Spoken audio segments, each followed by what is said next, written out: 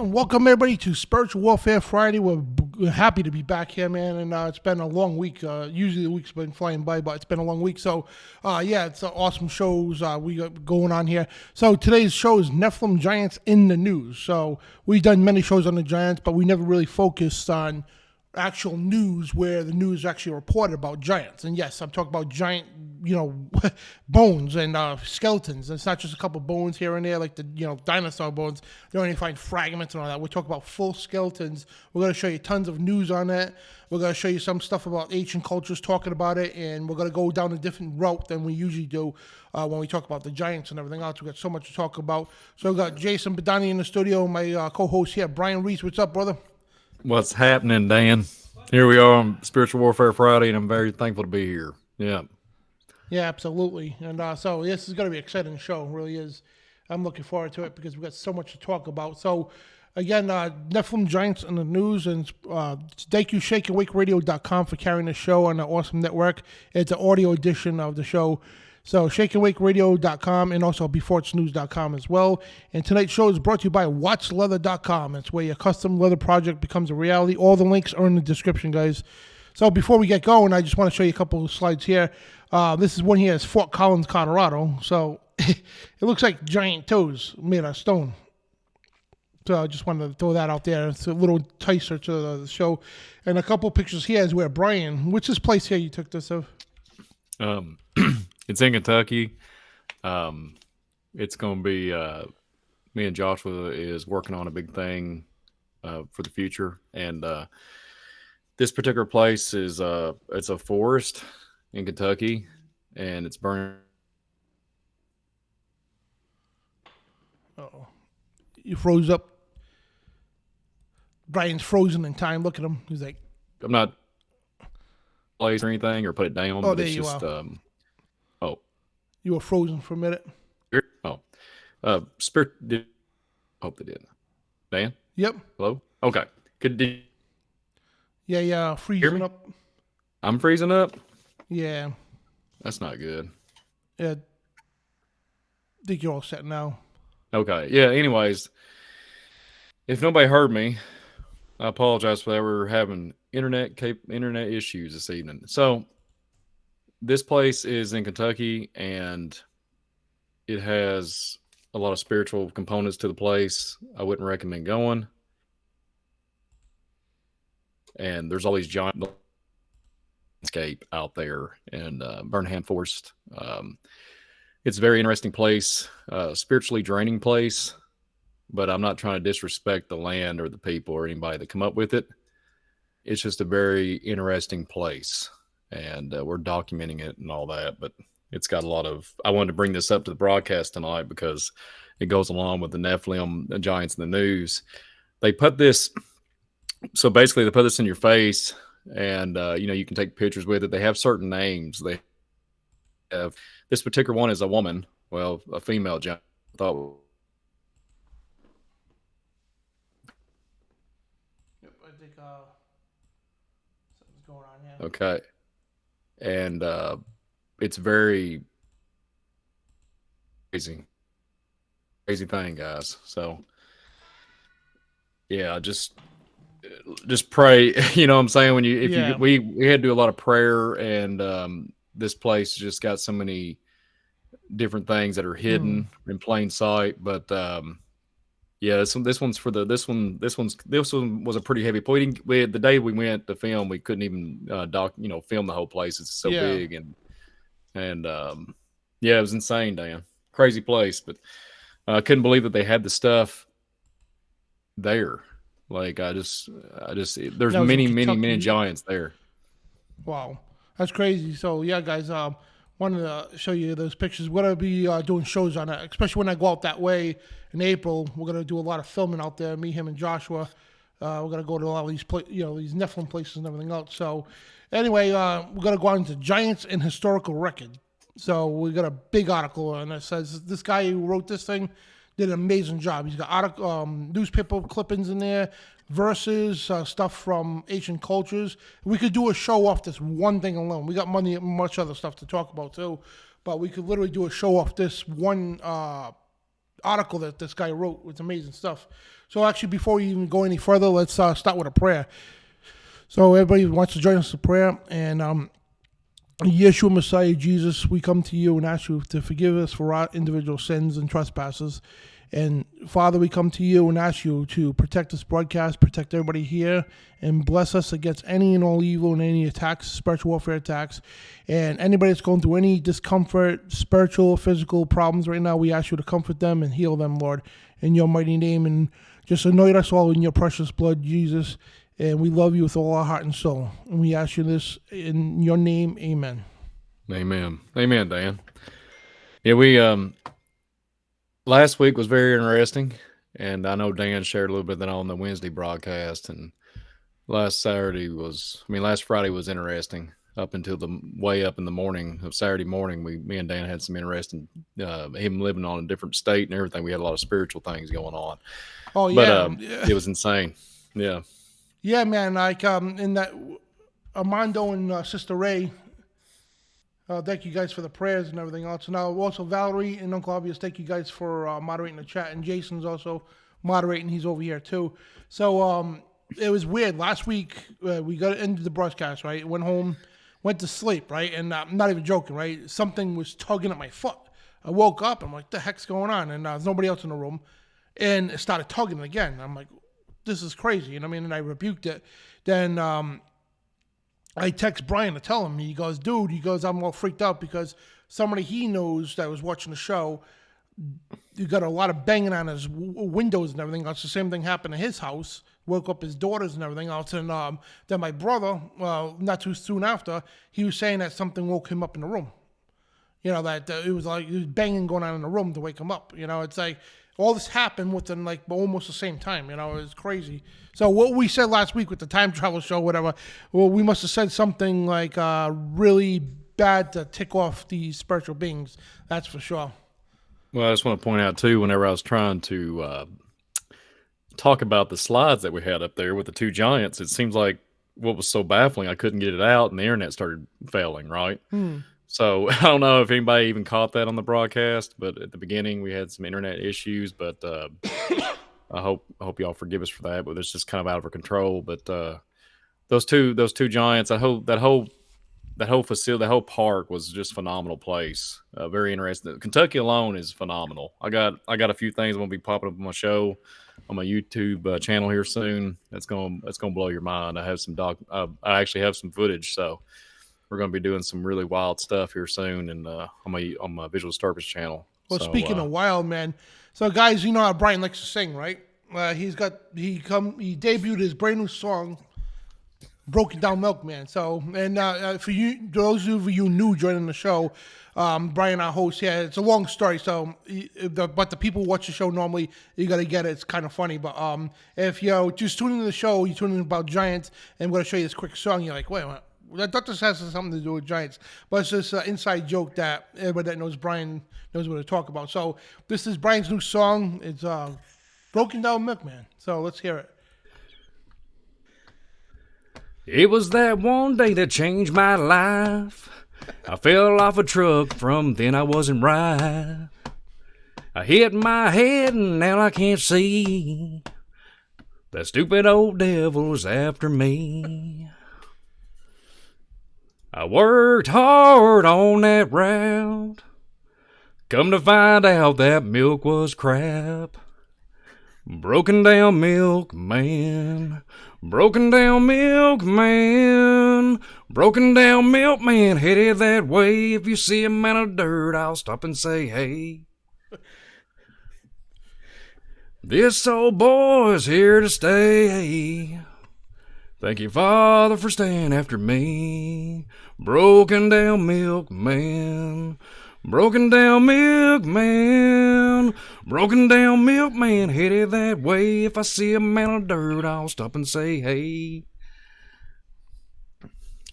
Now I see with spiritual eyes. Come to find out the world is a lie. Broken down milkman. Broken down milkman. Broken down milkman headed that way. If I see a man of dirt, I'll stop and say hey. I can't see like I should. But if you see this old milkman, you could help me dig up some dirt. Broken down milkman. Broken down milkman. Broken down milkman, headed that way. If I see a mound of dirt, I'll stop and say, hey. Broken down milkman. Broken down milkman. That's all I got today, guys. Broken down milkman, headed that way. If I see a mound of dirt, I'll stop and say, hey. So it's Brian's new hit song, and if you buy his album right now for $9.99, it comes with My Little Teacup. Man, you're crazy, man. I didn't think he's gonna do it tonight, but there you go. We're gonna make an album. We're gonna get all the songs from Brian crates. You know what I mean? Put an album together, sell it. $9.99. Get the Milkman Goes on Tour version. What was so bad? I'll tell you real quick. What was so bad? The whole story behind it. I was doing that mount hunting video, and I was going to present what me and Joshua did when we went to the Angel Mounds. And like 30 seconds before the intro of my show stopped, I was like, man, what am I going to say? What am I going to come up with? And I go, I said, broken down milkman headed that way. And then all of a sudden I said, if you see a mound of dirt, I'll stop and say, hey. And then the other day, my favorite part of the song is, I work hard for that old route. Come to find out that milk was crap. That's my favorite part. And I said, broken down milkman, broken down milkman. Yeah, Jason's all excited here. Your mic's working now, Jason, if you want to say hi to everybody. Hello, everybody. Yeah, talking to the mic. What's going on? So, guys, if you want to follow Jason's channel and Brian's, if you go to the description at the bottom, so it's easier to find. It's him, Trey, and Jason. And by the way, Trey Harris is going to from Course Correction Radio. He's joining us live next week, so I just want to let everybody know that he's coming on the show. So it's going to be pretty cool. So anyway, yeah, funny stuff, man. I tell you. And Thank you, Dave. We got to get an album going for you. But I'm trying to make. I'm gonna revamp some of the lyrics and adjust some of the lines. But Yeah. Thank you all for being so kind and enjoy. I hope y'all enjoy it. Go check it out, Visual Disturbance. So, thank you, Dan, for making me laugh. no problem. So like we talked about Nephilim giants in the news. So what is a Nephilim giant for us? If you're new to this stuff, long story short, and back in before the flood, there were giants on earth in those days, as said in Genesis. And if you don't believe in the Bible, guess what? All ancient cultures say the same thing. Every single one of them, even the Native Americans, talk about the ancient giants. And even after the flood, and they also recognize the flood as well. So no matter which way you go about it, you can't get out of the way. You know, you can't dismiss the flood and the giants. That's something the entire world can all agree on. Every ancient religion, every ancient culture, all can agree with the Bible on this, that there was a giant, there was a flood and also giants on the earth. And even up until like recent centuries, there were giants in the earth. And there was actually a parade in China, Japan, I believe it was. China or Japan, one of those two countries, and they actually had a giant marching in the parade. I'm going to try to find out later. But anyway, the newspapers here in America, New York Times, all the major publications, they recorded this stuff all the time. And there was headline news and everything else. And up into the 1940s, 1950s, mysteriously, the media was told to shut up about it. Literally. It's not a conspiracy, it's the truth. They just stopped covering it. They stopped writing articles about it, and they just left it alone. And I'm not saying this for the local small newspapers. I'm sure a lot of them still did, but now these days you won't even hear a word about it. And why is that? Because here in America, you know, our media, Operation Paperclip, when the CIA infiltrated all the mainstream media, newspapers and everything, radio stations, TV, to control what goes out to the public. So this is why you don't hear about this stuff. And when you talk about it, oh, it's all folklore, it's old tales and all that, it's fake. No, it's not fake. People in the Middle East know about these things. Okay, this is common news over there. African countries, all in those remote parts of the world, people know about these things, and it's just common stuff. But in quote unquote civilized countries, North America, most of Europe, and all that, that's just garbage stuff. Because what it does. The thing is, if this stuff was to leak out to the public today, it would dismiss the entire evolution doctrine. It would just destroy it. The thing is, there's no proof of evolution. It's all dairies, fake. Well, actually, it's all dumb stuff. It's all contradictions and gaps and everything else. But this is real stuff. Science is something you could observe and demonstrate. If you could observe something and demonstrate it, that's science. Instead of a bunch of scientists making up a bunch of numbers. 13.3 billion years ago, the universe was created. How do you know that? You wasn't there for that. Dinosaurs roamed the earth millions of years ago. Really? Really? Millions of years ago? You know how much a million years is? You know what I mean? And they were destroyed by a meteor that hit the earth. No meteor hit the earth that destroyed the dinosaurs. They were destroyed by the thing called the Great Flood. That's how they got underground. Common sense. That science could prove that. If you find bones underground, hundreds of feet under the ground, that's not from a meteor. That's from a flood. You stand on the ocean floor, right? When the tide comes in, if you could stand there without moving, you'll get buried in the sand. That's just common sense. You know what I mean? That's what science is. You know what I mean? That's what real science is. Now, today, science is like nobody knows what real science is because it's all discombobulated. You got a bunch of goofs on TV, a bunch of paid scientists. Even though the thing is, here's the thing, right? Real scientists would agree with this stuff, right? But you'll never hear from them because they got paid off scientists or their own version of scientists, right? To go on TV to push the evolutionary doctrine. And so if you go into the media, guys, and here's some... We'll start off with this if you want, Brian, that first article. So this article, this guy wrote, Giants Historical Record. We could do the whole show just off this. I mean, I was reading through this last night and today. This is amazing. The work this guy's done. We could do a whole show just off this article. This whole thing, right? He gets to the ancient cultures and everything else. And this guy named John Jensen Jr. I would love to find this guy and try to get him on the show.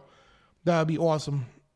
And so if you look at some of the newspaper articles, yes, these are real newspaper articles. And if you want, go to the New York Times and they have, I guess you got to pay for it to look at the archives. Or if you're going to go down to the building, if you live in New York, go to the archives, right? You can literally look these articles up. These are not fake. They're not put together. These are real articles. And here in Rhode Island, the Providence Journal is one of the oldest newspapers in the country. They recorded the stuff we're going to get to later on, too. They recorded finding giant bones. And again, there's not a couple of bones and all that here. These are massive skulls. Some of these things have 6 fingers on each hand, 6 toes on each foot. And they recorded this stuff in there, because what happens when the United States was starting to expand, the population and all that, especially with the invention of air conditioning. You know what I mean? They started going out west, and they started building lots of houses and everything else, excavating the land. So when they're excavating the land, they're coming across graves, caves full of these things, 11, 12 feet tall. Sounds ridiculous and stupid because of today's society. It's all dumbed down. You know what I mean? But these things are recorded, and we're going to get into the stuff with the newspapers and all that. But before I get to the newspaper stuff, you want to throw anything on that? It's kind of interesting. No joke, Dan. I have a story. Today, I had a really good experience going to my daughter's appointment. The woman that came and got me, everything was good, and no issues. The lady has a good head on their shoulders, and she was telling me her story. Literally, it fits right along with her shoulder. Now you can't make this stuff up. She went to Ohio, and she ran into a place 9 miles from the Serpent Mound, and there was this little building. It was like a little gift shop, and she just happened to, caught her eye, but she showed me pictures of it. It looked really kind of run down. It looked like an old building that had been added on like multiple times through probably the last 100 years. And there was no heat. She walked in, there was no heat in there. It was like ice cold, and she looked over, and there was this little Indian man dressed up in like 5 layers of clothes.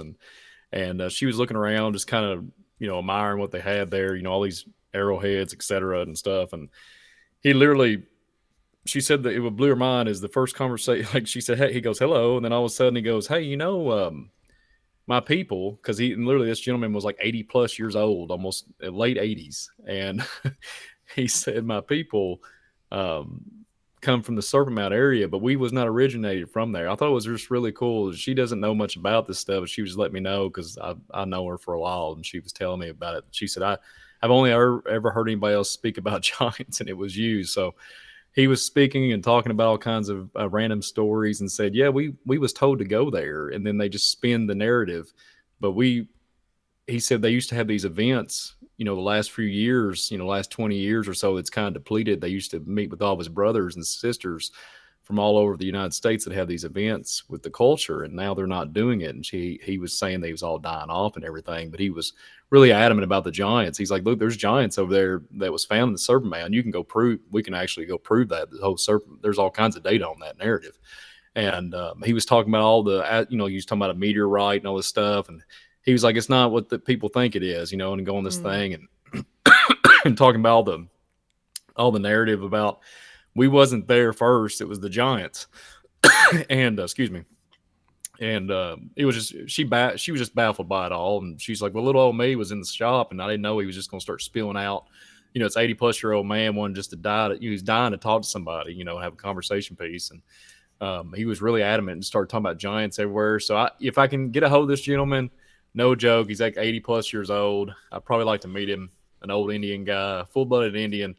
Wouldn't that be cool to get him on the show, So I'm just saying, Dan, it'd be kind of neat. He's from Ohio, so. And it was 9 miles from the Serpent Mound, so it was right down the street pretty much. And I'm going to try to see if I can get up there and check out the gentleman, see if I can go meet him, But I just want to share that because it literally goes along with the program tonight. So it just kind of baffled me. There's literally locals saying, and old Indian tribe people, full-blooded Indian, saying, look, here's literally, I don't have to show you Google. I don't have to show you the internet. I don't have to show you anything. I literally been going to these gatherings for years and years and years and years. And we talked about these things. Our family we have all this knowledge and data, and, and he just was dying to talk to somebody about it. I just thought it was all wild stuff, man. It is. Yeah. And Tim Morgan in the chat room. Was it Tim Morgan? Yeah, no, I'm sorry, Matt Finn. Matt Finn in the chat room. He pointed out the book Giants on Record. I actually got that. I was actually just going to plug that. I actually got this book, me and Brian both. It's Giants on Record. So we're going to bring some stuff up in the book later on, too. And it's by Jim Vera and Hugh Newman. Awesome book, man. And it's like all kinds of information and a lot of articles and everything else from the media that reporting on this stuff. So, so let's get into some of the stuff here. So you got Giant Skull right here, some of the articles here, like I said earlier. These articles we could go through because we just want to show you first in the news. So we want to back everything we say up. So people, and again, if you want to fact check this, go for it. And actually, I encourage you to, because I know there's a lot of naysayers out there. Oh, you guys photoshopped that. Oh, those are fake articles. You get some spin from Snopes.com. Snopes are dopes. All these things. Oh, they didn't really mean giants. They were megalodons. Oh, yeah, because a megalodon could travel halfway across the country, right? And that's how contradicting they are. They're like, those dismissed as megalodons, right? Even though it's a full skeleton attack, right? With the clothes still on it, but yeah. But they'll deny the flood. So how would a megalodon get halfway across the country if there was no flood? Mm-hmm. Yeah. Absolutely. And it's just so contradicting. I debated an evolutionist on that, and he knew he looked dumb. He really did. Because he goes, he pulls up this megalodon bone, right? He goes, what you people are doing is you're simply, see this bone here? It's a megalodon bone. This guy was on History Channel and everything, right? The evolutionist. And so he goes, this bone here is a megalodon bone, and that's what you people are confusing that. I'm like, you're not understanding. I was trying to show the articles. Like, no, they're finding full skeletons. It's not a couple bones. So there's no mistake in these bones, like a grave, right? You dig it up, it's got clothes on it that are deteriorate and everything else. Would a megalodons wear clothes back then? Anyway, I'm sorry, guys.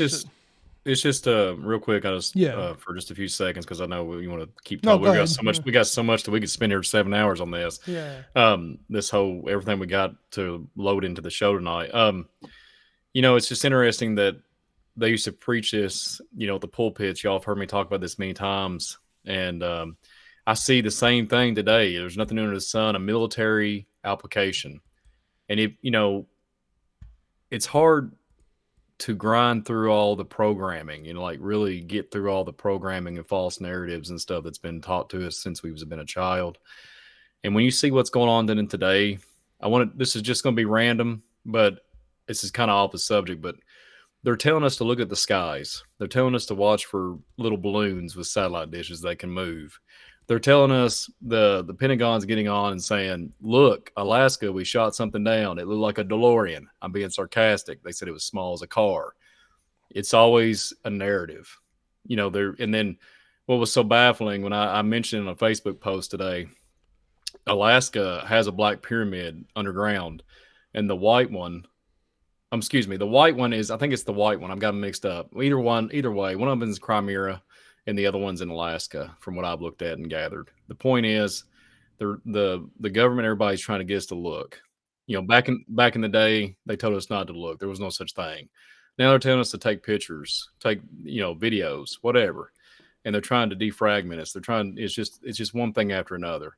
And that's probably the same thing they did back in the 1800s. We're going to talk about Abraham Lincoln later on in the broadcast, and when you can find it before the 1900s and the 1800 narrative, and when people was preaching to the rooftops and saying, "Yeah, we got the Zemazus, the Raphaim, the Nephilim, whatever, the Amorites, and we can talk to the hilltops about it." But now, literally, the churches, these old country churches that's built back in the day, they have a full blown graveyard in the backyard, and they deny the giants all the way up into the hilltops, and says it's the Sethite theory, which is nothing but a joke. I'm sorry, and it is what it is. And they spend it. So guess what? The academia, the whole narrative spins it, and guess what? The data goes missing. It goes sideways. And so thank you. It is the Black Pyramid. I did have it right. The Black Pyramid in Alaska, and the white one from my data is in Crimea. So think about that, where that's at. And those two are communicating with each other. I had it right. I just got tongue tied. But I get so passionate about the giant narrative because people seem to like, like Dan was just saying, "Oh yeah, Brian, Dan, you're full of it. There's no such thing. There's no such thing. It's just the devil and Jesus and God. There's nothing else. The angels, the sons of God." That's not what they was talking about. Well, what was they referring to? There was two parties in the Genesis 6 narrative. Let's get real here. What was it? I don't know if anybody in the broadcast here has had, a child that's 10 foot tall and bulletproof. You know what I mean?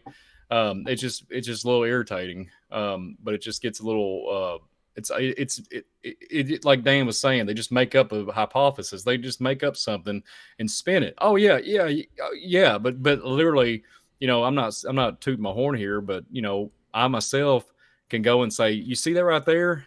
I have substantial evidence. I can touch it.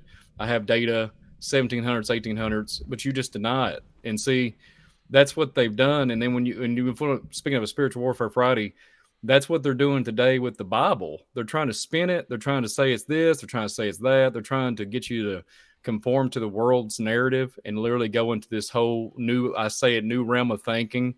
And they're trying to get you detached from the scriptures as much as they can and distract. And in the background, these fallen angels and all these angelic properties are tugging and pulling us and taking us in a spiritual trap, which is not the narrow way of what Christ was talking about. It's broadened way. Like it leads to broadened way of destruction. And it's mind boggling. And you're like, well, there was only 6 foot tall. We're only this certain size. The NBA players they're just specially gifted. Yes, they're very gifted. Okay. I'm not talking about a 6'5" or 6'8" or 7 foot man. We're talking me and Dan. And I'll tell you what, real quick, even if the narrative, even if they see a 5 or 6 foot tall giant, people are like, "Well, Brian, those are still your height." Or no, the girth, like the thickness of the being. I mean, they was probably 800 pounds. They would take up a whole lineman, the 5 or 6 linemen on an NFL team, right? And it's like me and Dan, even Dan is a lot bigger than me, and he can bench press 1,000 pounds. They could took the whole skeleton, probably wrap it around both of us. So even if it's a 6 foot tall being, it's the width. It's the anatomy is a lot larger in the width of it. And people are like, "Well, that can't be true." Yeah, it is true. The data says it. The elongated skull says it. Machu Picchu says it. All the data, even in the Americas, it's all there. But we forgot. We just given up. We've given up. Well, I'm like that. That's how my body is because I'm not super tall compared to a lot of the wrestlers that's 6'8", 7 feet. Some of them, but a lot of these wrestlers are tall. But I'm wide as them, so I'm like right under 6 feet, 5'11", whatever. And but I'm wide. You know what I mean? I got a big stature to me, so I'm like rounded wide. But there's guys that are taller than me that I weigh more than, have more muscle mass than them. So it's like it's that short, stumpy type thing, you know, like that. You got even people shorter, like 5'5", but they're stocky and wide, you know. So, but there's people tall who are that too, but most of these tall people, they're just tall and lengthy, and you know, they go about 3 and change. I'm like at 315, I think it is, 320 right now, because I'm doing powerlifting right now. So I'm just like training my body to, you know, for mass and everything, and for power and all that for powerlifting. But yeah, that's how. Like same thing with the Giants. Yeah, like David and Goliath, right? Goliath, yeah, he was one of the, you know, short compared to his brothers, but the thing is, he was just stocky. He was just like massive beef of muscle. That's what he was, you know. So that's what I'm trying to compare this to. So yeah, the Giants and also the Bible says they're men of renown. So men of renown is people with certain abilities, you know, like where the Greek mythology comes in, which is not mythology at all; it's real. Except for they weren't gods like the Greeks thought. You know, in the ancients thought they were gods, but they're not. They're fallen angels and their children. You know, so a lot of these people had, you know, they might have not been giants, but they had special abilities. That's where the Marvel comics come from, the superheroes and all that stuff. So they based that off of ancient stuff. That's where all that stuff comes from. And it's not out of Stan Lee's imagination or Marvel Comics imagination. This is out of real, like, life stuff. From ancient cultures, and they've called, you know, again, of course, I'll call it Greek mythology, whatever the case, but whatever, or folklore, but, and, you know, so that's what we're going at here. It's just crazy, Dan. Like, the reason why I was saying sorry is because, you know, I have people that are around my area where I live, and they would, you know, even if they watch this broadcast, they would just, you know, it doesn't matter. I'm just trying to do what the Lord has me do. I'm just trying to make people aware of what's going on in their surroundings. You know, I just really want to expose these things. And it baffles me. Like, it just baffles me. Yeah. It's just cognitive dissonance on a high order, like on the highest order. And it makes me sad. I pray for these people, but it's just like, you know, like you said, even if you can lift 1,000, like whatever, Dan, like 800 pounds bench, you know, bench press 800 pounds. You drag a big 12-footer out and you throw it out there in the middle of the street up in Rhode Island. They would say that you're getting ready for Dan Bidondi. Oh, we know him. Y'all getting ready for a Hollywood production. You feel me? Yeah. And it wouldn't. Yeah. It just. But anyways, continue on. I'm getting fired up. We're only 35 minutes in. We haven't even talked. We haven't really talked much. We're talking about Milkman, broken down Milkman, and talking about broken down giants and everything else. Oh, those Chinese balloons! I seen one of them had a milk truck on it. Oh yeah. It was floating over Kentucky. Let me tell you something. If y'all ever look up and there's a milk truck flying in the air, there's a gateway opened up. It got swallowed up back in 1950. Project Philadelphia experiments popping off. But anyways, go ahead, Dan. Go ahead. I'm interrupting you. Go ahead, my brother. No, it's all right. So let's get into a couple of these articles, and it's going to be a little hard to read for some of you. But these are the best in this article here, like I said, by John Jensen. He really made these articles look good, you know, because when you look at them, you could barely read them online. But if you go to the archive sites, you could like actually get the real snapshots of them, and you can actually have the papers printed out. That's how, you know, if you want to order a paper, if you go to the New York Times, the archives, you can actually pay, and they'll ship you the papers. Yeah, the same paper that came out back then, of course, in today's paper, but that's. This is real news. So basically, this one here, giant skeletons found. Cave in Mexico gives up bones of ancient race. So, and then you're going to see a common theme in these articles talk about ancient races, giant bones, and skeletons, and everything else. This was in Boston, Massachusetts, May 3rd. So Charles Clapp, who was recently returned from Mexico, where he has been in charge of Thomas W. Luton's mining investment. So I guess this guy opened up a mine and they started digging a mine. So anyway, he found in Mexico a cave containing some 200 skeletons of men above 8 feet tall in height. So what this is saying, you got 200, just a couple, 200 full skeletons at least 8 feet tall in Mexico. And the cave was evidently a burial place of a race of giants who was I'm trying to read that here. Associated, I can't, it's hard to read that, guys, I apologize. So if Brian, if you're reading it better, please jump in. But the total length of one of them was 8 foot and 11 inches. So basically 9 feet, this one giant was. And this one here was published May 4th, 1908 from the New York Times.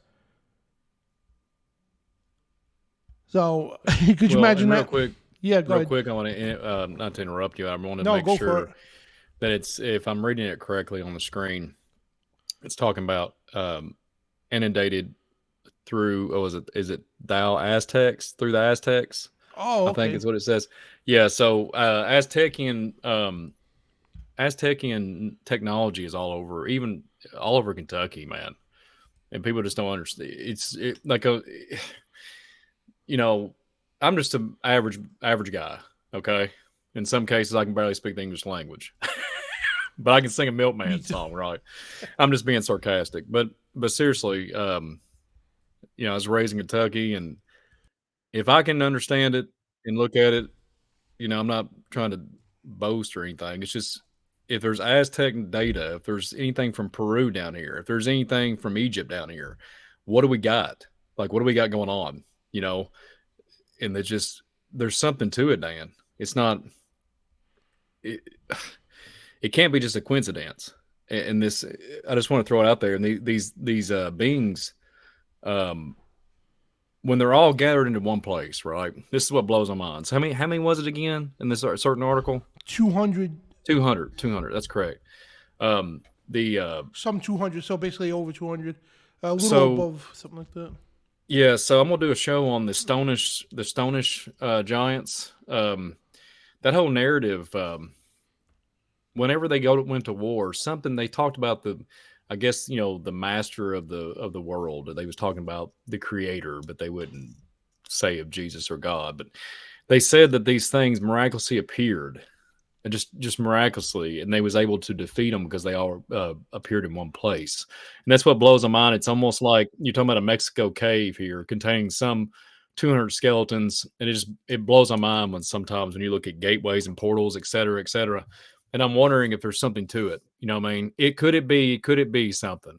Could it be something? And then why is it? It's always a cave. A lot of cave narrative. You'll hear about, oh yeah, there's 5 or 6 here, and then you'll look down this other 10, like maybe approximately a few yards, or even in the other tunnel system, not too far, maybe just a mile, and you'll still have a ton of giants in that area. It's just wild, man. I don't know, Dan. Well, if you look at the old catacombs too, and a lot of the older cities, that's how they buried, like in like France and Italy and all that. The catacombs is basically a tunnel system under a building or something, and that's where they buried the dead. They put them in the wall, put them on a slab on the wall, and just let it, the body rot, whatever the case. But that's how they, I guess that's from an ancient thing. Instead of just like what we do today, we bury somebody 6 feet under, whatever. I don't know why they do 6 feet. It's kind of weird, but back then they would put them in the tomb and just stuff the bodies in the tomb, and of course people got buried, but most of the time, especially royalty, they got buried in some kind of a tomb or a catacomb or something like that. And in this case, 200. So it must have been some actual race that lived there, like a tribe or something of whatever they were that lived there, and they ended up all dying off, and over the years they buried their bodies in there. Well, some of them know what's so baffling. Some of them are not even in the position of some of them are like in the fetal position. I have seen some in like Wisconsin where they're like in a fetal position, like either starvation or something to that effect, and it's baffling. Like I remember one in Wisconsin had like the mother, the father, and the 2 children, and the children was like 7.5 feet. Wow. Then the father and mother I think was like 10, 12 foot tall. And what was so baffling about it is they was all in a fetal position.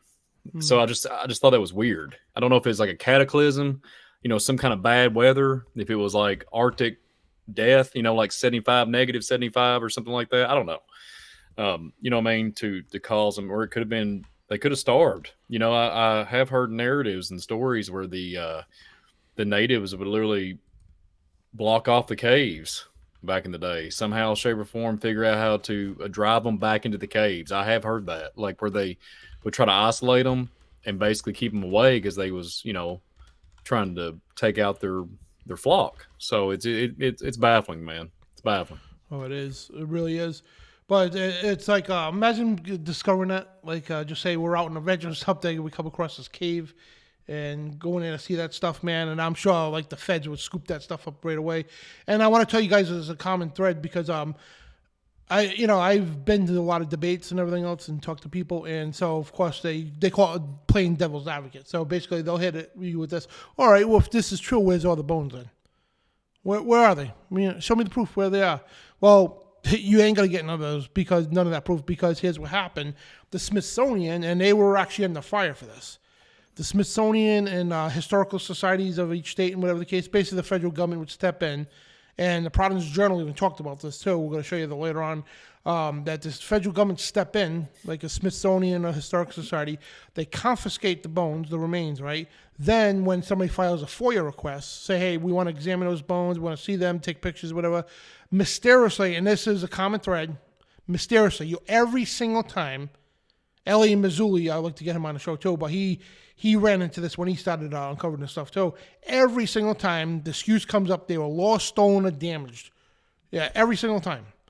So, and that's the, if you went to the Smithsonian to demand to see the stuff, or even with a FOIA request granted, right? And they'll come up with a cockamamie excuse. Somebody stole them, or they got lost or got destroyed in the fire or something like that, Just like all those egg farms too, right? Yeah. Anyway, that's their excuse. And that's a common thread you see all over, because people say, well, if that's the truth, where are they? Where are the bones? Show me the bones and I'll believe it, right? I can't show you the bones.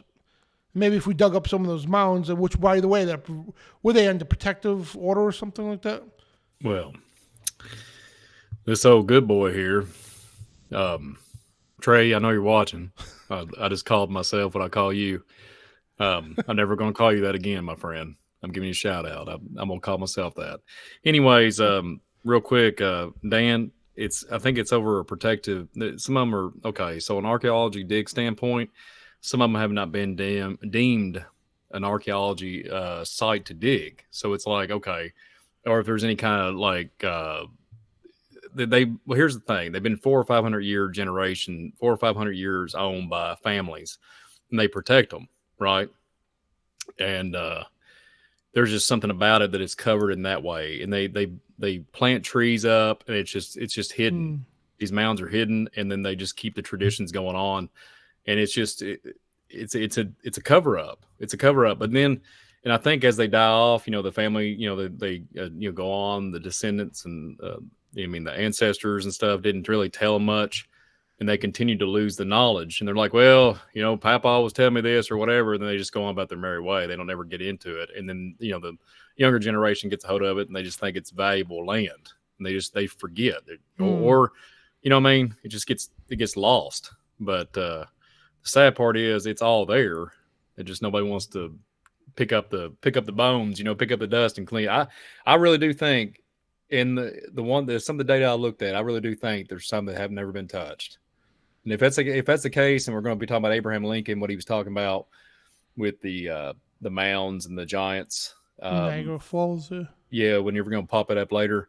In the data that I have from the 1900s, early 1900s, I have partial excavation sites, and then I have some that are not even been recorded. And if they are recorded, I have they've never been touched because the family said you're not allowed on my property. So I wonder. And I pray the Father allows me one of these days to be able to access some of these properties and actually, these people's hearts get softened so we can actually try to see if we can figure something out. Because wouldn't that be something, Dan? I mean, go out and literally find a 12-foot, 15-footer and be like, look, here it is. What are you going to, what are we doing? But see, you said the Smithsonian and stuff that, so there's sarcophaguses from Egypt here. When there's stuff from Peru here in the caves, close to Mammoth Cave in Glasgow, Kentucky, when there's Peru embalming procedures, when there's civilizations of Aztecian, we can go on. We can go on to Tartarian or Tartars, the Tartarians civilization. When you have all that data, and what is it then, Dan? So, and people will say, well, it's 800 years old that this giant's been in this mound, or it's 500 years, or they'll say it's 2,000, 3,000. So their carbon dating is never accurate and all this stuff. But there's just something to it that that baffles my mind. I'm not 100% sure what's really going on, because it's more of a spiritual thing, because somebody ought to know something. If you got a 200-year, so if you keep this documented, I think, like you said, Smithsonian comes in, sweeps it in, takes all the data, knowledge, the bones, and everything. But the point is, what if they haven't searched everything? And another thing, what if they're so like conditioned and programmed in what they actually believe, what they've been taught in the schools?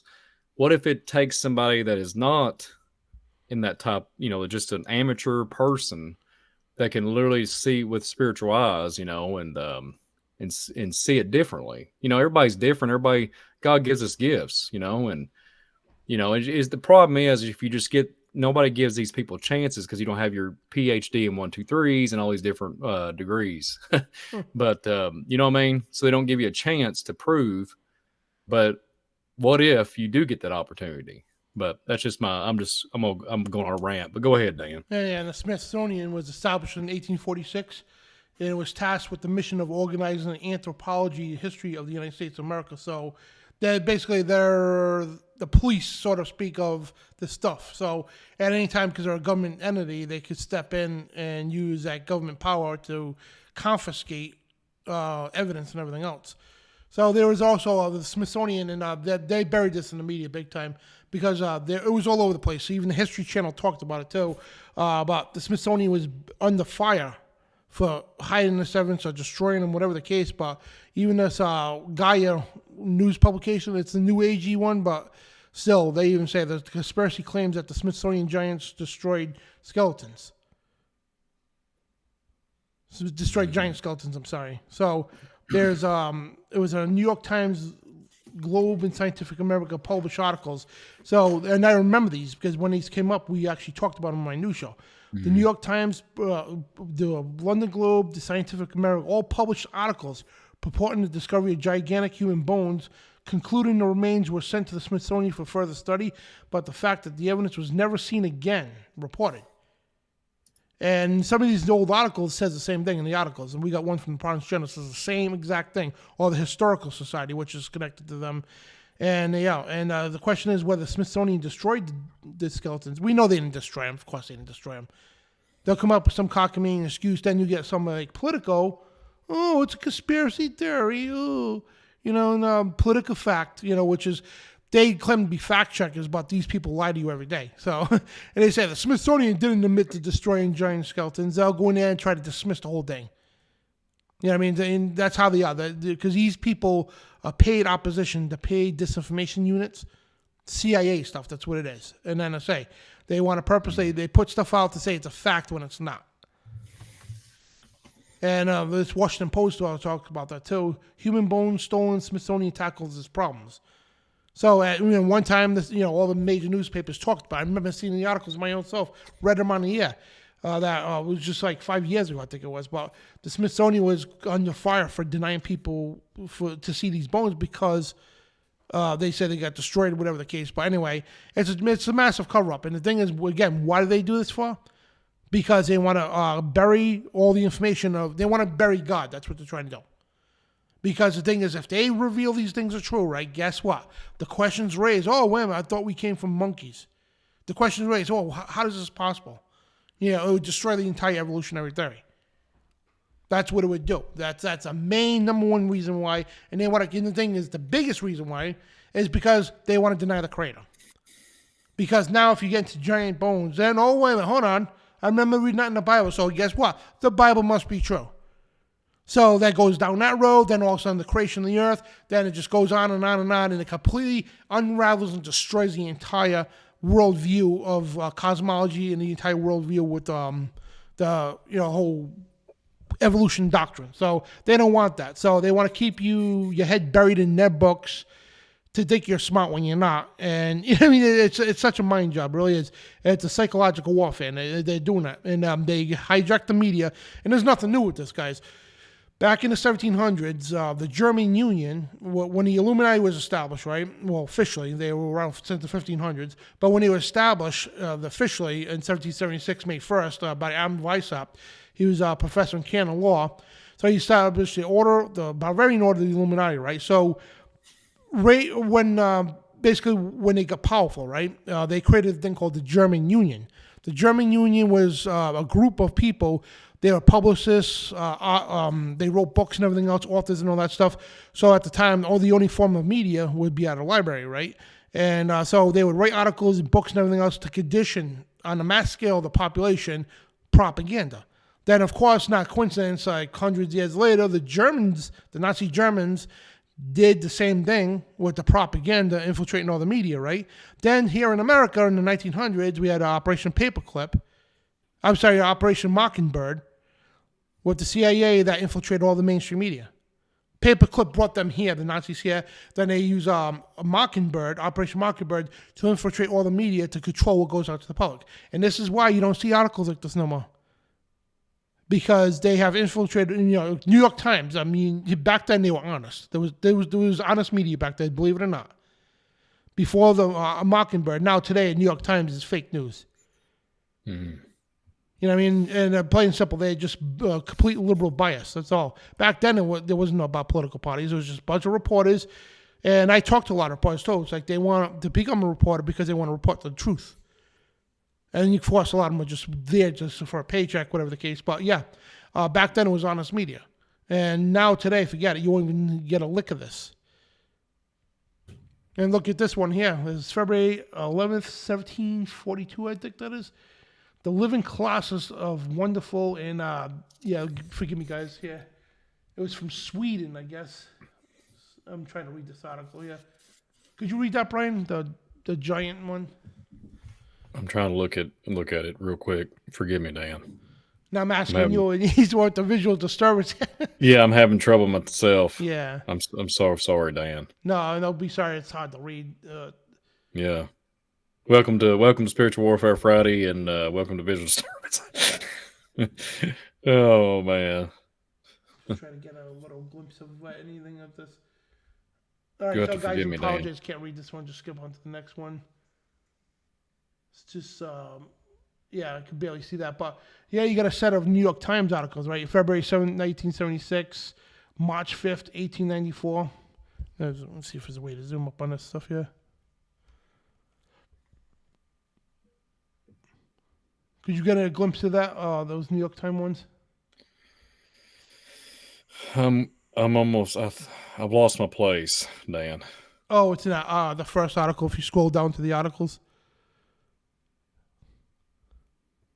I see it now. You see giant skeletons found and giant. I got it now. The New York Times one, correct? Yep. February 7th, 1876. Whew. All right then.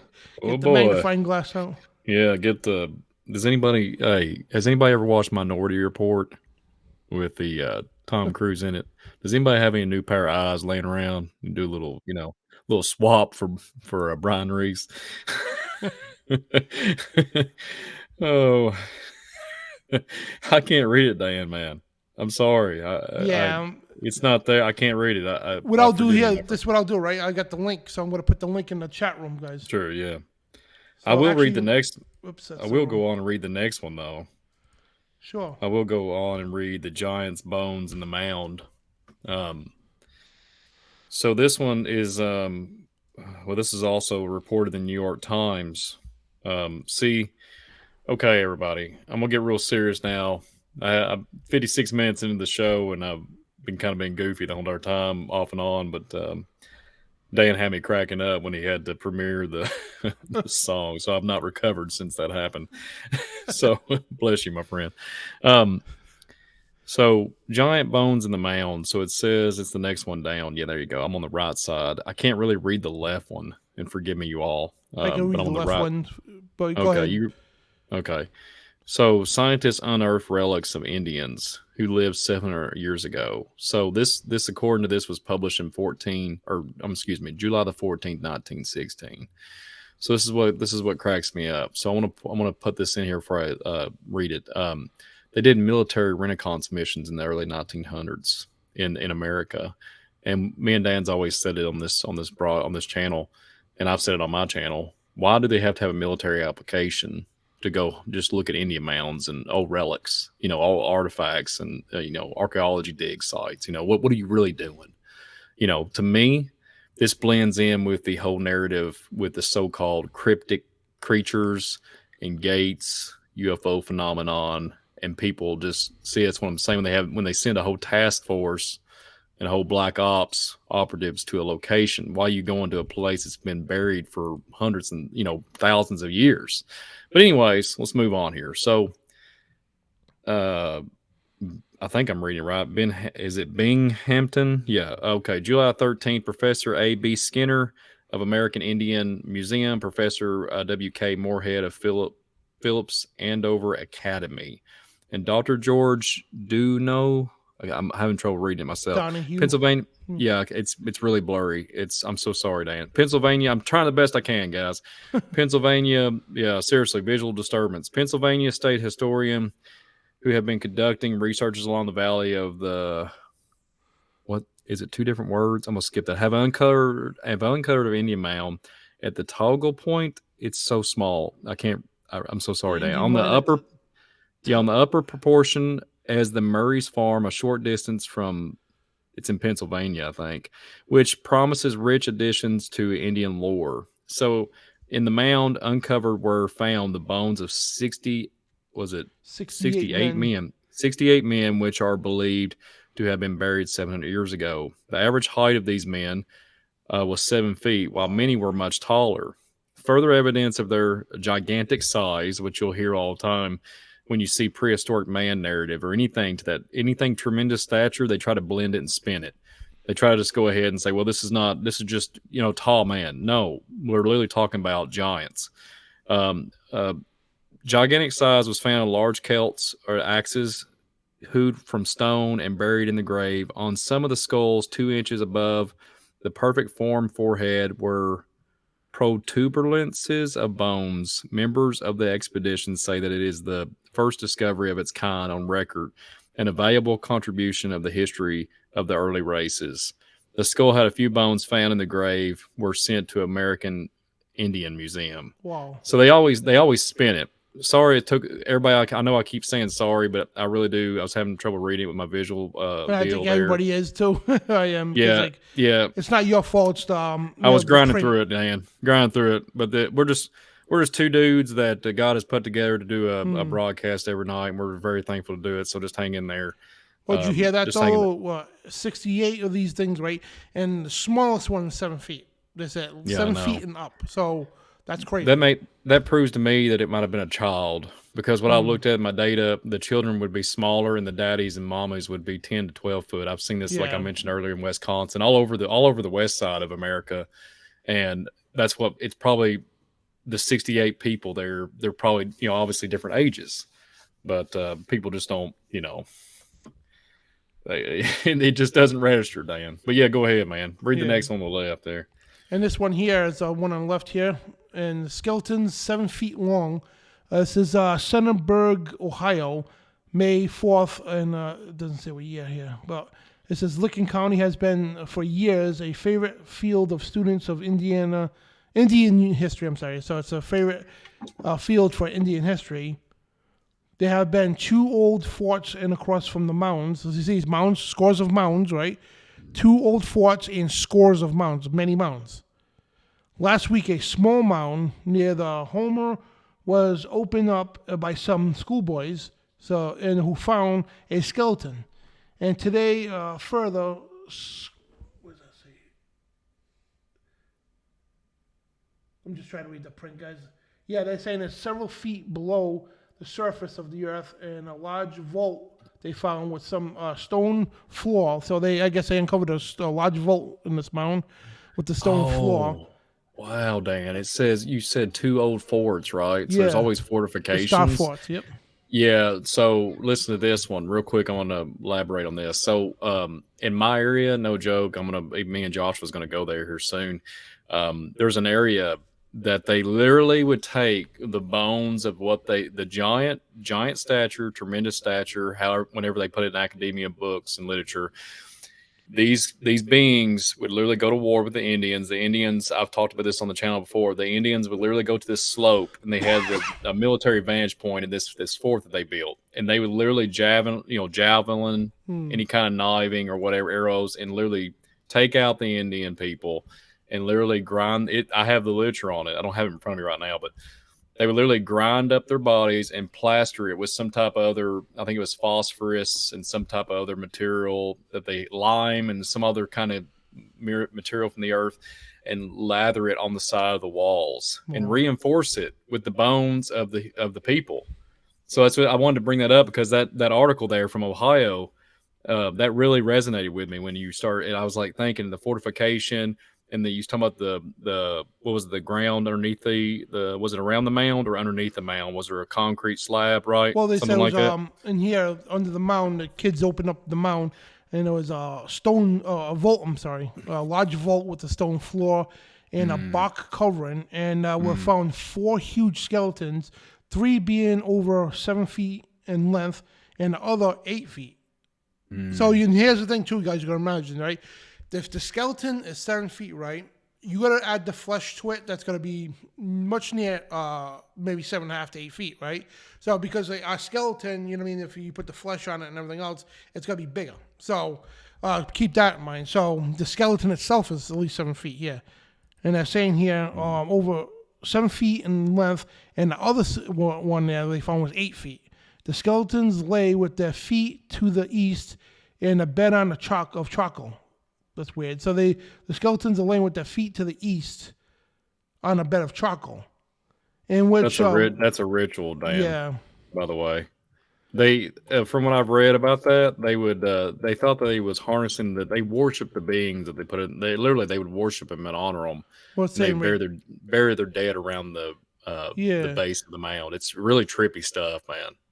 Yeah, it Go says, ahead, man. yeah, they were laying on a bed of charcoal in which the numerous, they were partially burned bones, and about the neck and the largest skeleton was a lot of stone beads, evidently a necklace in the life, I guess, whatever.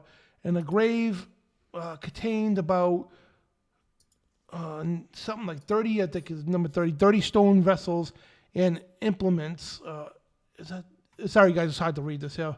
So the most striking being the curiosity wrought pipe, the bowl having series of carved figures upon it of birds, and so it's only engraved stone pipe ever found. So it was a pipe, a smoking pipe, I guess, with engraved on it, stone on it, made of stone. And so the stone kettle boiling about a gallon. So they found they found artifacts with this. So an arrowhead, stone hatchets, and a stone knife they made too. I guess they were found there. So all the stuff was found in that cavern. And the knife is a peculiar shape. The knife was a peculiar shape with a curved blade and a wooden handle. And the students of Indiana archaeology claim it is the most valuable find ever made in basically the most valuable find they ever seen. So 4 skeletons, they were 7 feet, and the other one was 8. And they found all these stone tools and everything else and weapons. So that's crazy, man. And the thing is, like, I don't even know what this was, but it just shows you out there that's they're still out there. And of course, they're everywhere. And I'm not suggesting people go dig these up. I mean, off the record, I mean, tell you the truth. If we like me and my brother here, if we found one, we got shovels with us, we're digging it up. We're playing simple. We're digging it up, and we're gonna because for the fact to uncover this stuff to show the public. Because if this stuff was to get out to the public, man, it could wake a lot of people up, and we'll probably be in a little bit of trouble for doing that. But hey, whatever. I wouldn't mind strapping the giant Yeah. skull to my roof. Yeah, strap a giant skull to your roof. Imagine driving down the street with that. The heck is that? Don't think it's fake. Yeah, we'll yeah, I don't even want to comment on that, but yeah, I could imagine when you come down there and head this way, we can film it as the Black Ops roll up, Dan. Spiritual Warfare Friday, we'll do it in the middle of the night. The next one down, you should be able to read, Brian. It's pretty. So that's 2 very tall skeletons. Looks like one is 11 feet 3 inches. The one right under there. Oh, okay. 2 very tall skeletons. Okay. Yeah. From the Harrisburg Telegraph, and it's Pennsylvania, I'm assuming, if I'm reading that correctly. Yep. The following was copied verbatim from note made in the Pocket Almanac by the late Judge Atlee On the 24th of May of 1708. So just think about the date. Being a Hanover, New York, or no, excuse me, York County, Pennsylvania, in the company with Chief Justice McCain, Judge Bryan, Mr. Byrd, and others on the way of the Franklin, and take a view in the town, the company of Mr. McAllister, and several other respectable inhabitants. We went to Mr. Neese's, a tan yard, where we were shown a place near the Curring House, from whence in digging to the sink, a tan vat, some years ago, were taken two skeletons of human bodies. They lay close beside each other and measured about 11 feet and 8 inches in length. The bones were entire in their entirety, basically, but on being taken up and exposed in the air, present crumbled and fell into pieces. Interesting. I wonder if that's true. Mr. McAllister and some others mentioned that many others had seen them, and Mr. McAllister, who is a tall man. It's always weird. Now listen to this. About 6 feet 4 inches high, mentioned that the principal bone of the leg of one of them, being placed by the side of the leg, reached from his ankle and considerably way up to his thigh, pointing a small distance below the hip bone. You know, Dan, no joke, the same narrative. What so blows my mind, there's a gentleman that's mentioned in some early 1900 books. He was also 6'4". They have to that's what baffles my mind right now. I'm reading this, and he says it's 6'4" inches. And then in that particular narrative, back in my my hometown and stuff, 6'4" was a pretty gigantic man even back then. But the problem was the skeleton that they found was in the graves. It was an an ancient giant cemetery where they took the 6'4", the 6'4" gentleman took the skull and put it over the flesh and all of that character. So it's just wild stuff, man. So that's why I just want to make a point. It's kind of strange that this is published in August of 1880. New York Times. Mm-hmm. Wow. 5 years before Doc Brown went back to Back to the Future. Yeah, that's what that was today, Dan. Remember, I was making a smart aleck remark about the Alaska. That was Doc and his DeLorean floating over the Alaska airspace, y'all. So I'm being a goof here, but yeah, you have to take this stuff. This stuff is pretty serious. But see what's so baffling. One other thing too.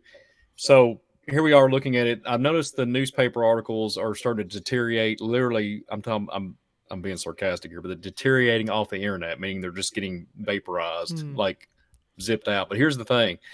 What I found out, they're still in vaults in your local communities. You can still go find them. They're just having a hard time.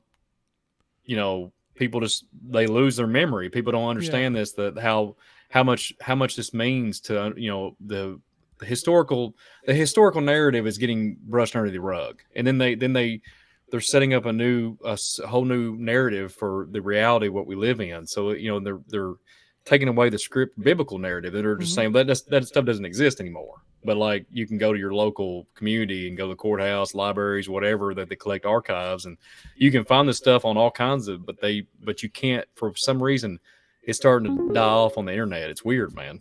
Go ahead, Dan. Yeah, you're right. And so going through the articles here, so two more here. So I'm gonna this first one is a little blurry to read. So basically, this one's saying that a giant skeleton, it was discovered in Williams County in Ohio State, I think that says here, and the human bones frequently. I just try to read through there and try to get the height of this one. Large and characteristic bones, and let's try to read through here. The skeleton was found about 6 feet beneath the surface of the earth and embedded in I can't pronounce that. Stratum of the hardest kind of city, and the bones are said to be a perfect state. So perfect, nobody even touched them. They're perfect, and the way preservation. Trying to read through this. I got it zoomed in. I've zoomed it in, like magnified tenfold on my end. That's why I'm having better luck. I'm sorry, Dan. I'm trying to help you out. The gentleman said walked the earth was about 18 feet high, and they estimate with the flesh and everything must have weighed about 3,000 pounds. That's crazy, man. And 18 feet tall, about 3,000 pounds. And, I believe that. And the one next to it here, this is Prehistoric Men. It's a lot easier to read here. 11 feet high.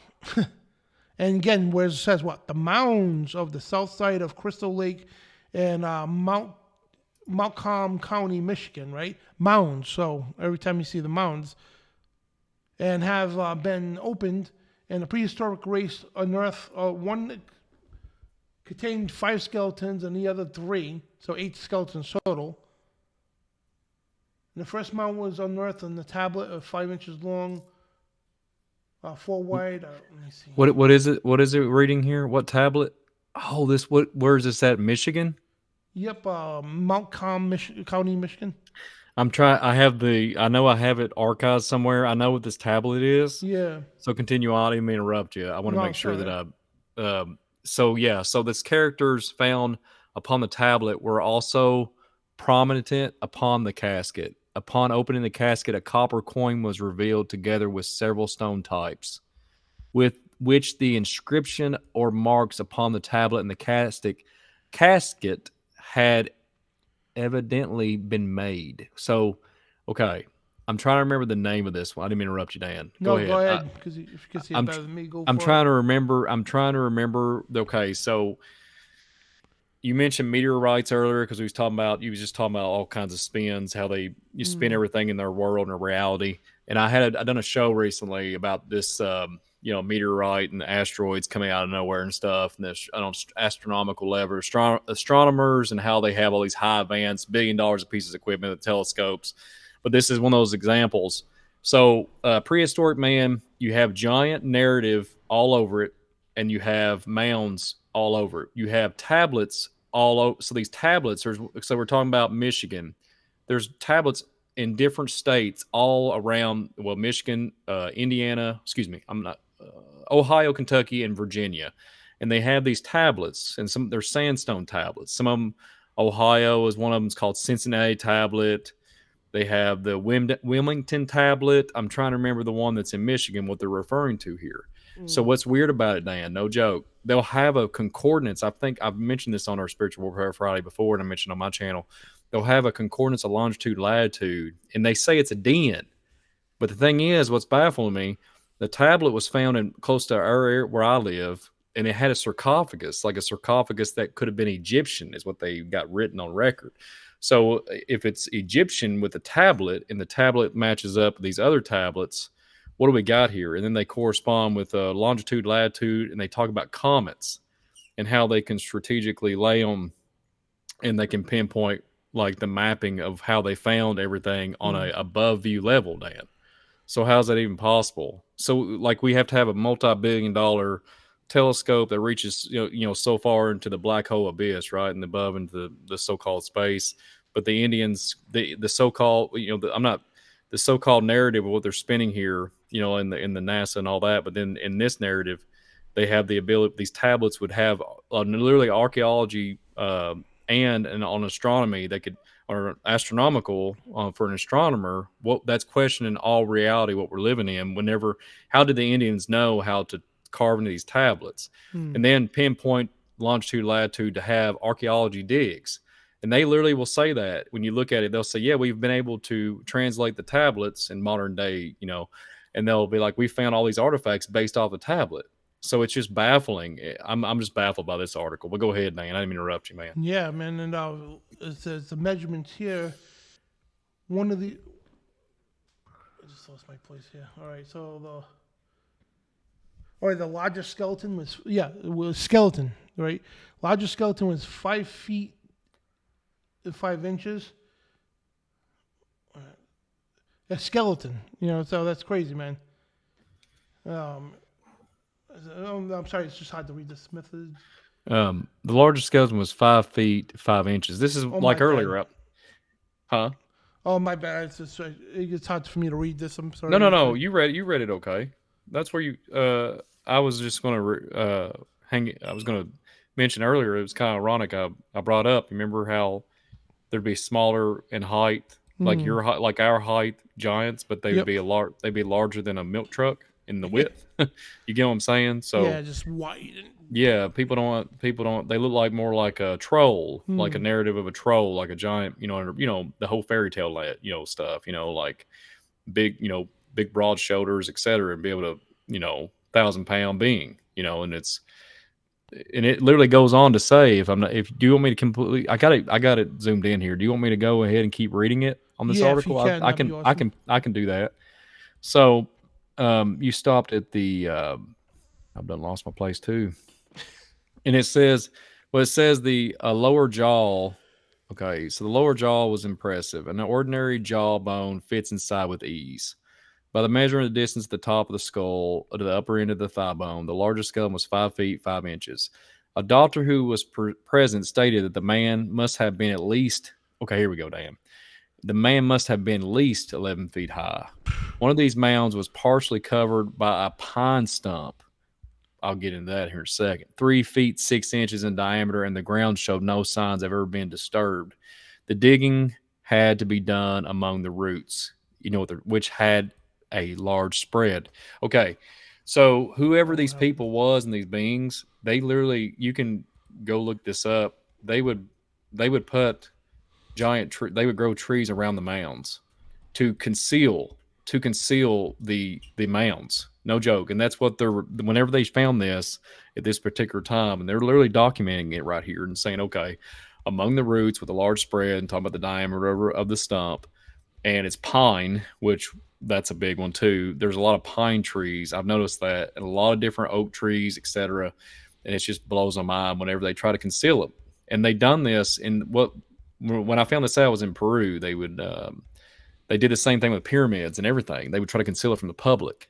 So whenever this happened, and whoever planted the trees, or God himself, in some cases, put the trees up and allow the roots to grow, and over time, I mean, seriously, God can do anything. So the trees might just, a miracle from God, and grew around them in some cases, but there is evidence of man-made factor, because they're aligned in circumference to, it's just the way and there's no trees growing on the mounds, which in some cases there is some trees growing on mounds here in my neck of the woods, but it's because of man's, after they excavated, they stuck trees on top of the mounds for whatever purpose. I have no clue. I think they are trying to conceal it, and they don't have the heart to bulldoze it, so they just put a bunch of trees up, Dan. So go ahead, my friend. Yeah, and this next one here is 12-foot human. This is in Canada. A 12-foot human body unearthed. So this was by actually a police officer, a patrolman, made this startling discovery while working in his garden. So I guess the legs itself is over here. It says the legs are great length, measuring approximately 6 feet. So if the legs itself are 6 feet, could you imagine what the rest of this is? And from the thigh to the sole of the huge feet, even the fingernails are still in place, and the ribs are bones plainly discriminable through this, what does that say? Tightly drawn parchment-like skin, and the features are well preserved, and the nose is small and rather broad, and protruding from the mouth are the large teeth, and the hair is on his head is black, is rather like a sont, and among these reviewed a body or utterly had been excavated by the afternoon. So yeah, he said the leg bones alone were 6 feet. So yeah, this thing had to be good 12 feet tall. I mean, I imagine, right? If the legs are 6 feet, that's massive. Yeah. Well, it's interesting. The last part that you couldn't read, I can barely read it myself, if I'm not mistaken. It talks about, as yet, no theory is offered to account either for the size of the body or for the location where it was found. That's weird. That's toward the end. That's in the last sentence of the. They probably did that so people don't go digging up this guy's yacht or something. Exactly. Just to keep it. Yeah. Keep the fire from getting out. Kind of maintain like his whole yard's dug up. Yeah. Yeah, it's nuts, man. It is nuts, Dan. And this other one here, a giant unearthed at Bowling Green, measures 9 feet in length. So a skeleton of a prehistoric giant was exhumed near Bowling Green. I don't know where that is, but anyway, yesterday of colored labor. Yeah, that's crazy. There's a Bowling Green in Kentucky. I think it might be referring to that. If Okay, I'm not probably, mistaken. yeah. And the skeleton, when placed together, it was wasn't life measures nearly 9 feet in length. So the skull measures almost 12 inches. Yeah, so this is a big thing here. And it's one of a prehistoric skeleton, prehistoric age being brought in the land of Noble, Indiana, I think that is. And the bones of the skeleton indicate that the person was fully 9 feet tall. The bones are unusually large, so I'm just going to skim through some of these here and just show you the right here, another 9'1" found in Indiana. And over here, skeleton of an 8-foot man dug up in Everett, Minnesota, and sent to St. Louis scientists. And a huge, large skeleton was dug up on the farm of a county commissioner in the town of Everett, Minnesota last week, and some of the bones have crumbled to dust. It's funny how, remember the other one said the same thing? Yeah, and it's baffling my mind. If you look at the dates too, I want to bring everybody in the audience too. If you keep looking at the dates and refer back to the dates, just check them out. 1880, 1864, 1876, 1894. Just check it out. So Dan's going to present later on with Abraham Lincoln. That's 1848. It's a baffling. After he said that speech, it seems like there was all out Indiana Jones adventure after that. You see what I'm saying? If you look at the dating, it just seems like it was an all-out, drive to get archaeology. Whoever was going to win the race, so to speak. It just seems like that's what it seems like to me, Dan. That's just what that's just my perspective. So, yeah, this is crazy. I like how they too. They'll I can barely read it, but the Providence Evening Press Thursday, the one right below it. She was reading. Well, I think it's in the same one. Thursday, September 13, 1883. It talks about must have been Goliath. So could you imagine back in 1883? People were like, "What do you mean Goliath in the Bible?" You know what I'm saying? And people would really believe it because they would like, "Oh yeah, we do know the Bible." And we know what Goliath is in the Bible. Now, if you bring that to it, what do you mean Goliath? What? And they would think like Godzilla or something like that they've seen on a movie narrative or something like that. I mean, it's really kind of just tripping me out. But back in the day, they would all, oh yeah, it must have been, that's the old biblical. Yeah, we know about the giants. Now, just don't worry about it. That doesn't exist anymore. You know what I mean? That stuff don't bother me. That never happened. God didn't make no giants. That's what you hear around here. Yep. That's what you hear. God didn't make no giants. He only made humans. And see, but then when you tell them about the narrative of the angels can't do that. They wouldn't do that. The government wouldn't do that. Smithsonian wouldn't do that. I mean, it's just always default. You'll go back to whatever they feel like that they try to rationalize it. They don't even not even ration. I don't even know what the perfect word to use on this, but they just try to go back to this default level of understanding. They're like, well, I don't understand it, so I'm just going to say that. Oh, that don't exist. This don't exist. And then, your ancestors was pulling them out left and right back in the 1800s and couldn't plow their land because they was going over finger bones. It was tearing up the tractors. This one was 12 feet too.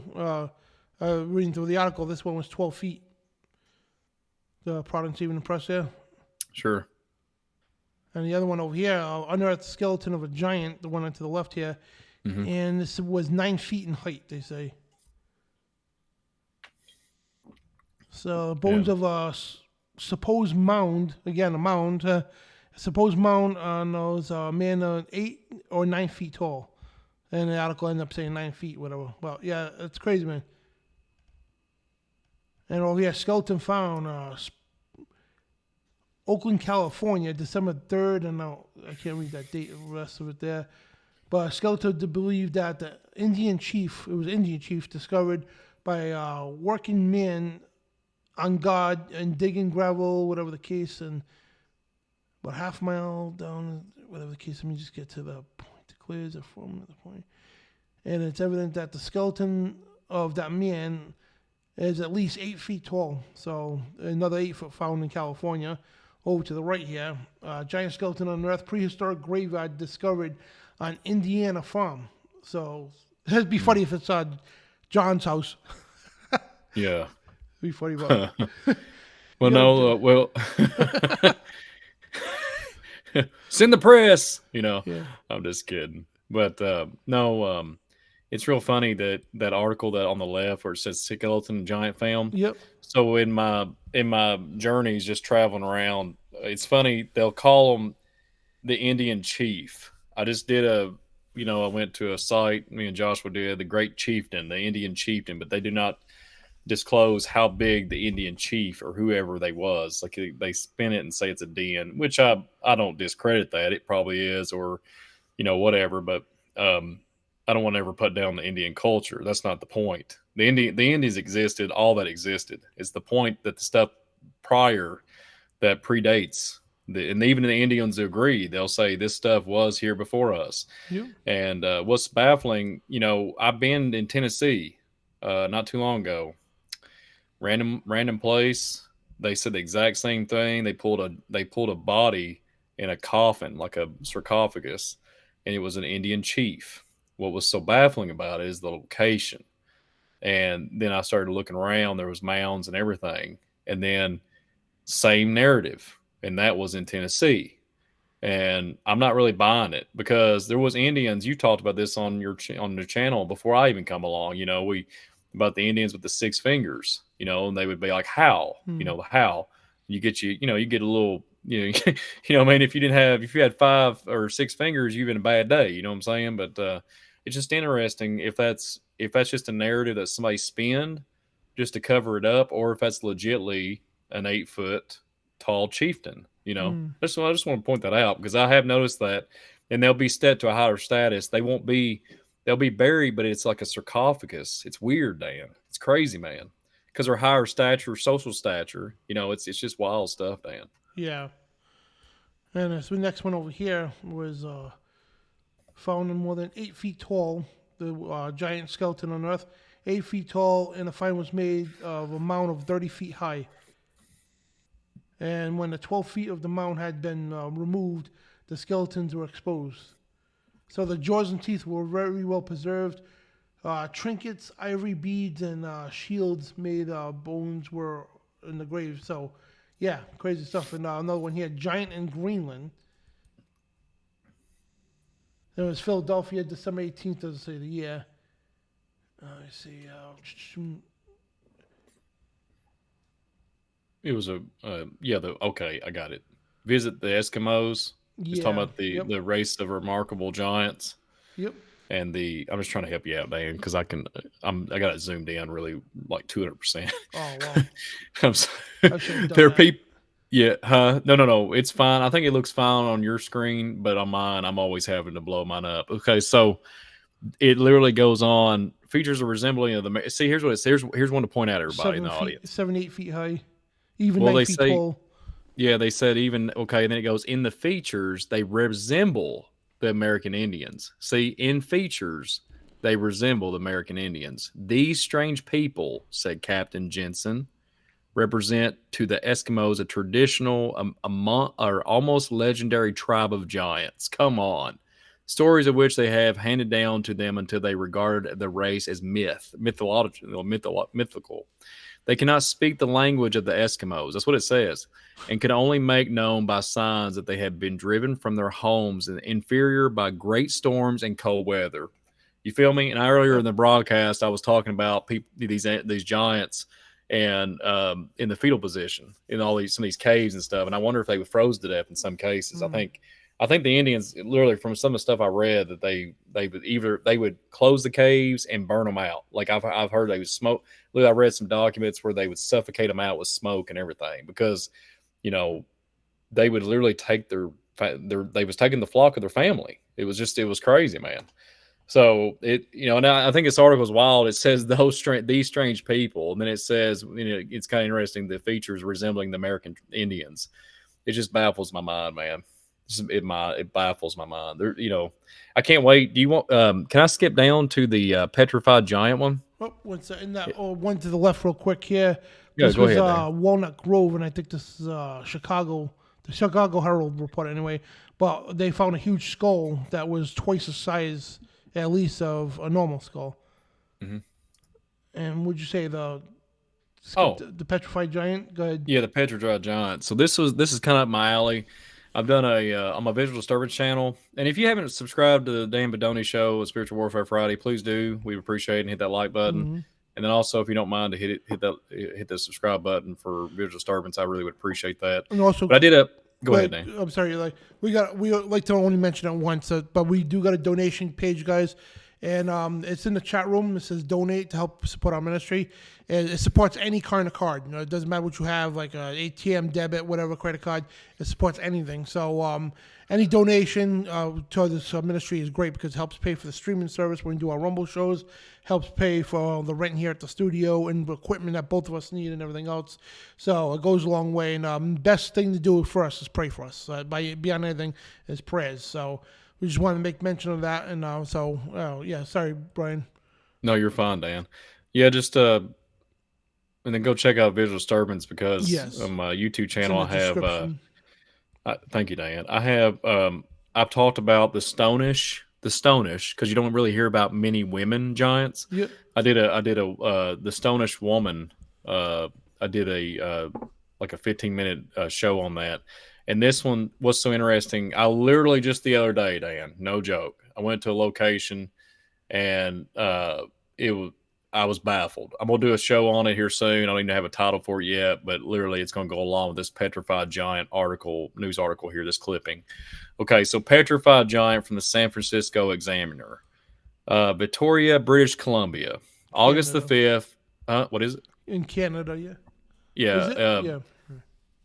No, you're fine. August the 5th, the body of a petrified giant has been found by two farmers who were sinking a whale. That's what it says. Who were sinking a whale 10 miles from town. Its appearance closely resembles that of a human being. Here we go. The head has an appearance of having been scalped. There you go. The material is that is hard as flint, and the arms and legs are broken short off. I can get into that here in a minute. The veins, I think it's the veins. The veins in the ribs are plainly traced. A party has gone out for the legs and arms and hands, which lie in a hole. The men, when alive, must have been about 13 feet in height. So Sounds get like this, the Dan. Native Americans had a little battle with this giant there. Here's one that baffles me. How do you petrify something, right, with a lot of heat? Like I've always asked, how do you petrify wood? And there's all kinds of explanations. I've heard all kinds of stuff, many theories, many legit scientific analysis. I get it. There's petrified wood, petrified, all kinds of stuff, petrified people, everything. So I think your video was going petrified petrified. Johnson's about broken leg, huh? I think your video was just going petrified because you were like frozen. Oh, did I freeze up? It seems you know what? Every time I talk, it seems like I get real serious. But if I'm laughing during the broadcast and cutting up, it's fine. But if I get real serious on here, it shuts off. But anyways, could you hear me? The audio at least? Okay, good. Just don't worry about the visual camera disturbance. Just keep listening.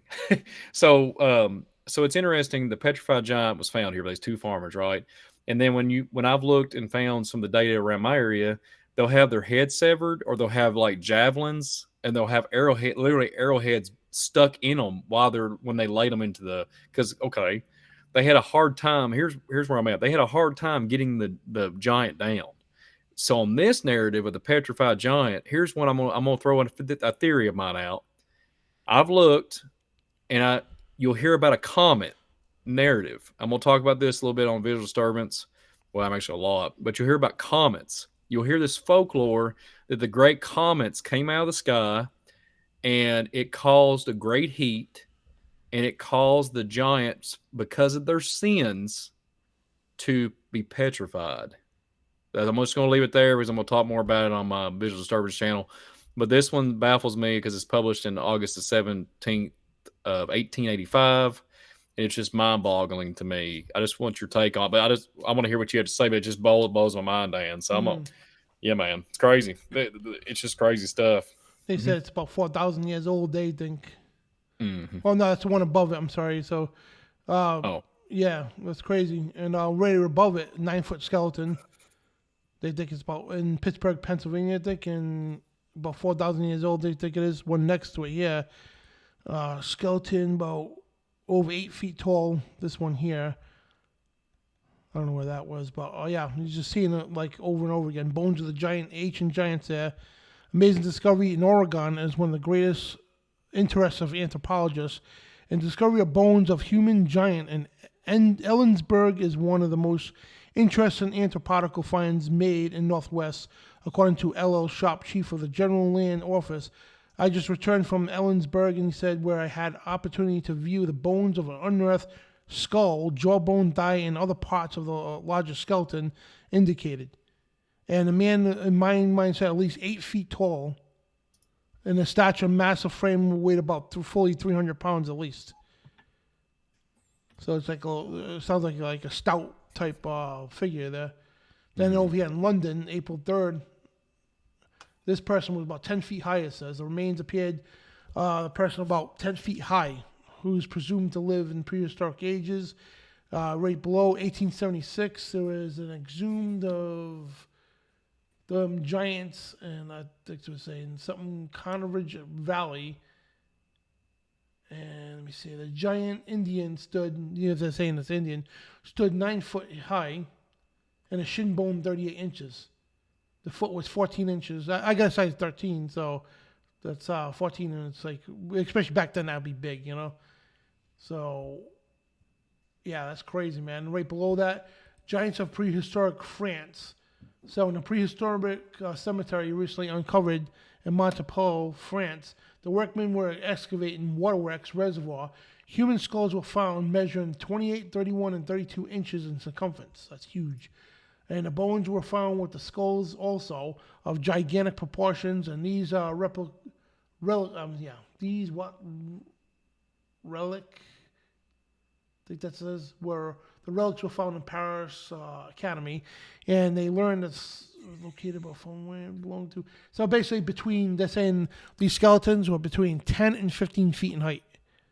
I guess they excavated the land to make a reservoir or something, and they dug up all these bodies, remains of bones, 10 to 15 feet in height.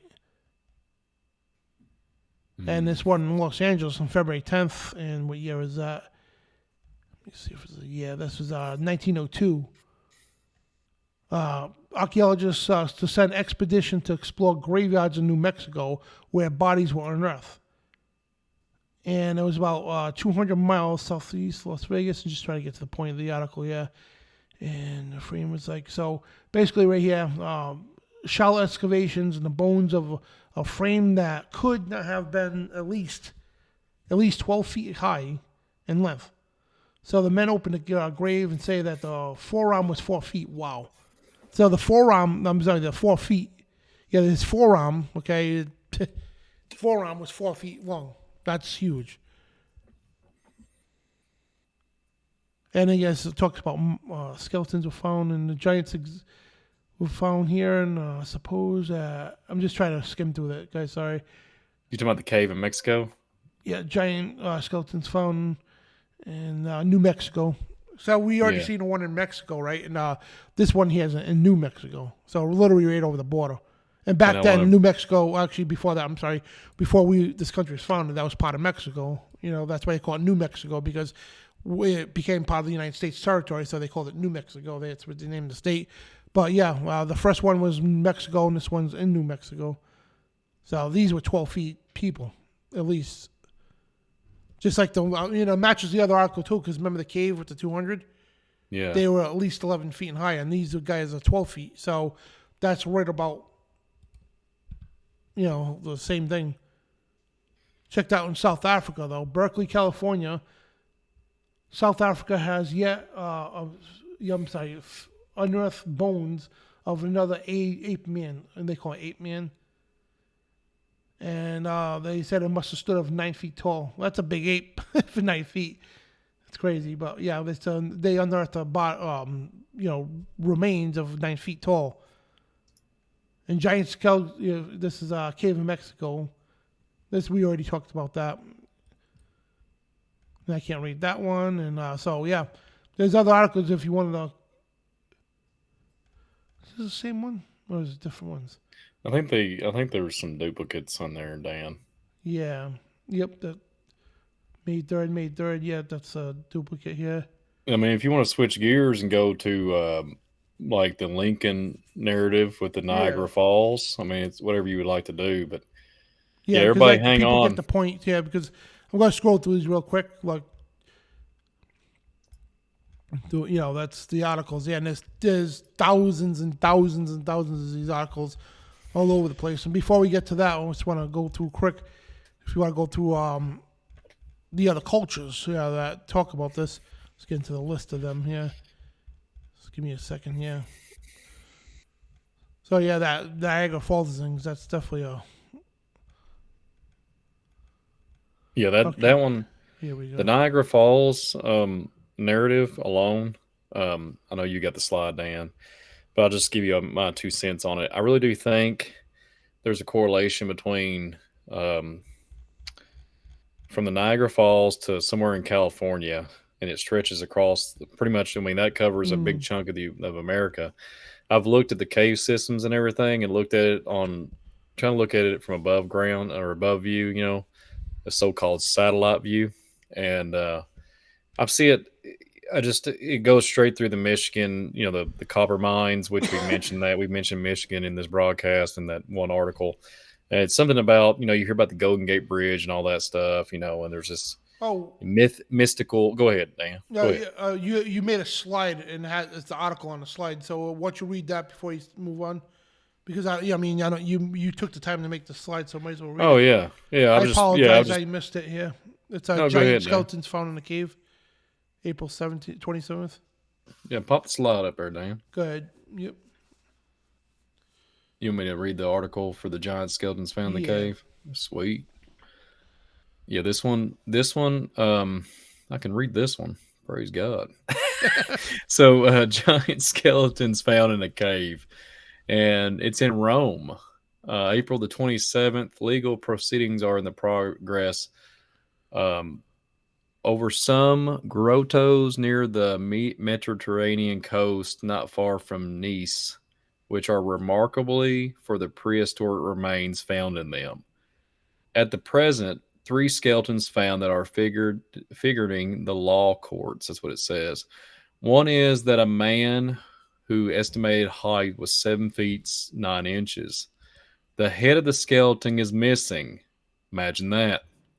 Y'all have heard me talk about it when they had to, even the biblical narrative with Goliath. It tells you a story how to get rid. You have to sever the head of these beings. They found, David understood it in the Bible, and that was God telling a story, literally telling you this is how you do it. And I just wanted to point that out. It's kind of interesting. Another is a skeleton of a woman, 6 feet 3 inches tall, and the third that of a youth. These added in the previous discoveries made 7 skeletons of prehistoric people unearthed up to the present time in the caves. The Italian government has not attempted to exercise any rights in the matter.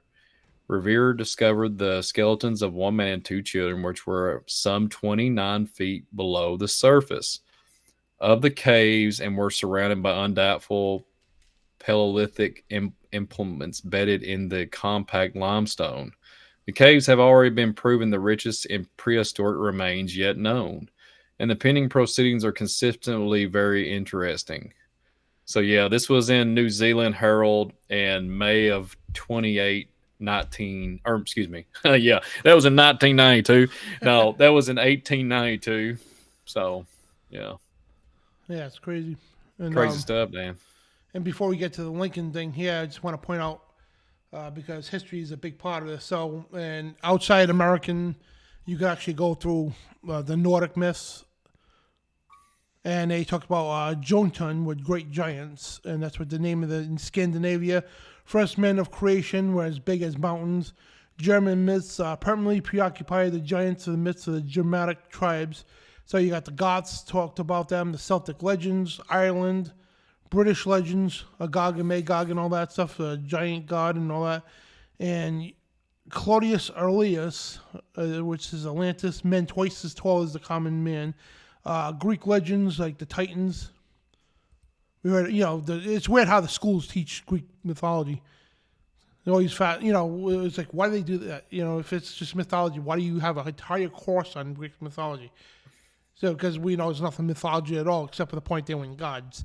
So, yeah, the Greeks, also Sicily, which is Italy, Chad, the Chad regions of black giants of smooth hair, and check out the Sicily too, who are giant who warred with Zeus. And Chaldea, the Iserber were giants, and Babylonians. The ancient Babylonian was founded by giants saved from deluge. Because we talk about, we believe Lucifer was a Nephilim. When the Bible talks about Lucifer, he tried to ascend to heaven and he was cast down. And David Carrico believes he was a huge giant. How big was he? David believes he was like a titan. Like, yeah. If I'm not, forgive me, David, if you're listening. I remember, but my mind is slipping. I think it was either 300 and something feet or maybe 400. It was up there. It was a massive titan. Forgive me, David, if you're watching. So, yeah. And check that Pretty out, wild right? stuff. Double rows of teeth, which we're going to show an article later with the Protestant Journal one. But a lot of these had double rows of teeth. Both hands had 6 fingers on each hand, 6 toes on each foot. So that's a common thing too. But the Titans were said to be hundreds of feet tall, and it sounds ridiculous, but it's not. It really isn't. And that would explain how a Tower of Babel, imagine the tower being built by them. One level to us would be like inch to them. You know what I mean? So one level to their level would be probably hundreds of feet to us. You know what I mean? So put that in perspective. So imagine building a skyscraper in their setting. You know what I mean? It's like, in other words, the way we make our scale, their scale would be a lot higher. So one story, floor to them would probably be 3 or 4 compared to us, So imagine that, and they measured things by cubits. And you got to remember, a cubit today measures 1.5 feet, right? That's a universal metrics and standards. But back then they didn't have that. So a cubit would be whatever your arm is. So your elbow to your fingertip, that's a cubit. So obviously my cubit's got to be bigger than a child's, and probably Brian's. You know what I mean? And so. And I'm not saying Brian's the size of a child. I'm just saying, in general, everybody's cubit's different. It's not exactly. I didn't take offense to it, Diane. So could you imagine one of these guys' cubits? Yeah. So put that into perspective. So when this Tower of Babel was built, this thing must have been, I couldn't even imagine, literally into the clouds. Literally, And so if you have these Nephilim building this Tower of Babel, because remember too, it's not a contradiction because the Bible says there were giants in the earth in those days and also after that. So it specifies there was giants in the earth before the flood and after the flood too. And that's why, during the biblical times, Joshua and God's generals, they were instructed to go kill off cities of people. But the thing is, these were giants. They were Nephilim, remains the remnant of the Nephilim, and however they started populating again. So they were going on a course to try to corrupt the bloodline again, but God instructed his people, go destroy them, because they're going to destroy the earth like they did before the flood. So, so there's a lot of historical stuff that's involved in here. So, and you got the Apocrypha of Baruch, the book of Baruch talks about these 4 million giants before the flood. Indian myths and legends, like I'm Native American on my mother's side, me and my brother, and all the Native Americans and historic tribes and all that talk about giants. Tibet, giants played a part in mythology of Tibet. Thai traditions, the earliest men were colossal size, and that's Australian Pacific coast. And you got Australia, they talk about the giants too. New Zealand, New Guinea, Eskimos, and the Montagues Indians, and the United States. We just showed you tons of stuff from the United States. So you got Maya, Aztecs, China, all these ancient countries all talk about giants. Peru, Brazil, anywhere you go, they talk about these giants. So if you're a Bible skeptic, you know what? All right, so take the Bible out of the equation for a minute. Well, it's not a coincidence that every ancient culture, every single one of them, talk about giants. And how is this possible? How is it possible? How could they make something like this up? These cultures had no communication with each other. And heck, just 100 years ago, to communicate to a friend in another state, there was a process. You know what I mean? So imagine across the world, how do these people all have the same stories? Talk about the same flood. Of course, they have different names for these things, but they talk about the flood and they talk about the giants. How is that possible if this was just myth and legend and folklore? No, I'll tell you what myth and legend and folklore is. What real myth and legend is called evolution. And that's the garbage they're teaching us today. You know, so today they say, oh, we're bigger, smarter, stronger. No, we are not. Not even close. Not even close. And they want you to think that. So you think all the stuff, that's just legend. Don't worry. Don't pay attention to it, Dan. No, I'm going to pay attention to it because, number one, the Bible says that it was real. That alone, I don't need anything after that. That alone, the Bible says real. That should be good enough for anybody. However, if you want to prove the Bible right, you prove it through history. You prove it through prophecy, right? That's what the Bible is. It's a testament of those days and the days to come. That's what the Bible is. It's a history book of the past and the future to come. So Absolutely. you use that in historical tense and all that. We could. Here's the thing: no other doctrine in the world could do this. None. I could pull up articles. I could pull up historical events, right? Real historical records to prove everything in this Bible. And I could show you. All you have to do is turn the news on tomorrow to show the prophecies coming true. Nobody could ever say that anything else. So, yes, the Bible's true. God knows better than Darwin. God knows better than the blokes who run your universities and all that to teach you this garbage of evolution and all that stuff. So God knows better. So yes, giants are real, very real, and the Bible says so, and every ancient culture says so. So you can't escape the Bible. You can't escape ancient history. It's facts. That's what science is. It's facts that something you could observe and demonstrate. We observed it. We demonstrated it. You can't observe and demonstrate evolution. Oh, the fossils. No, the fossils don't prove nothing.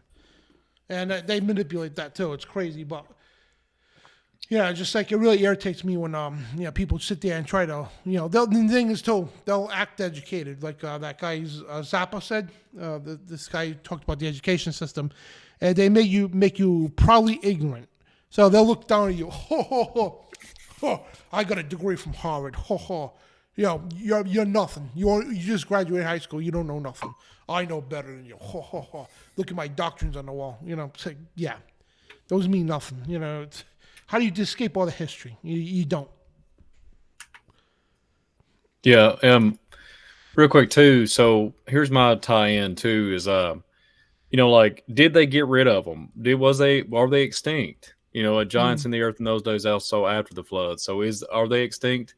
I'm 100% convinced they're not. They're just laying dormant. They're either, because that's why I mentioned it before. That's why they're shutting off there are all these cave systems and stuff. That's why I'll just tell you this. That's why Mammoth Cave, all these national parks, these cave systems. But look, everybody, it's a front. It's a front. They want you to get amused by it. They want you to pay for your pay for a tour or whatever. It's a front. It's to keep you hush. Don't go too far in the woods. Don't go here. Don't go observing anything. We need to keep this hush hush. Don't worry about it. So pay this tour person to teach you a little bit of folklore and fairy tales, and then before you know it, you believe everything that's being told to you, and you literally don't perceive the world like the Bible says it. You start perceiving how the world of like what man wants you to see it. Your perception is what man is telling you the way the world is. And it blows my mind. It gets me fired up too, man. Yeah. And like the whole narrative so all right. So for example, factual information. So in the 1800s, they was hunting down the satyrs and all that, and the satyrs and the little elf people and all these different things. There's documents of giants being hunted down. I mean, what the heck happened? I mean, you got pterodactyls being shot down in the late 1800s, according to the ranchers in Wisconsin. I mean, what's going on here? So if you look and fast forward to the days of a 2023 narrative, and you see all the abduction narrative, all the Bigfoot, Sasquatch, people getting taken in the Colorado. I don't know if anybody knows about that, Dan. I remember mentioning on this broadcast, I think it was in March of 2021, there was people missing in a Colorado caves, and the military coming, tied it all down and made it literally nobody can trespass on this site. You're not authorized to be here because they said the narrative there's people going missing, all this stuff. I mean, come on. They said there was giant bears taking people. I don't buy it. It's all crazy. So people are in the chat are talking about the Kandahar giant. I did a show on the Kandahar giant. In my opinion, I think the Kandahar giant just appeared. I think it was literally a gate or something. Well, this talks about it too. Yeah, it says redhead giants, and they're like the shorter versions of the giants, the smaller known giants, and 6 fingers and 6 toes. And if you go down a little more here, where is it? I think past it. Yeah, the larger giants were 16 to 26 feet tall, and the super large giants up to 36 feet tall. So it sounds ridiculous, crazy. Well, none of it's ridiculous, crazy. This is real stuff. But the Kandahar giant, the redhead giant, which was a big giant, and they said it has 6 fingers and 6 toes on each foot and hand. So yeah, we talked about it on one of the giant shows we did too, the Kandahar giant, and I know you did a whole show on that. Yeah. Which was a giant found in the Middle East by the military, United States military. Yeah, that's what I'm saying. Like, I think they literally know and they're monitoring. I think NASA is literally monitoring these gateway portals, and I think they're just like literally collecting the data and waiting. And this what baffles me. The Indians knew how to do this, Dan. They knew how to go to these places and say, "Let's wait," and that's why you see all over the place. That's why you say all over the place. That's why you see all the we've talked about this on this channel. The petroglyphs, hieroglyphics. That's why they have the depictions of kids and like children and men and women are carving on the walls that there's giant people are taking people through a gate. Come on now. And it's just like, it baffles my mind. It's like, okay, so we just discredit that and say it doesn't matter anymore. And that's why they literally have infiltrated all the national parks and everything and locked everything down to a way to where you can't access certain parts because they know what's going to happen. And that's why you have these missing people going up. I mean, it's crazy, Dan. I don't know, man. It's just, you can prove it by data, but it is a theory of mine. But, it's a big rabbit hole to go down. But when it comes to the missing people stuff. Next one, I got that link from the third on the email. The third link says Lincoln at Niagara Falls. Oh, yeah. So I got that ready. And also, so you're on the same page, that ready. And also that slide. Yeah, pop the slide up there, man. Yeah, you can probably. I think the print is a little bit smaller, but I can pretty much talk about the Lincoln speech. But if you want to read it, and I can just Abraham Lincoln's chime in. 1848 speech at Niagara Falls. So basically, where it's going at. So it says Lincoln. He was campaigning for the Whig presidential candidate Zachary Taylor in Massachusetts. So I guess this was after Lincoln's time, and he was trying to help Zachary Taylor in Massachusetts. So I guess he endorsed him, whatever the case. But this is Lincoln at Niagara Falls. Let me blow this up a little bit. So in autumn of 1848, the Abraham Lincoln campaigned for Whig presidential candidate. That was the party, the Whig party. Presidential candidate Zachary Taylor in Massachusetts. On the way home to Illinois, he visited Niagara Falls and found a sight so impressive that he started writing about it. His unfinished meditation on the falls probably dates from the end of September there. So, this is what he says, right? And it calls up an indefinite past. When Columbus first saw this continent, when Christ suffered on the cross, it's kind of funny, they always leave that out.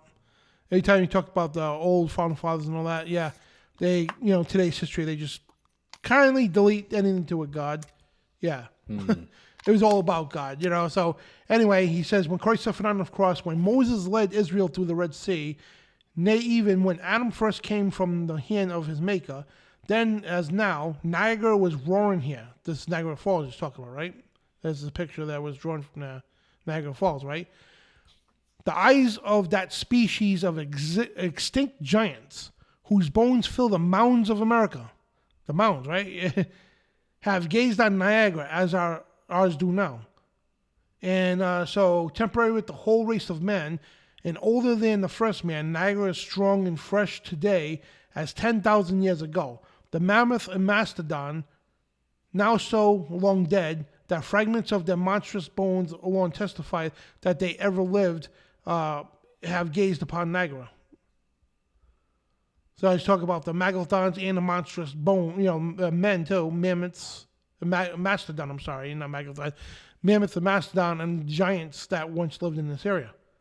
Absolutely, Dan. I gotta take a And trip out there sometime. It's a and he literally I'll let me know. But the mysterious Niagara Falls. I did a show on this one too about the portal. But if there's a portal there, you see all kinds of stuff up the East Coast. You'll hear about all kinds of stories with the Indian narrative. They'll say there's these giant people come out of the water, the great waters. You talk about the Thunderbird narrative. You talk about the water panthers, the horned serpents. They talk about these spirals that come out of craziness. They say it's the signs that the great Thunderbird is communicating with them. And it's insane, Dan. Yeah. And and then the mysterious wonders of Niagara Falls. And that's the many wonders. It's the many wonders. It's a small, wondrous place compared to what this world is. I think that's what I'm kind of paraphrasing what Abraham Lincoln was saying. But it's kind of like one of those marvelous, mysterious of the world, but it's a small part of a big puzzle, so to speak. I'm just paraphrasing, but of the whole world. But Niagara Falls, for it to be in America, is a hot zone, in my opinion.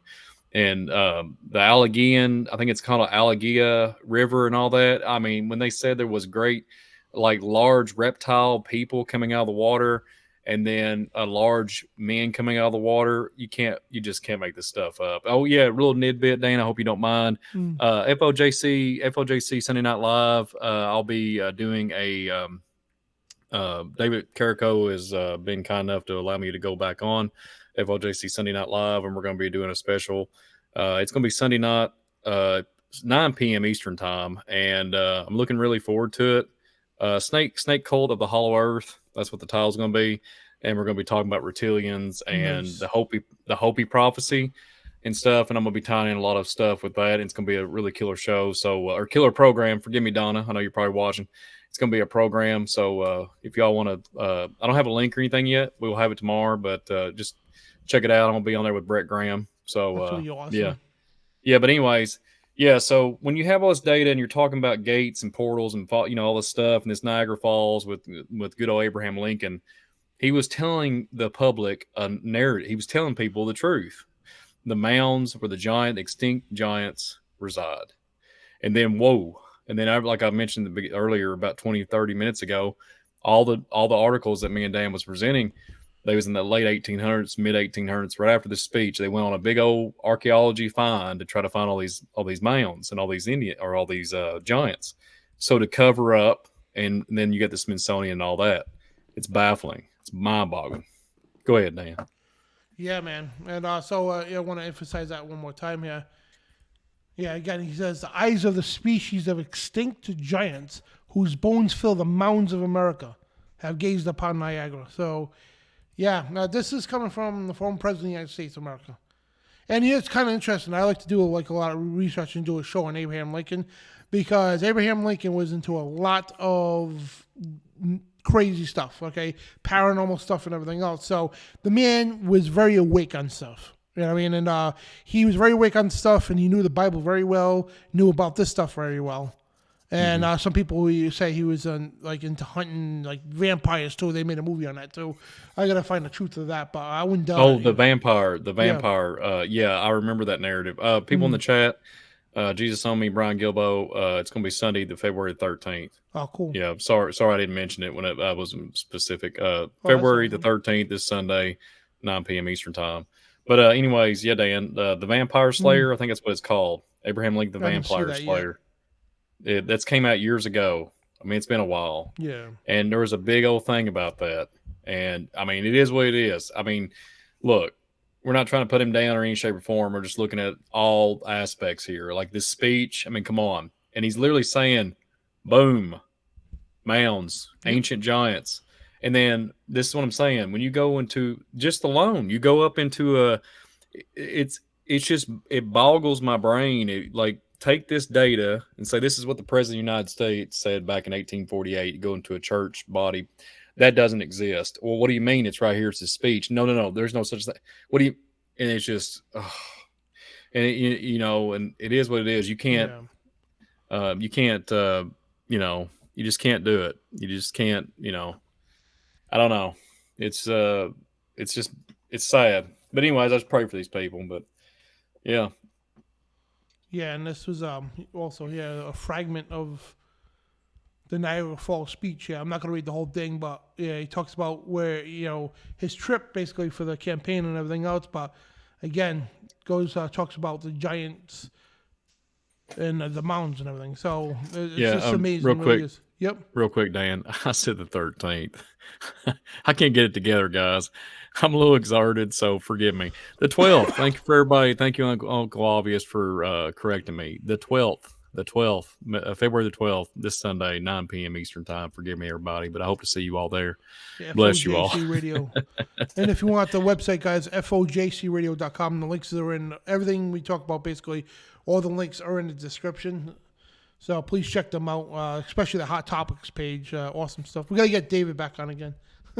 If I had my way, I have David on all the time, but he's a busy man. Absolutely. It's funny how go ahead, Dan. I didn't mean to little hot. Yeah. I told the guys that today. I was arguing with this guy who was an atheist, and he was trying to say it was something about I forget what we talk about, man. It's one of the forums, one of the many forums I'm in, and he was saying something opposite. I'm like, you know what? Bless you a little hot. How's that, son? Yeah, it was about the Holy Spirit. That's what it was, and he was trying to say that you should have a doctrine and degrees and all that in the Bible before you preach it. And I'm like, well, none of the apostles had them. None of the prophets did. And I'm like, you know what? Bless you a little hot. You keep your doctrines. I'll keep Jesus. I'll keep the Holy Spirit.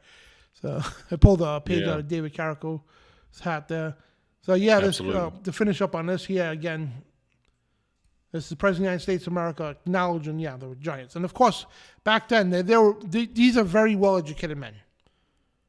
And you got to remember, half these guys, from Lincoln all the way back to Jefferson, by the time Thomas Jefferson was 30 years old, he was an inventor, a politician, militaryman.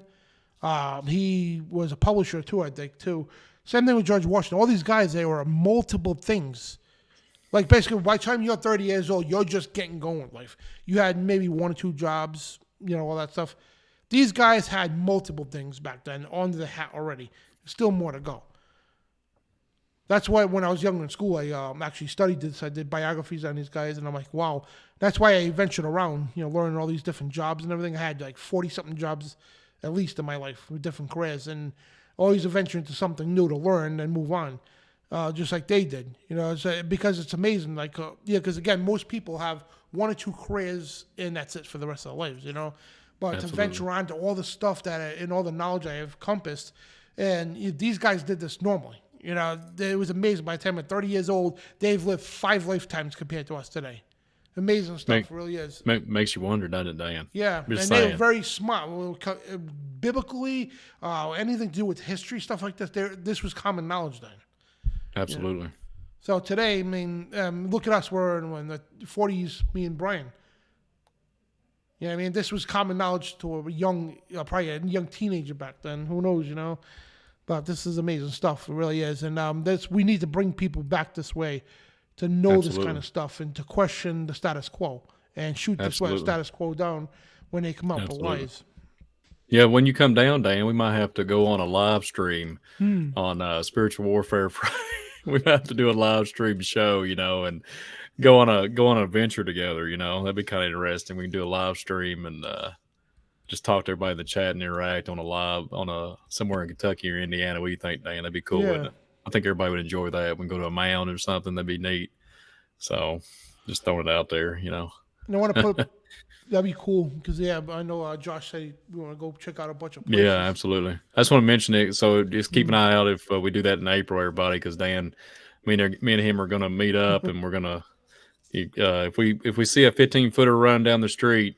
Yep. I don't know. We might sing that. We might pull out the old milkman song and get us we'll call up one of my old buddies to get a milk truck, and we'll use it as an archaeology Mobile.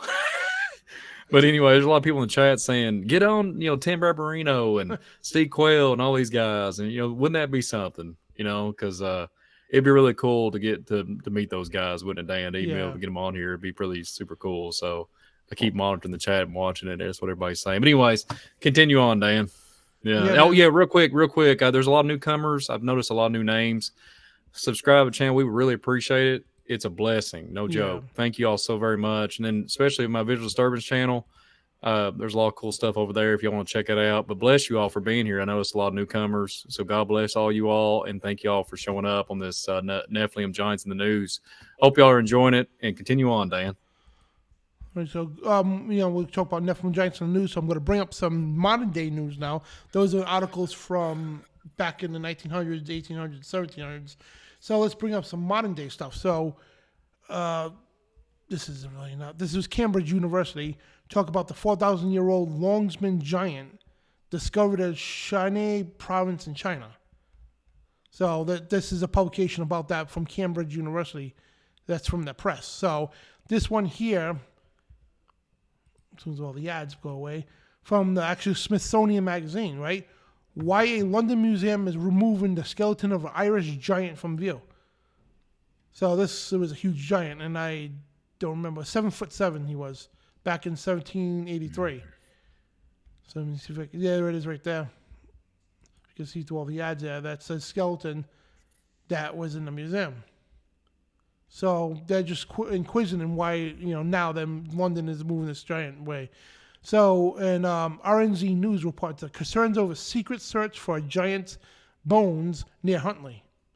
And a secretive group excavating a cave they believe is full of a race of pre-Polynesian giants. Skeletons have an iwi, and the archaeologists worried.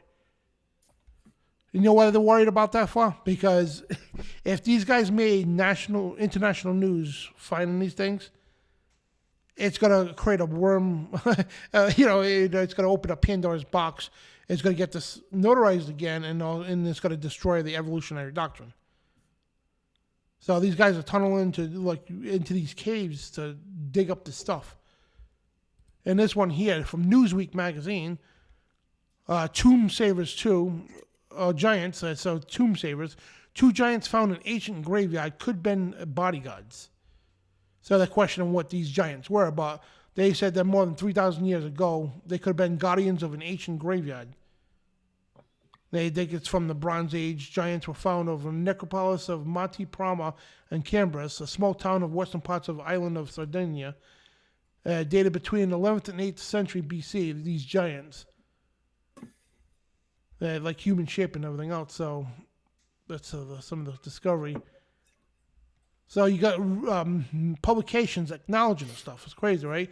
Then you got independent news media, right? It says skeletons of 5,000-year-old Chinese giants discovered by archaeologists.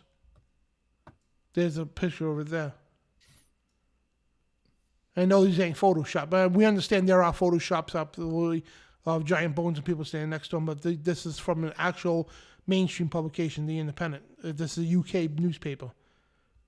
And the people have sought unusually tall and strong. So these are huge giants.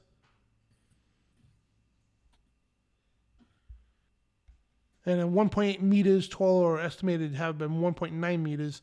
I don't know what that is in feet. So if you do the calculation, I think that's whatever that is in feet. And you got Discovery, right? Israel 365 News. In the Israeli newspaper, it says discovery of biblical Nephilim remains opens questions over giants' roles in the end of days. Talk about these. I think that's the same discovery right there because it looks like the same grave site. So this is Israeli news talking about the same thing because it looks very similar, almost there. But regardless, they question, questions over giants' roles in the end of days. So we know the giants are coming back. That's what the scripture says and everything else. But they unearthed more than 200 graves, and it was in China. Yeah, it's the same here. Whoops. Yeah, 1 second. Yeah, it's the same here. It's the same discovery. So Israeli news is talking about that too, and there's many other publications too So we were just trying to show you in the news here that you got even the History Channel does videos on this stuff now. Of course, they'll use it to tantalize you, bring you in. Then at the end of the show, they'll come up with some cockamamie wild idea that's nothing to do with any of this stuff. Absolutely, Dan. I agree, man. It's I don't understand it. Like I'm going to show you real quick too. This is kind of cool.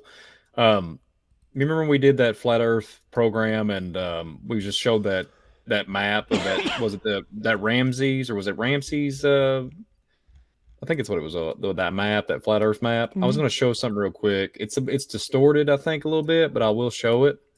It goes along with the program. I'm trying to find it real quick. I'm trying to find Brazil, and I was going to share it. It's really okay. I'll share it real quick. Let me share my screen, Dan. This goes along with the program tonight, so I want to show. This map was, I think it was 1587, I think it's 1587, or 1597, somewhere in that late 1500s. I'm gonna share the screen here, Dan, and Sure. I'm gonna show everybody here. So, let me know if y'all can see it. Okay, so we got this map, and I've wrapped it around my Google Earth here, so you gotta love the ball here. But anyways, so if you zoom in, and we're going to go to Brazil. This is these characters here. Yes, it's stretched, and I apologize for that. That's the best it could do when it rendered it. It wraps around the Google Earth ball here. So, but the gigantic. These are literally illustrations and renderings of giants like being here. Okay, so we're looking at the the tip end of South America, right? Like Brazil and all that. So, and then you got Peru and everything like that. You got it's kind of always like this picture where it has the griffin carrying the elephant. But if you go into the transition here, it's all distorted, you all. So I can't do any better than that. So just forgive me for the illustrations. There's nothing I can do. But I wanted to bring it up for the sake of this program. If this is documented, you got sailors and people documenting this data. And there's renderings and illustrations. Our friend Adam, he's a good drawer. Okay, he's like excellent. If he's traveling, which he did come down to Kentucky and was baffled by what was here in Kentucky. If you see all this stuff, he loves to draw 24/7. He's just great at it. He's just been blessed by God with it. God's blessed him. My point is, if you have this on a map, and that's not that long ago, 500, 600 years ago, whatever, 1500s, and this is here, and they're saying that these things inhabit this land. Let's get back with me. Cause then this, even the stuff, this kind of goes along like with my research. If the 1800s they was finding them in 1848 when Abraham Lincoln was having his speech, and they in some cases the data that I've looked at, even the archaeologists will say, well, they're dated from like in 1920, 1915. They'll say, well, look, this stuff, these animals, these giants was here, these are probably 800 to 500 years old within the mound. So you start doing the math, there you go. It would set you right up, 1400s, 1500s. It's kind of interesting that this rendering of this map and everything shows you, all these different creatures, these different Nephilim beings, and then you have all the Knights of the Templar and all these sailors going around and all this rendering. So if Adam time traveled, back into the past and did a little project, Pegasus narrative, I was kind of piggybacking off of her show on last Friday, but he would go back and say, there's the giants. I'm going to start drawing them. And you make a map and literally illustrate it and draw it out. I mean, he would be able to do that. It just, it just baffles my mind that this stuff is here. I mean, you got all these creatures. This looks like a giant man coming out of the water, and it just, to me, I just want to show that, Dan, see, kind of give everybody, I know we've referenced this before, but I wanted to show that there's evidence that it wasn't that long ago that these things was being drawn on maps. So what is that, Dan? Come on. If you want this map, guys, I put the link in the chat room. You can actually go on the website. You can actually order the map and they ship it to your house. It's a big wall-sized map, but you can go on the website. You can zoom on the map. It's amazing, it really is. But I put the link in the chat room for that map. So if you guys want to check it out, actually save it in your phone or something because it's a very good thing to check out. Yeah, so crazy stuff, man. And one more news piece I want to talk about before we move on here. So basically right in our home area where I was born, Providence, Rhode Island, Providence Journal, about where me and my brother used to live in Central Falls, with the town next to us was Cumberland, Rhode Island. So this was in the news too. So let me get to that. This was a Providence journal, right? This was dated January 20th of 1886. They did a couple of pieces on this. But anyway, they talked about a strange incident occurred in relation to the Nine Men's Misery Grave, which is this here. It's a memorial in Cumberland, Rhode Island. It's a Cumberland Monastery area. It's a memorial to 9 men that were slaughtered by the natives. And it was for a reason at that. The thing that's funny is they glorify these guys as they were some kind of heroes when the natives slaughtered them in retaliation, because what these 9 men did right in our hometown, actually where the place me and my brother lived, right? Literally right on the line of the property, this big rock. These men at the time went and killed innocent women and children out there in Central Falls. So basically out of retaliation, the warrior men went and tracked these guys down. They found all the way up to Cumberland, ambushed them, and then killed these guys. And the thing is one of the leader of these guys was a giant, because it's right in the Providence Journal. So this place in Cumberland, Rhode Island, was talking about, right? There's 9 men that were killed. They call it 9 Men's Misery. That's the name of it. So a strange incident occurred in relation to the 9 Men's Misery grave. It was either during or shortly after the Revolutionary War. Some Providence gentlemen is said by the Dr. Bone, that went up to this place and dug up the grave. And they had already stretched 3 of the skeletons upon the ground that were discovered. And when the Cumberland people found out what was going on, a huge cry was being raised, and the farmers assembling from all around the region, cessation of the robbery was compelled. Anyway, so they were just disturbed that they were digging up the grave. So that's what they're saying. And so basically, long story short, goes on to say that one of the bodies they found, right? And one of the men was identified who was buried, and the skeletons were dug up was extraordinary size, right? And the fact that it's having a double set of teeth was recognized as the leader, Benjamin Buckland of Rehoboth, Massachusetts. And now that was the King Philip War. That was pre-revolutionary. So it was before the revolution, because King Philip War was the first war in America. It's basically when the settlers came here in America, and the natives gave them pieces of land. So the crown wanted to institute gun control, literally. The gun control said, we don't want the natives having guns. So imagine that. You're the natives, right, with American Indians. We gave these people land, gave it to them, right, helped them, how to grow crops and everything else, helped them live. So that king from England says, oh, well, no, you can't have guns. They're like, yeah, who the hell are you to tell me I can't have guns? This is our land. You ain't got to tell us what to do.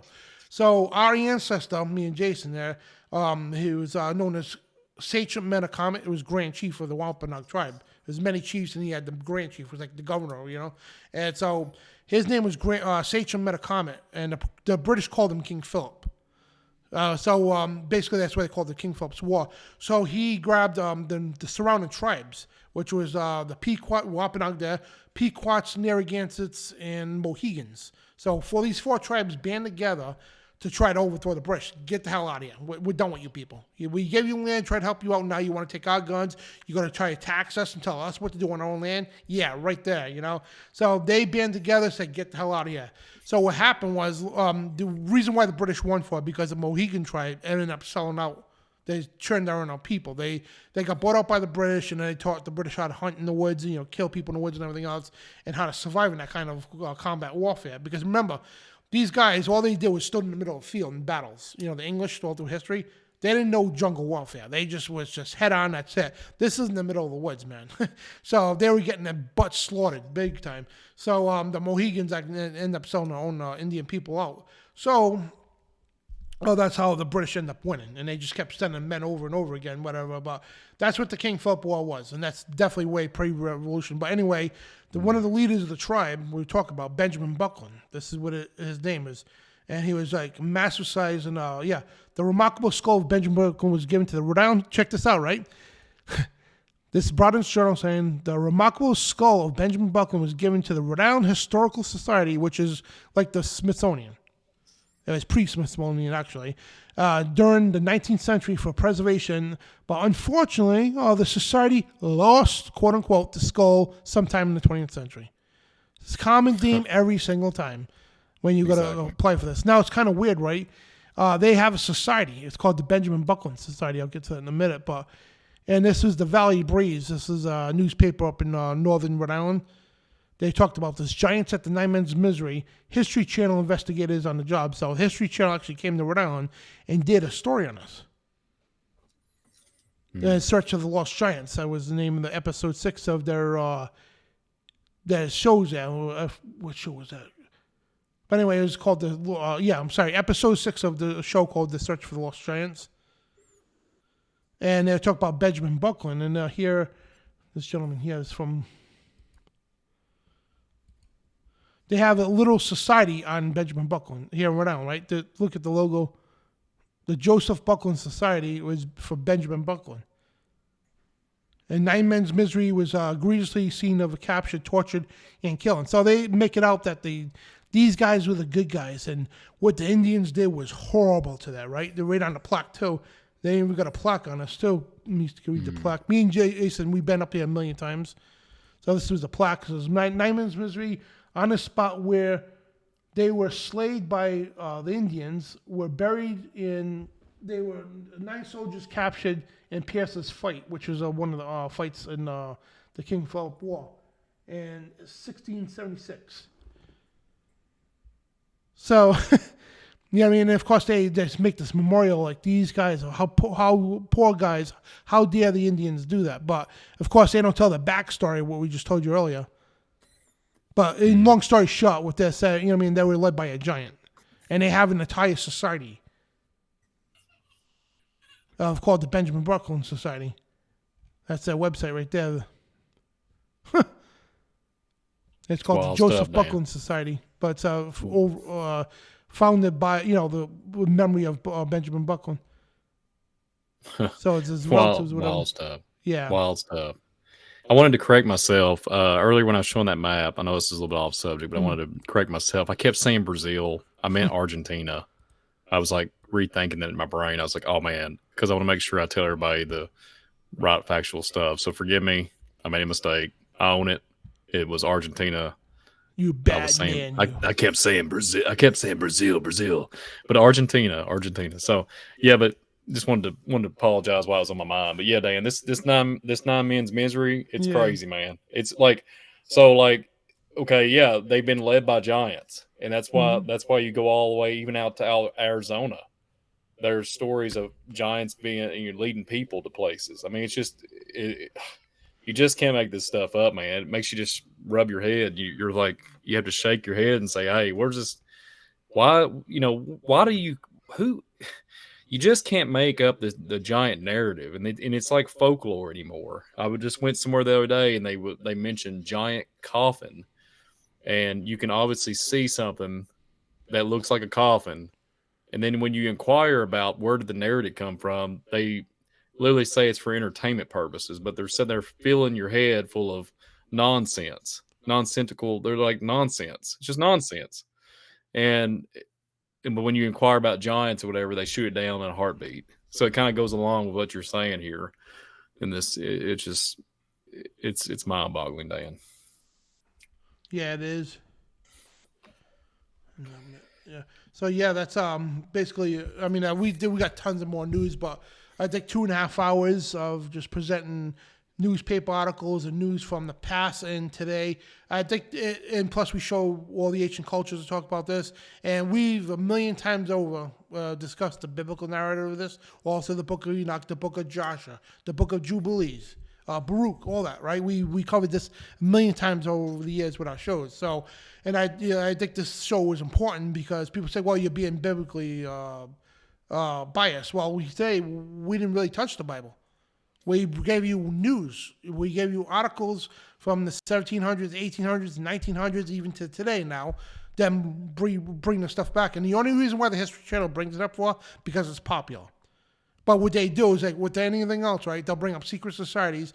They'll show something to tantalize you, to get you to tune in. Then they'll have some moron at the end to say, oh, they don't exist no more. Or there was just folklore. It's not really real. Just passively dismiss it. That's their job, the History Channel. So I wouldn't take anything they say as truth. Just be careful with their shows, especially the Young Earth show too. You know what I mean? It's just Yeah, they'll show some truth, right, to lure you in, like I said, as bait. It's like clickbait, Then they'll turn it away to say, oh, it's not real. Come up with some other narrative that's not true. So, but the thing is, they have to show this stuff now, but because what they're doing, they want to destroy the narrative because they know it's becoming popular again because of the internet, and this information is going big time, and it's a very, very catchy thing. It's like it's a very intriguing thing, I should say, that people want to ponder into it. Even if they don't believe it or not, they still look into it because it's very, very intriguing, it really is. And when you look into it, you go like, wow, all right, it is real. And the Bible, I guess the Bible wasn't wrong, and the Bible's right. Genesis 6, there were giants on the earth in those days and also after that. It says it's verbatim in the book of Enoch, chapter 6, too. So, yeah, that's, I'm done with the news part here, so... unless you got something else to talk about, and let me check the slides because I know you made some slides. And you talked about it was bones found in what Borjomi, George? Is I spell that right? Yeah, I think it's another country. No, it's not Georgia. I think it might be in China or what was it?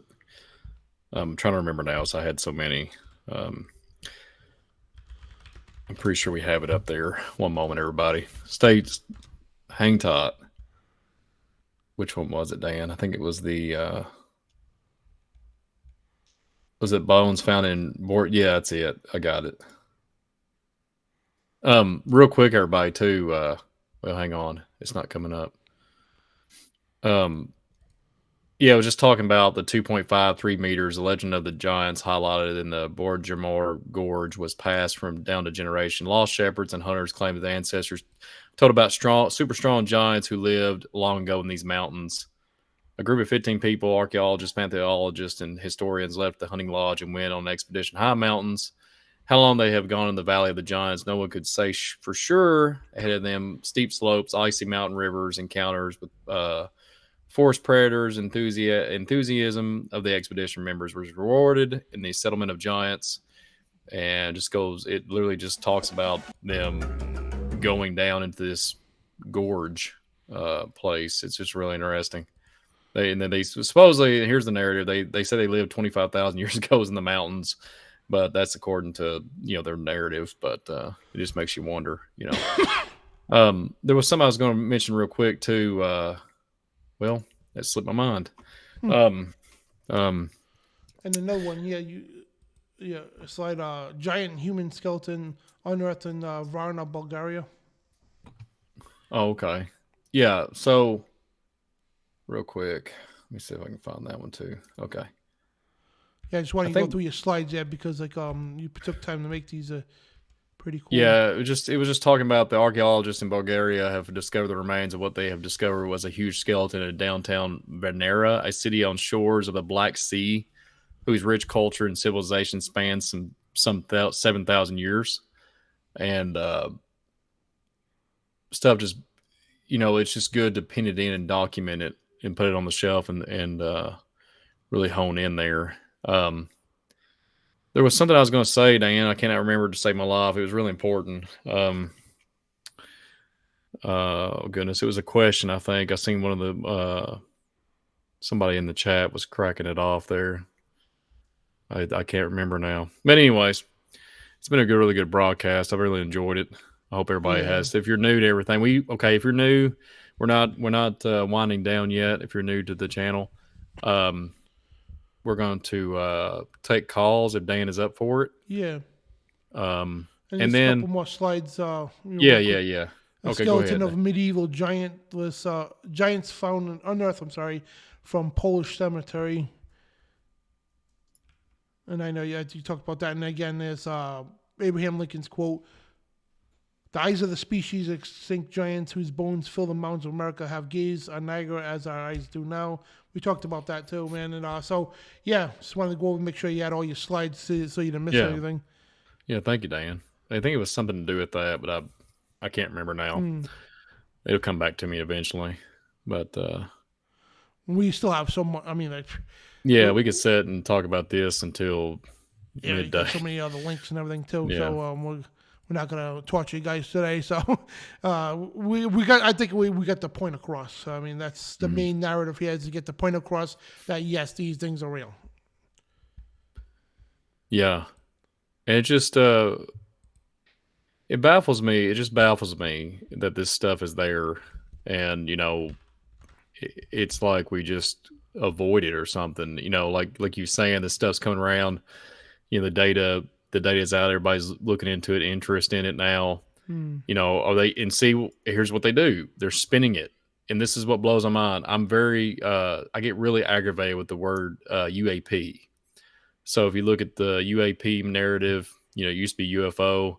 They keep spinning it. They want you to concentrate on this, but then there's a historical past that screams biblical narrative, and the biblical narrative is coming to life right before our eyes, and it has been coming to life for all these years, and we're really deep into it now. But in my opinion, we could be far into Revelation more than we know.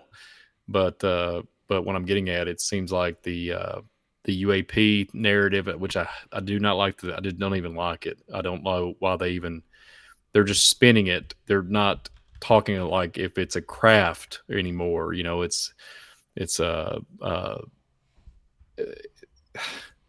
trying to just write that off. And then like tonight, this stuff would, a lot of people would be like, Brian, damn, this is insane. What do you mean? Well, the only thing that we haven't done tonight is, literally got the big milk truck, backed it up, beep, beep, beep, and had the big skull wrapped out of the back, get a dolly and haul it in to either my place or where Dan is right now and roll it up and put it behind us. You know what I'm saying? But then they say got styrofoam. That's a prop, from a movie set. But it's just interesting. It's interesting to say the least. And I'm glad for everybody to be here. That's what it was, Dan. This is really important. So biblical narrative. I didn't make a slide, Dan. I have an old slide of Genesis 6. Genesis 6. They took the sons of God took daughters as they chose, and they bore giants. Yes, once you understand what the giant narrative is, you can. We get to that mindset sometimes we're like, oh, yeah, it's giants. Like, everything's giant. Like, if you see, like an alien narrative, there was a bunch of there was 36 tribes of giants. So, yeah, that's legitimately true. But then there's other things. The book, Dan, you mentioned the book of Enoch earlier. The sons of God also mated with other things, other creatures, animals, etc. And there's all kinds of hybridization creatures. And they might be literally 5 foot tall, and whatever. You can get into the grays, you can get into the. Then you have the small ones, like that's where the thing of fairies came from. The little people. Yeah, and you can't. So we can't we think giants, but then there's all kinds of other things that's being manipulated through too. So there's all kinds of offsets of. That's when you get into the whole narrative when they keep finding species of different, so-called alien creatures. Oh, that's what I was going to say, Dan, too. Real quick, I got it. I did hear a narrative a couple years ago that the reason why you was talking about guns and stuff like that, and I mentioned this too on the last broadcast, I think, or a couple broadcasts prior when we did a giant show. That these when they show themselves, they want to. It's like the gun narrative and everything, right? It's almost like they're wanting us to buy more, buy more. But the thing that I heard was some type of thing with like a CIA narrative or something, and it was weird that they was trying to get rid of all that because these things was going to come up upon the earth. So they was tying it in with biblical narrative. When they're talking about fearing the thing, men's hearts will fail them for looking after the things come upon the earth. And this gentleman was talking about, they was trying to take away the guns because these beings, these giants, etc., was going to come out of the earth, and that was going to be, the way that we defend ourselves. And these things is going to have like a buffet, basically. That's that, and it was kind of weird. It was a very interesting narrative, but I just want to throw it in the broadcast here. It makes you wonder. It makes you wonder really what's going on with that. And that was like 2 or 3 years. Like 2 years ago, I think that was I heard that, and I thought it was just interesting to bring up in the broadcast. But yeah, anyways, Dan, I'm ready, man. If you want to pop off some calls, man. Before we do that, I want to point out too, because to lay this out here. All right. So we talked about the education system, right? Why don't we hear this in the schools? How come we don't talk about this in college? Well, here's why. Well, this gentleman here, he was born in 1940. He died in 93, but Frank Vincent Zappa, he was a very famous musician. So if you knew anything about music, you know who Frank Zappa is, right? So anyway, toward his end years, you got to understand too, a lot of these musicians, right? If you hear these old songs and some of the, the rock songs, like Megadeth, okay, Dave Mustaine and all that. Dave Mustaine was part of Metallica, right? The band Metallica. He wanted to start writing songs to expose the New World Order. They didn't want to go down that route. So he created Megadeth, right? And these songs, he's writing about real stuff, right? And I think it's the Doors are singing a song, Leave the Children Alone. Is that them? I think so. Who's that? The Doors are... You know that song that say, hey, teachers, leave them children alone? It's an old song in the 60s to 70s, right? They were expressing something about the public indoctrination. Now, these musicians, right? Yeah, what they did on stage is entertainment. Yeah, they got into drugs and all that. We got to do a show on that, man. It's crazy. A lot of them sold out to the occult. They sold themselves for rock and roll. Then a lot of them did afterwards realize they did something stupid and they came to Jesus Christ. So keep that in mind. But this guy, Frank Zappa, right? Very well smart what's going on in the world, right? He tried to warn people about the education system. So there's a video here of Frank Zappa talking about schools train people to be ignorant in style. So this is very relevant to everything we're talking about. So let me play this real quick here. Schools Oh, it's Pink Floyd. Hey, teachers, leave the kids alone. All right, good. Yeah. train people to be ignorant with style. They give you the equipment that you need to be a function. Schools train people to be ignorant with style. They give you the equipment that you need to be a functional ignoramus. American schools do not equip you to deal with things like logic. They don't give you the criteria by which to judge between good and bad in any medium or format. And they prepare you to be a usable victim for a military-industrial complex that needs manpower. As long as you're just smart enough to do a job and just dumb enough to swallow what they feed you, you're going to be all right. But if you go beyond that, you're going to have these grave doubts that give you stomach problems, headaches, make you want to go out and do something else. What's the alternative for the parent who would agree with you? Well, remember that the school isn't the only place that a child gets educated. If you realize that the schools are doing damage, and I believe this, I believe that schools do a lot of damage to kids, then you should do what you can at home to help give them something to counteract what's happening to them at school. You mean encourage creativity? Encourage them to read things other than what the school gives them. Encourage them to watch things on television other than cartoons, because I don't believe that television is all bad, and some things that are on are very useful. And give them some support. Let them feel that you as a parent want them to be smart, not just to be successful, not just to be a nice little person, that you want them to develop their thinking apparatus. So that was Frank Zappa, man. And thank you in the chat room. Who was it? It was MC Peculiar. Pink Floyd, Another Brick in the Wall. That's the name of that song we talked about. But yeah, Frank Zappa, the musician here, warning people about the education system. And if you notice too, a lot of these rock bands, if you listen to their songs, just read the lyrics. Don't listen to the songs. Read the lyrics. They're warning you. And the songs are warning you what's going on in the world. You know what I mean? And a lot of people just smoke pot to it and, jammed out to it and had no idea what the lyrics are about. And they try to portray a serious message. Like George Carlin, right? That stand-up comedian. He had a filthy mouth, don't get me wrong, whatever. But he's sitting there telling you what's going on in the world. People are laughing. This guy's great. He's not being funny. He wasn't trying to be funny. He was trying to tell you what's going on in the world. It's a big club and you're not part of it and all that stuff. And, for a while he was out there bashing God. I didn't like that at all, But he was warning you about real stuff in the world. The education system too, how the government's like ramming it on you, you know what I mean? All that stuff. And people are laughing at it, or like people listen to these guys' music, but not right. Let's look at the lyrics. Let's look what he's really saying. They were given warnings ahead of time. They were whistleblowing through the media, you know what I mean? The music and all that stuff. And if you listen to the interviews with these musicians, right? They said, literally, not a joke. I sold my soul to the devil. I did. And that's how I became famous. I mean, we're going to do a show on that. I sold my soul for rock and roll. I can't wait to do that again. about there's a lot of people who died at the age of 26. It's kind of weird. All these musicians, Jimi Hendrix and all that stuff. I think it's 26 or 29, whatever it was. But yeah, they all have the same story. They couldn't play in a bar room without getting kicked out.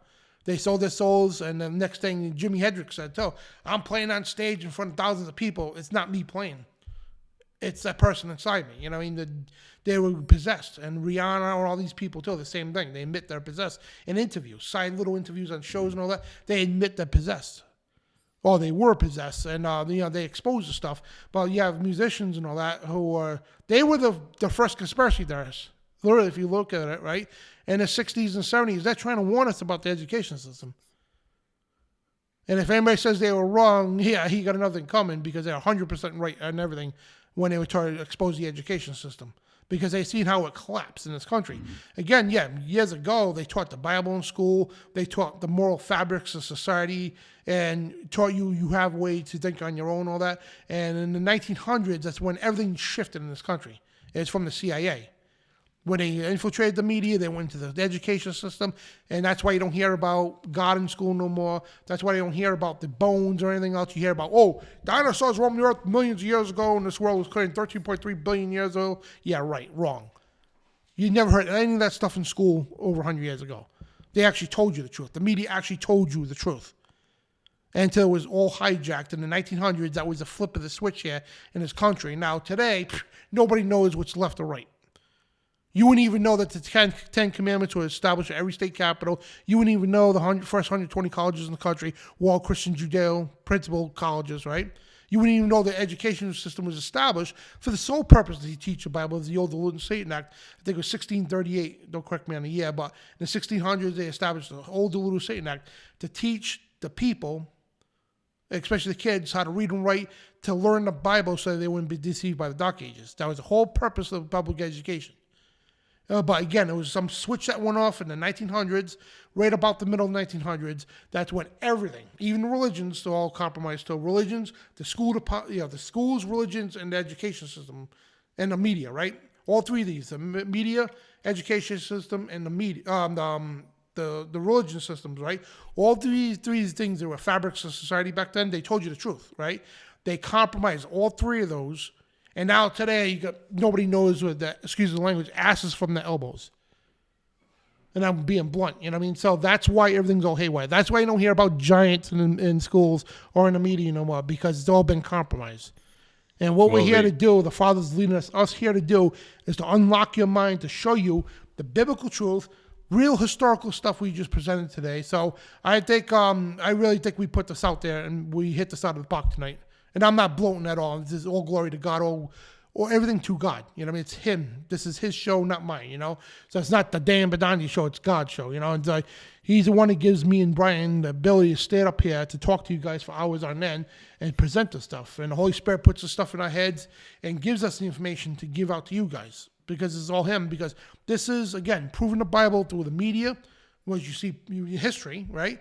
The Bible could be proven through history and what's going to happen, right? History and prophecy. And we just presented that today. And we didn't present one Bible verse today, except for Genesis 6, right? We didn't show you one Bible verse today. We showed you historical stuff, and all the other shows we present tons and tons of Bible verses. But today was proving the point that if you took the Bible aside, which we don't like to do anyway, but we took the Bible aside for a day, right? And to show you all the history, the media, and everything else to prove what the Bible says. So I hope and pray that people actually now understand, yes, there were giants in the earth in those days and also after that. So I'm done here. So if you want to throw anything else, Brian, we'll go to phone calls. Well, I just want to throw in too, you was talking about the musicians.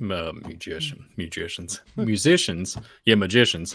Musicians, talking about they sold their soul and everything. I mean, just think about the giants that passed away, their embodied spirits. Just think about it. There's another component here. We have a passenger that's taken over the driver's seat in all these cases. So these people are literally admitting it. And that's what, and that's why they're talking about there's another person in them and all this stuff. It's literally the giants have embodied these people, right? It's insane, right, Dan? I mean, it's wild stuff. So yeah, I just want to chime in there. Yeah, it's been a blessing. Hit that like button, subscribe to the Dan Bidondi Show, and then subscribe to Visual Disturbance. We appreciate all you all. And Dan, the favorite part of the night, because I know there's a ton of people in here that want to call. We got newcomers. Chime in, call the Dan Bidondi show tonight, and Dan's going to throw up the phone number here in a minute. And we're very blessed. Me and Dan's very blessed to have you all call in. So, absolutely. So, guys, just little rules here for us, right? Call in. Don't talk about elections. Don't talk about jabs. Just leave that stuff out of it, right? Just try to stick to the subject, but if you want to talk about something else too, spiritual warfare stuff, absolutely throw it out there. You got a testimony, even has nothing to do with this, talk about it. You want to ask questions about this, do that. And do me a favor, please, all right? Please pay attention to this because some people don't. Not to sound like a jerk, but when you call, right, if you hear a ring, then it doesn't ring no more, and we just deny the call, don't keep calling back because what happens when you call, the number comes on the screen. If somebody's on the phone, right, and you call in, it interrupts the phone call. So basically, I'll hit end call. I'll deny the call, right? But I'll see your number on the screen. So what I'll do is I'll call you back. As soon as that person gets off the air, in order, I'll call you back, all right? So please, if you call and you get the phone call denied, just be patient. I'll call you back, please. So make sure you pay attention to that because we had this one guy just kept calling over and over and over and over again. And I tried to explain to him several times. I don't want to keep doing that, So, just be patient, and when you hear somebody on the line, just if you want to call quick, yeah. But, you get the point here. So the number right there is up on the screen and also in the chat room. It's 512-547-1776. So if you guys want to give us a call, and if you don't want to call, in the comment section, the live chat going on right now, if you're watching the show, go on YouTube, log on the YouTube channel, create a account. It's real easy to do. It will take seconds. And you could participate in a live chat going on. And if you want to ask a question, please put them all in caps. So if you want to ask a question or comment to us, put it all in capital letters. This way it stands out to us and we'll get to it. So, there's the phone lines up. And I know Tim, brother Tim, wanted to call and talk about this ministry, I guess. I forgot the guy's name. But, yeah, if you want to call, make that brief because we're going to have a show on that, probably next Wednesday. So we're going to talk a bit about that. So if you call Tim, just give the gist about the one people about this guy here, because what this guy's doing is not right, really. It's Jerry, Jerry Tony. He's running the ministry there. So, yeah, all right. So I'll wait for him to call. Yeah, thank you, guys. So, let's see.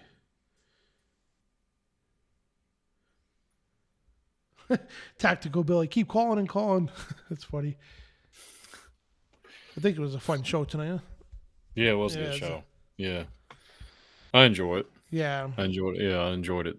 Yeah. We could have kept going. We have so much more links and articles. And Kent Hovind, he's a creationist, right? He used to be evolutionist creationist. But before the internet, right, he went around gathering newspaper clippings from all over the world because he went all over the world. And newspaper clippings from all over the world. He's got tons of boxes full of newspaper clippings of these, the stuff we showed you tonight. The actual newspapers and everything else. So it's crazy. And I want to try to get him on the air. He doesn't believe in biblical cosmology, but still. It's Brother Tim. Woo! Woo! How goes it, guys? What's going on, brother? Let me tell you, this was a giant show tonight you guys put on. A giant show, yeah. Yeah, it's cool. Hey, do you ever watch the Mud Fossil University guy? He does a lot of work on giants and how they're mountaintops and stuff like that. I never did, no. I've seen it. It's a lot of interesting stuff. He can look, and show you the rocks where what the dried blood looks like, and veins and capillaries and lungs. It's all like right there. Wow. It's pretty much undeniable. But what did Jesus say? The rocks will cry out. Archaeology has proven the Bible every single time. Exactly. But anyway, good show. And did you want to talk about that? Because I know you wanted to warn people about this guy, Jerry Tony. Jerry Tony. Yeah. Well, I gave Valerie all the links and stuff. And if anybody wants to look at mine and other people's experiences of him, and I was thinking about it, let's pray for the guy. Let's don't get mad and like hate them or judge them, because I was thinking about it. You know, I'm no better than him. I would never do that to people because that's not my sin. My sins are different. I'm wired differently. We all have, a lot of us have same common sins. A lot of us have different sins. One person, oh, how could you do that? I'd never do that. Well, yours might not be lust. Yours might not be murder. Yours might not be theft or covetousness or whatever, adultery. But everybody's got something. You were born.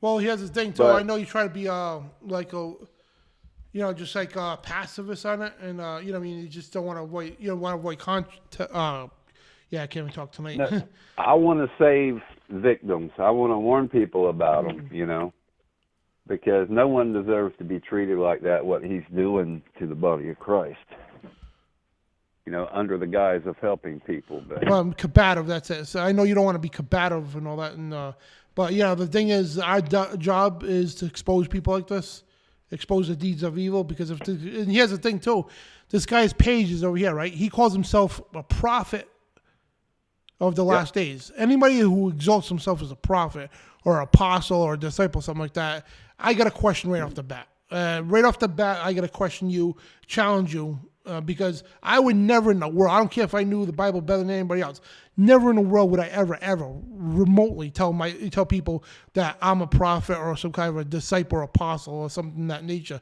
So for him to say he's a prophet for the end days, that alone should raise a red flag in your head. You know what I mean? And well, Dan, he worked up to that. Now, like someone showed, in his first video, he said, "No, I'm not a pastor. I'm a watchman." Right? Yep. Well, what's a watchman? Okay, so he reads the Bible and then watches the news, I guess, and stuff. Then he started calling himself Pastor Jerry, and then it went to prophet, and a bunch of people left because he's calling himself prophet, and I even asked him, so you're not supposed to have titles and all, but now he's changed everything to a repentance call. Oh, yeah, I see that. Yeah, yep. He'll go forward and backwards. He'll shuck and jive, and he'll squeeze back into where he needs to be for people to accept them and send them money. Whatever it takes. What do you need to see? Because, baby, that's what he'll be. Yeah, it's him on screen there. So I watched that video there. You guys sent me that video of Jerry Tony's True Colors. From the one kicking that lady out? Yeah. And wasn't that disgusting? And she got off light. That was an easy, calm day for him, I think. Wow. So you were out there. So explain the story. What happened? You end up moving out there? Right. I was trying to get there for like 2 years. Now, for some reason, I didn't have the discernment to see, this is Father trying to keep me from going, not the devil. I'm not, hindsight 2020. But it took for 2 years, and I kept talking with this man, and I was asking him questions for 2 years, and, he kind of stayed stable and consistent in everything he said. So, to bring people up to speed, what he's talking about is this guy, Jerry Tony here, he's got a large, sizable piece of property in Texas. So he told everybody, come move out here. We have a Christian community, our own church, our own community. Bring your RVs on tents out here, and you pay a little bit of rent and stay on the property. And basically, it's a Christian community to come live out here. And so he kept telling Brother Tim, because Brother Tim's been watching the show for years since it started, right? And we, over the years, he was telling us what was going on, but he was saving up money for months on end to go out to Texas, to drag his RV out there to Texas, and he did that. And so he went out there and tell the rest, Tim. All right, well, no, I didn't have the money to actually get there, so he went to, and it was not only myself, but a woman from California was making her way. People from his channel donated money specifically for our gas. And when I got there, a couple of days later, he comes and says, "Oh, you got to pay the ministry back," meaning him. He gave me a bill of like $630 or whatever when he sent $500, but whatever. And So I had talked to him, and before I left, I said, hey, something happens, you change your mind, we have a falling out or something. Once I get up there, I can't leave. I don't have the money to get there. I'm stuck. He says, oh, don't worry about that, man. Just get here. So I get there, and the deal was I would work around there for my rent till I got a job. Then I'd start paying it. Well, when I got there, that storm blew in. It's like -3 degrees. I get strep throat, then pneumonia. I'm there like 2 weeks, trying to heal. I'm waiting for it to warm up. And then I'm supposed to go build shelves with him once his back's better too. And then we was going to fall back. I was going to fall back and do. Well, he had like 3 parts of a water line needed gluing. Plumber didn't do it. So all of a sudden, one day I get a text out of nowhere. Hadn't talked to him, hadn't discussed anything. We still recuperating, right? I'm thinking everything's fine. I get a text saying, do us both a favor and find someplace else to go. From out of the blue. I'm like, what? So yeah, he said, you haven't added one thing to our lives since you've been here. You haven't fixed nothing. You get out of here. Da, da, da. And so, okay, I'll start working on it. Now, apparently my rent was paid by somebody on that channel, and so was the lady from California's first month. Well, I still had 2 weeks left. He's kicking me out. So, of course, I'm broke, so I'm trying to get I'm begging and borrowing, trying to get money wired to me to get back. Plus, I have a bent axle, and I'm having to buy 5 tires on the way back, which luckily I got them for like $25, $50 at a Mexican used tire places. But anyway, yeah, he told me to go F myself and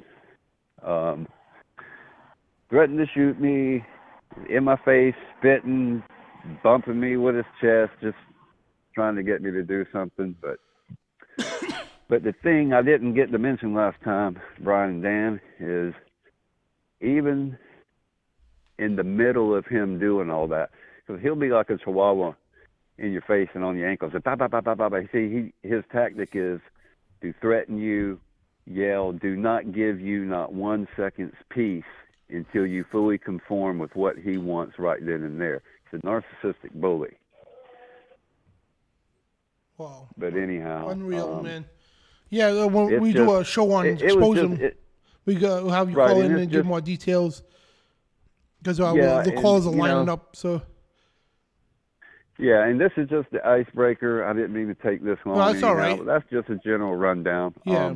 I'll let somebody else get on here and talk. And one more thing is, do not forget. Woo! Woo! All right, guys. Take care, brother. Night. God bless you. Great you show. Too. Thank you. All right, bye. Bye. So yeah, guys, one more final one before we get to this other caller here.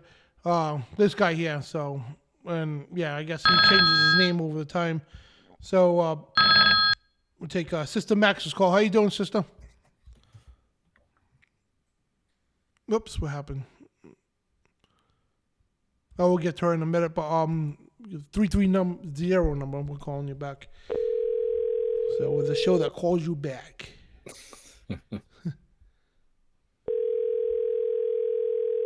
So Sister Max, she'll call let it ring once and hang up. So let me know she called. We'll get back to you, sister.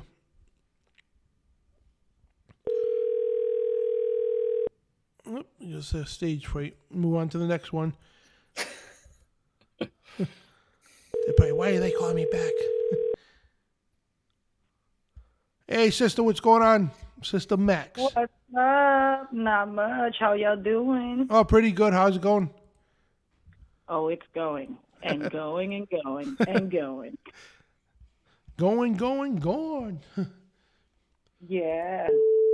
Is Brian there? I can't hear. I'm trying to put my ear to the phone. I'm trying to see if it's working or not. I'm here. I was just gonna let you talk.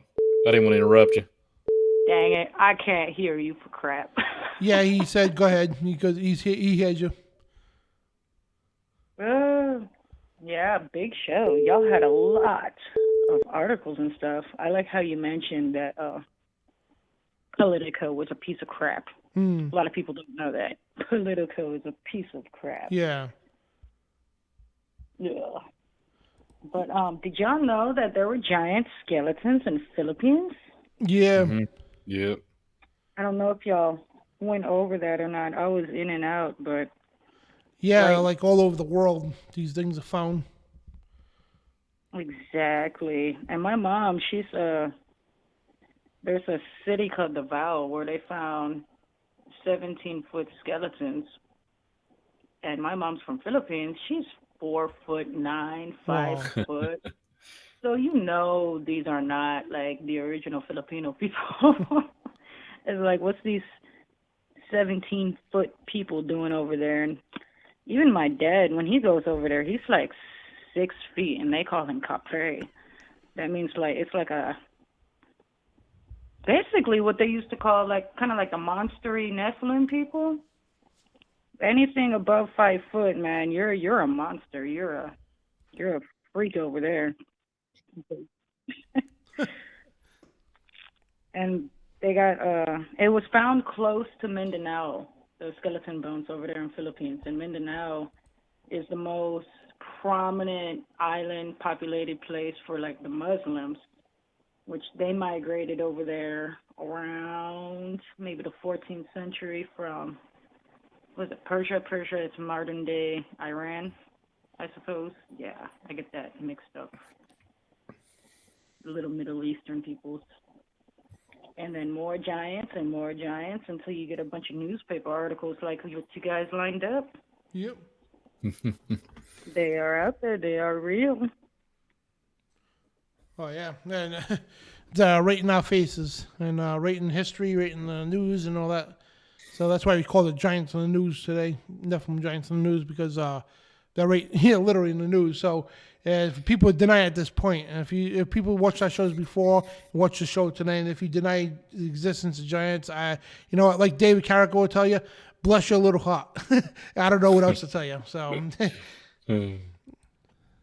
David Carrico, he's up there, more up northish. Where are they at? Indiana or whatever? Yep. That's saying, bless your little heart. He sounds like a good old little southern man. Yeah. But Yeah, I love David. He's awesome. he's cool. Yeah. And I wanted to say something. I don't know if I should or not. About Tim and his experience with that fraudulent puppet master. Yeah, go for it. I'm not going to tell him what to do, but I'll say my experience, and I could see why he chose B, which is good, the bigger, better person. I don't know if I would have, I don't know what I would have done, honestly, at this point.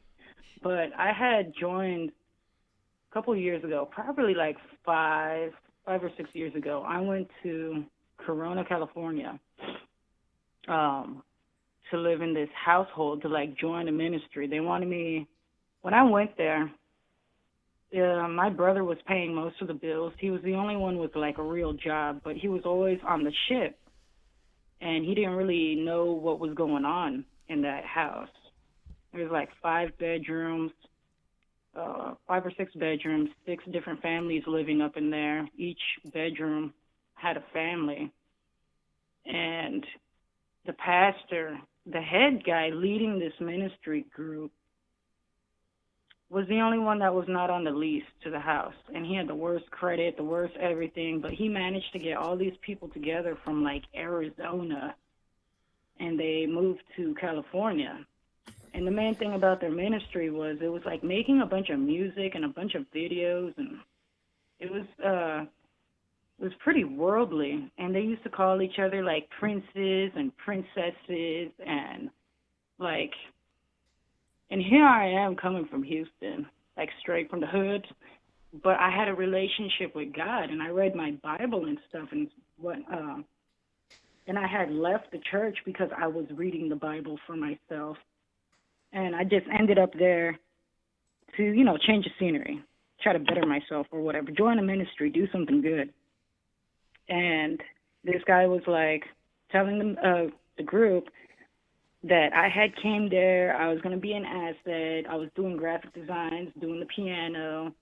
And once I figured they were a bunch of BS, like I quit going to morning worship services, stopped going to their little Bible studies because they were telling crap all out of context. And there were times where they had like group meetings and like 16 of them would be questioning me about the Bible and my knowledge and all that. And God was good because I was reading the Bible, but this isn't too long after I was just,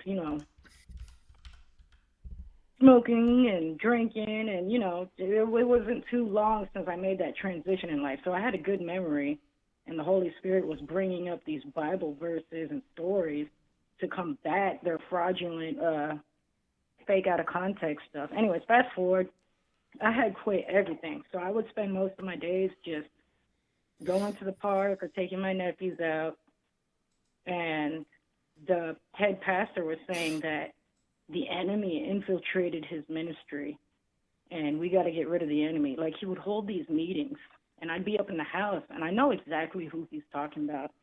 I was like, this dude. I was like, whatever. One day I was at the park. I get a phone call from my brother's wife, and she's like, the pastor hit his wife. Max, you gotta come. And I was like, why y'all calling me? Y'all don't even like me. Remember, I'm that ghetto business from. So I was like, okay, fine. I went up over there. Like, I ran from the park to the house just to make sure, because that's all I heard. Like, my nephew in the back screaming. I didn't know if this dude was going crazy all up in the house or not. I went up, got into the house. I saw the wife downstairs by the door, and she had a busted lip. And everyone else was hanging out downstairs. I was like, well, where'd the pastor do that? Where your husband at? And she's like, oh, he's in the room. I was like, well, tell him get his down here. And it's like, no, sister, no. I already forgave him. We're going to do this, the godly way. We love each other. It was a mistake. And I'm looking at her face. I'm like, dude, you still have fresh blood, like, coming out of that lip as we speak. And you already forgave his, And I was supposed to be the most ghetto, vile thing. And the accuser was the one doing that crap, and I don't know. I called him out. I told him if he wanted to put his hands on a female, then come on down, and, he didn't. He wouldn't. And I was festering in that house all night, just pissed off that I had to stay in the same building as him. And I called the police. I never called the police at that point.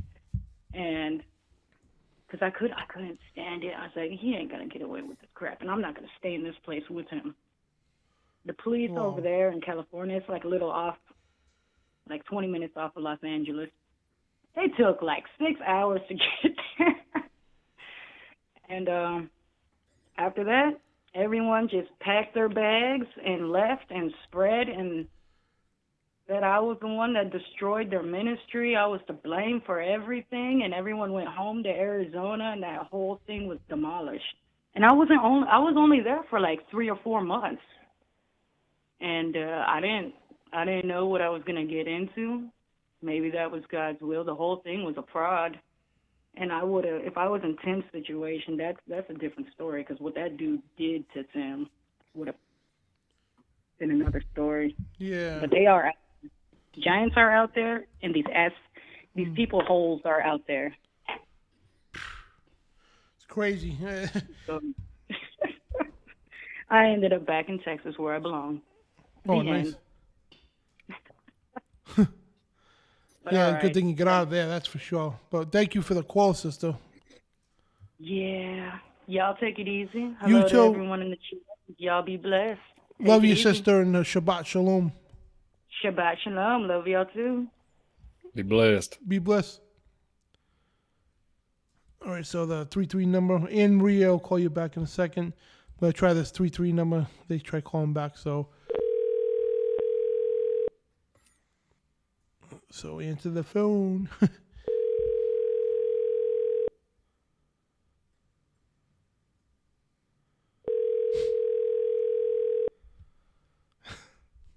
It's funny, they just called 3 times. And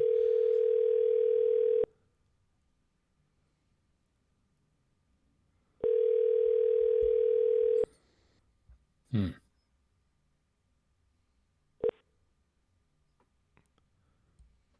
Please leave your. I'm not gonna play phone tag. So calling Anne Marie back.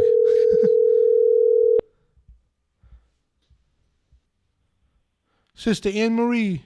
YOLO, what can I do for you, damn Bidondi? You are live. Don't throw no BDMM at me, broken down milkman. Don't throw nothing at me, boy. That's your new Hey, crib Marie. number. BDMM, broken down milkman. Can you hear me? You can? What is it? And throwing heaters out the windows again. Right. Can you hear me now? Yep, we can hear you. Okay. Jason wanted to know if you were throwing heaters around again, but No, Jason throws heaters at me. He's Jason the Heater Man. Well, I call him Jason. Since I'm your mammy, he'd be my son. So, I can barely hear you. Am I clear enough? no, yep, yeah, loud and clear. Okay, thank you. I just want to mention a few quick things because I know it's been a long night for you, but does the name Norma Jean Mortensen ring a bell with anybody? No. Marilyn Monroe. Oh, Does yeah. anybody know that she had a high insecurity because she had 6 toes on each feet? Did she? Yeah, Yes, I've heard when I this got before. the picture of it, I'll send it to you. Huh. Let me look that up. Yep. That's- She went and had one a toe. She actually had the big toe, and then she had a total of 6. And she went and had them surgically removed because so she couldn't fit into the white slippers with the white dress and do that until she had her little pinky extras. But she had 6 toes on each feet. Not on her hands, but on her feet. I thought that was interesting. And of course, Snopes.com, I'm looking up now. Of course, it's like, oh, that's false. You know, don't ever listen to anything Snopes has to say or these so-called fact checkers. Okay. Yeah. So yeah, I believe it. You know what I mean? I know he's gonna just make that up. There's actually Yeah. pictures right there too. Like so. Yeah, she was red-headed, red brunette-headed at the time. That's before she became Marilyn Monroe. Yep. And it was a YouTube channel about Marilyn. It was a short, and it was about Marilyn Monroe's insecurities. And she had, you know, everybody has insecurities, but when they pan down to her feet, I did a snapshot off the TV, and it shows she has 6 toes.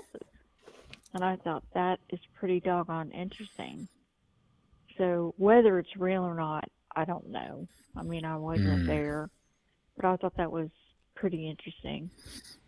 That is I don't interesting. know. Why would somebody do that anyways? Yeah, as I'm looking at thing, weird facts on famous people, and it shows 6 toes right there. Yeah.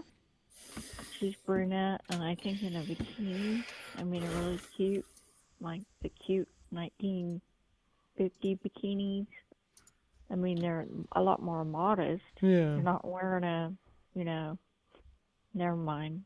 Oh yeah, her right there is a picture right here, and like Yeah, you're not wearing dental floss up your butt. yeah, it shows a picture of her. Like it looks like regular shorts and a regular top. And back then that was revealing, but today that covers more than most girls wear on the beach. Oh gosh, yeah. Oh gosh, yeah. So I thought that was interesting. Yeah. Since you've got the picture, I won't send it to you, but I zoomed in on it and I was like, oh, that's interesting. So maybe she had a little Nephilim going on in her. I don't know. Not real sure about that. And there's 3 things. So that was number 1. Number 2 is I'll keep this one short, and then we'll go into a ministry that's a false ministry. that you can look up real quick and that you can do on your show if you choose to, because it's they got me about 3 years ago, and I got back out. But the praise report is my spiritual daughter called me last night crying, weeping, called me again today, and I said, I'm at work, I can't call you. She goes, I need you to call me. Pray for my puppy, my dog, Kokomo, a little Chihuahua. He's 14 years old. She goes, I have him on my chest, and he's dying. And they didn't have enough money to take him to the vet, and her husband came in and said he's gone. And she says, I've had him since she was a young girl, and she says, I didn't want to let him go. And she said, would you pray with me? And I said, sure. And we prayed over him, and about an hour later, she called me back, and she goes, he's alive. She goes, he's alive. And I go, is his tongue pink? She goes, yeah, he's standing up, and he's eating and drinking. She goes, he just woke up. He goes, he was pale. He wasn't breathing. He was dead. She says, I didn't want to let him go. I had him in a little blanket, and I just kept praying over him, saying, Jesus, you can do anything. And this young lady has such faith that her husband got angry with her and said, you're crazy. And she said, Jesus can do anything. And so she called me back, and she says, he's alive, he's alive, he's alive, he's alive. And I said, are you kidding me? And I said, make sure he's hydrated, get him some Pedialyte mixed with Gatorade, and just watch him and everything. And he barked over the phone on me. And so that's a praise report, because she said he was just not breathing, and they didn't know what to do, and she was freaking out. And then I'm like, well, he is 14, so in dog years, that's a pretty old dog. But she said he came back to life. So I thought that's fascinating. I thought, wow. I thought that's a wonderful praise report. Can I share it tonight? And she said, sure. So then there's that, but there's this church I would like for you to look up if you don't mind. It's called Truth and Love Ministries, Nashville, Tennessee. Gina Guy Warren, Warren, and the WAR is capitalized. Truth and Love Ministries, Nashville. Oh, nice. So we can expose them. You can see that she says she's a prophetess, and she's the pastor. I'm sorry, what was the website again? Truth and Love Ministries in Nashville, Tennessee. It's under Gina, Gina, Guy, Guy, Warren, capital WAR, lowercase REN. Truth in, not in love, but in the letter N, Truth in Love Ministries. Oh, it says Truth and Love Ministries, spreading God's love in our online world. Right. Now, she says she's a prophetess, and she's a seer. Oh, God. And she takes the lead, and Mario Murillo gave her mantle. Well, I rebuked Mario Murillo long time ago, and I didn't realize that he supposedly gave her his mantle. First of all, that's out of order. That's out of God's order. Women are to remain silent and then go ask their husbands if they have a question. And then he is a very babe in Christ. And they are Seven Mountains Dominionists. And she hid that from me for a long time, but I did some deep digging on her. And you said it's Gina what? I'm sorry? They're Seven Mountain Dominionists. Tell me, Gina what? What her name? Gina Guy, like a guy, Guy. Okay, all right. Truthandloveministries.org. Because it's a truthandloveministries.com. It's somebody else. So it's the .org website. Right. They may have several. They have one in Brentwood. They have one in Nashville. And they're like... Is it Guy Warren? I'm sorry. Mm-hmm. Yeah. And Brian Warren. Gina. Yep, and, that's him. That's him right there. Yep. Right. And she wrote a book, The Way of the Warrior. And where are all the warriors? And I bought the book, and I bought it for a couple of friends of mine. And there's some good information there about nutrition, but it's all jacked up. And I tore it up and I burned it. And I called my two friends that I bought them for. And I repented, and I told them that I was sorry and don't read it. And because at the end of it, they're trying to sell a product. They're trying to sell Azija, which is a health product, a health drink, to get you to come in. And they're training, and they say, we'll kick ass in Jesus' name. and we'll fly to you, and we'll train you and get you fit just for a small fee of $600. And I'm like, Small really? fee? Oh. Yeah, really? Yeah, per person. Wow. And this is before 2019. So I'm like, really?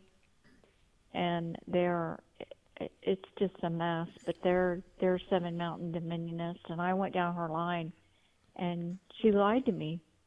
And she messaged me. I'm not on Messenger, Brian, but I'm going to load it up one time just to get your information and then dump it again because it takes up too much room on my phone.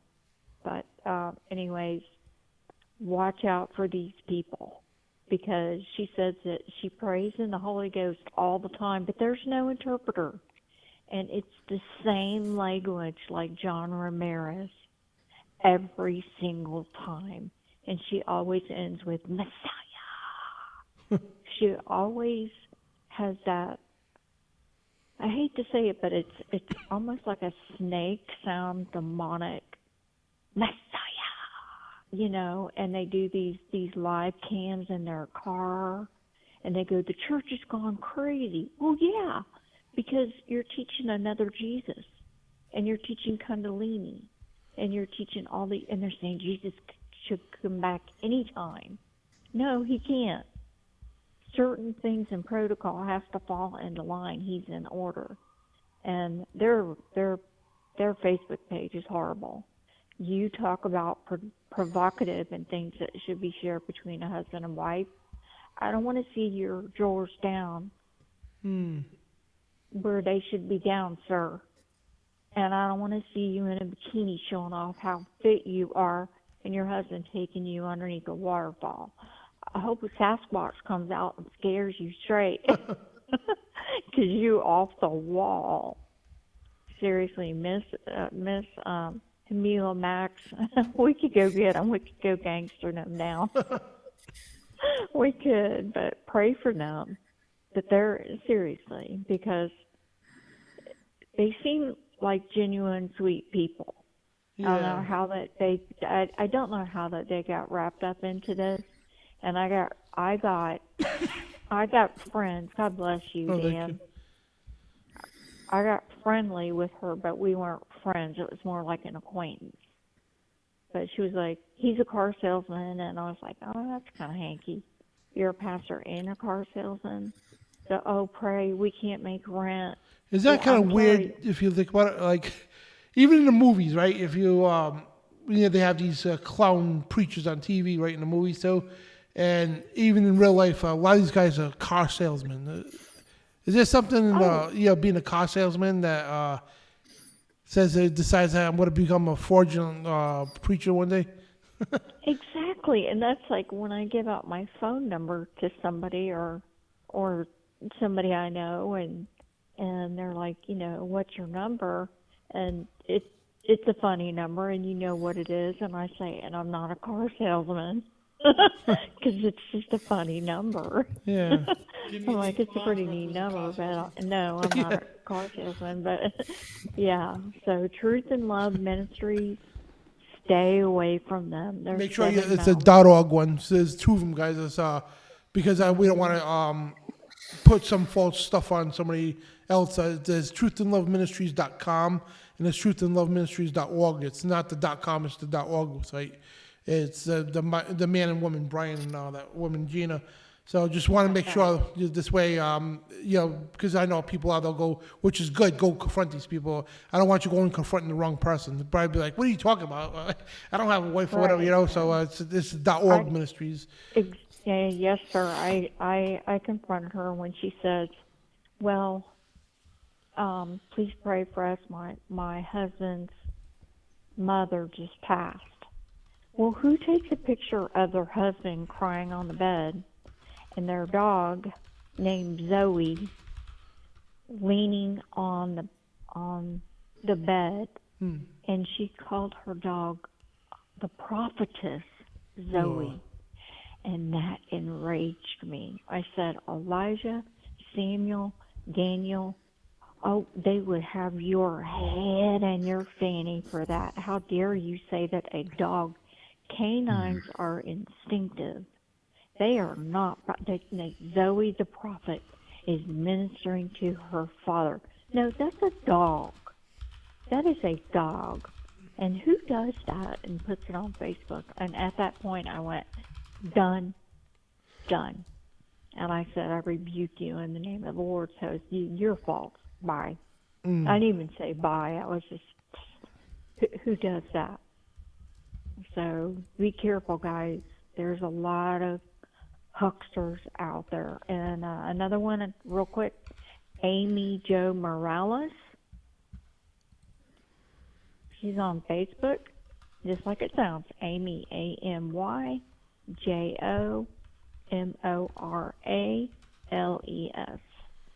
She's just on Facebook. Y'all, do not go near her. She is a wicked witch. She's the one that sent me the anointing oil with the gold in it and said she blessed me, and then all these paranormal things started happening in my home. Don't go near her.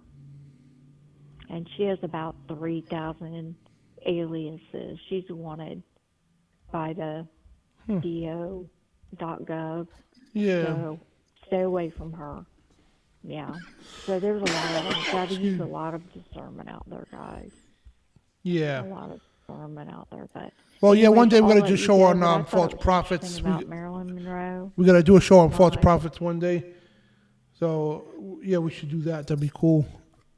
You should. And Peter Popoff, he's still doing his thing. Yeah. Peter Popoff's still doing his thing, and man, they're just all out there, and it's just like one question: where did Jesse Duplantis go? I don't see him anymore I don't know. at all.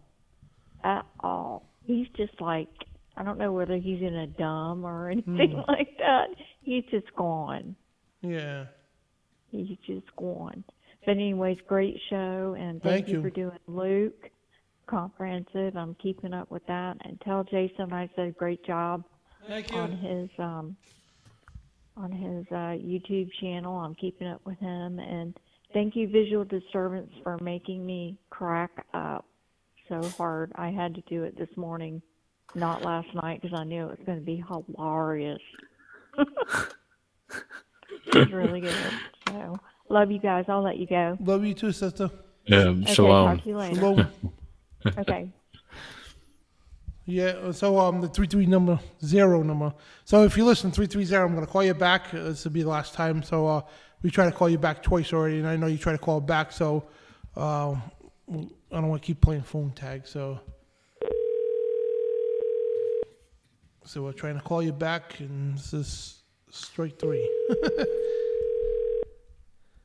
Sorry, I just don't want to take up the show calling people back and they don't answer.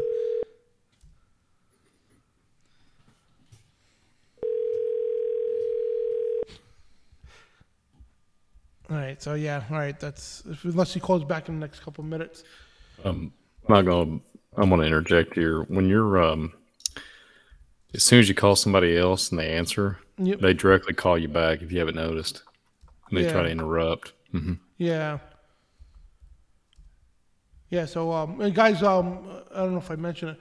We got a donation page, so the link's in the chat room if you want to donate towards this ministry. It helps out a lot, a great deal. So there's a 330 number. So 330, you're on here. What's your name? Hi, my name is Mike. Hey, Mike, what's up, man? Okay. Yep, you're on. Yeah, how's it going? Good. How are you? Hey, I'm sorry about that. Jeez. No, that's all. No worries, man. I really liked your show tonight. I listened to it, and I wanted to say hi, Dan, hi, Jason, and hi, Brian. Hello. And that Shalom. was interesting about the Giants. Everybody needs Jesus, and all of the Bible's true, and evolution is a lie. And the Smithsonian comes in, and they take the evidence and hide it. Yep. So, wow. Yep, that's what they do, or the Historical Society of your state. I think they run all the museums and stuff, Yep. most of them. So, wow. But, yeah, that was really interesting. So Yeah, they thank you, found giants all over the world. Yeah. So they probably try to cover that up so people won't believe the Bible. I remember Kent Hovind long before the internet, and when we had the old VHS tapes. Kent Hovind, was going on broadcast and all that to try to tell people that, thousands of clippings from actual newspapers of giants from all over the world, and long before the internet, he's trying to warn people about that. And now today, because of the internet, you can find this stuff. You can go to the newspaper archives, the newspaper companies, and look it up for yourself. But yeah, they try their best so much to cover it up. Then they'll come out with disinformation shows like on History Channel. Oh, the lost giants, and just to get you to tune in, then they'll try to finagle it. So in the end of the show, you think, all right, it's just a rumor. It's not real. And, they'll leave you a question. That's it.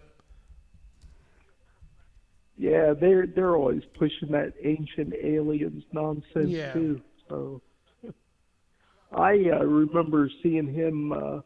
I've been watching him for a couple of years, Ken Hovind. Yep. And my cousin, he was at Kent State University, and she was out there sitting at his table, and none of the professors would debate him.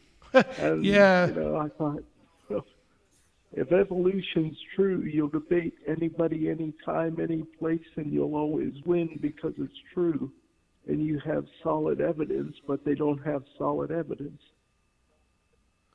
So Yeah, that's he why was they awesome. wouldn't debate him. He used to he actually had a pool going for a while. I forgot how much it was. It was a lot of money in the pool. That if somebody could out debate him, proving evolution, he would give him the reward money. And every time he went to a debate, most of the time he was scheduled for a debate. He went to the debate, so the professor in the end would end up having the students debate him instead of him because they were afraid to confront him. And Ken Hovind, he was just ripped these evolutionists apart. Yeah, hide behind your students. That's a real brave professor. Yeah. So, Well, that's why the college, they know they teach lies, and the thing is they'll use these big, long scientific words that I couldn't even pronounce to save my life. They'll use that as a disguise of, I'm more educated than you. Well, you're more educated because you could pronounce a word that's 26 characters long. That doesn't mean nothing. And that's just made up projection. That's all it is. So talk to him. He was an archaeologist, Absolutely. and he was doing the Bible ain't true bit, and I kind of backed off. I didn't really. And now that I think about it, I thought, look, dude, if you stand on the Bible, you can debate anybody anytime, and you'll always win. And it doesn't matter if they're college educated and they got degrees from A to Z. Who cares? Mhm. You can't be intimidated by these goofs. Educated idiots. Yeah. Exactly. Like that guy Zappa said, they're just ignorant,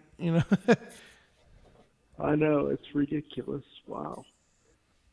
Hey, if you get a chance to, there's a thing I've been listening to. It's called Sling and Stone. It's a Christian channel. Yep. And he was talking about giants in the Solomon Islands. Mm-hmm. Nice. And, yeah, how the Japanese soldiers even faced them in World War II. And the giants would actually come out and eat people. Yeah. So, and they said something too about the Japanese infantrymen were afraid of them and their bullets had no effect.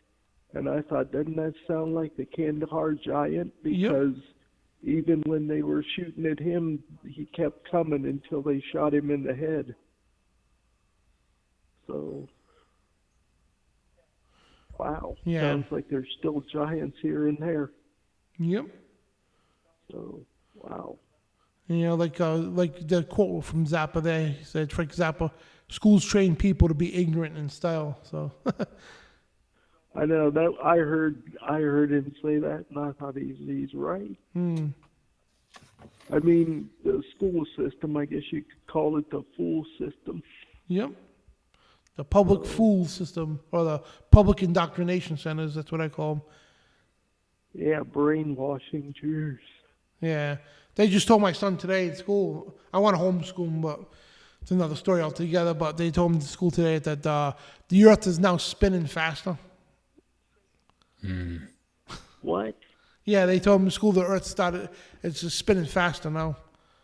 That's why the days How go do by. they even know it's spinning? Yeah. I mean, I may even come around to the flat earth thing. I thought, look, whatever the Bible says is true. Yeah. You were wrong about once saved, always saved. Yep. So you could be wrong. Maybe the earth is flat. Mm. You can trust the Bible. You can't trust NASA. Exactly. I wouldn't trust NASA, I was going to say, as far as I could throw them, but I wouldn't trust them at all, to tell you the truth. L.A. Marzulli talked about NASA, and he said it stands for never a straight answer. Yeah, that's a good point. So, but wow, I could pray with you guys before I jump off here. That's thank cool. you. Yeah, be blessed. Sweet. God, please help Dan and help his brother Jason with his new channel. And God, please be with Brian and help him with his eyesight issues. And just touch and heal his back. And I wrote something in the live chat. I said, Brian, just keep hanging in there like a hair on a biscuit. So, and love you guys, and I'll talk to you later. God bless. You too. God bless you, and thank you for the phone call. Thank you. God bless you Thank too. you. Bye. Bye. Bye-bye. He said he loves you like hair on a biscuit. Yeah, it's a blessing. Thank you for calling in. We got to get those T-shirts made, the mugs, hair on a biscuit, with Brian Reese. Oh, man. Yeah, I think, yeah, pray. In stores now, Hairy Biscuits.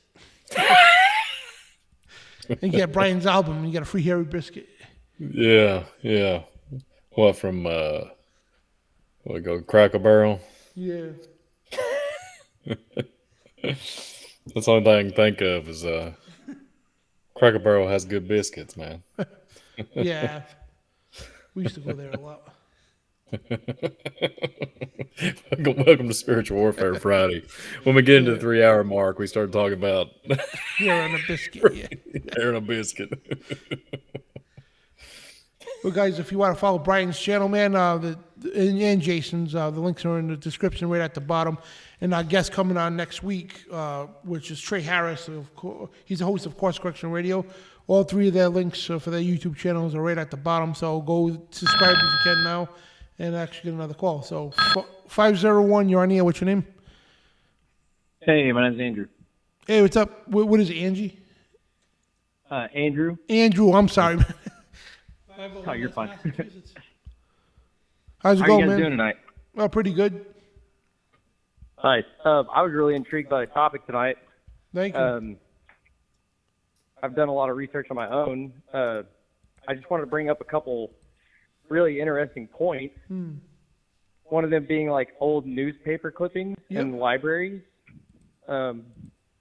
People are finding historical, newspaper events from scanning these old library records, and they're finding more and more examples of old bones that were discovered that were tested at the time, and this was suppressed through the Smithsonian suppression. And, I'm just aligning with the theory that the Smithsonian isn't allowing this information to get out. But you're getting this kind of stack up of information that doesn't seem to have been quite scrubbed out of the records, and seeing it becoming more of a mainstream topic now. And we all know, I think you guys, sure you covered it in the video. I haven't actually watched the whole live stream tonight, but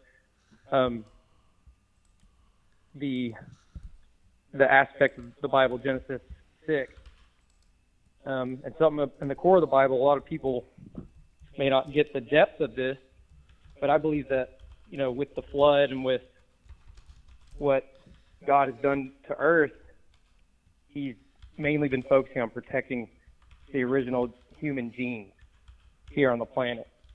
And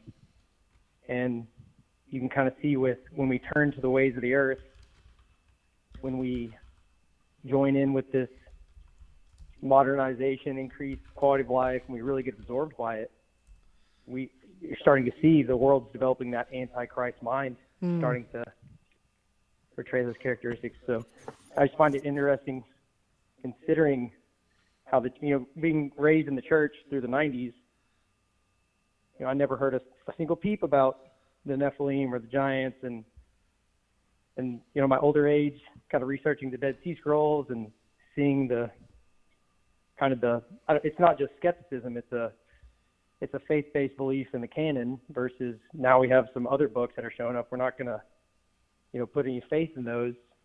But if you look into the Dead Sea Scrolls, you look into some of these texts that reference, there are links that directly correlate with the Bible. The story of David's fight with Goliath, why Goliath was so weak, because God had changed the conditions of the planet to allow him to win that battle.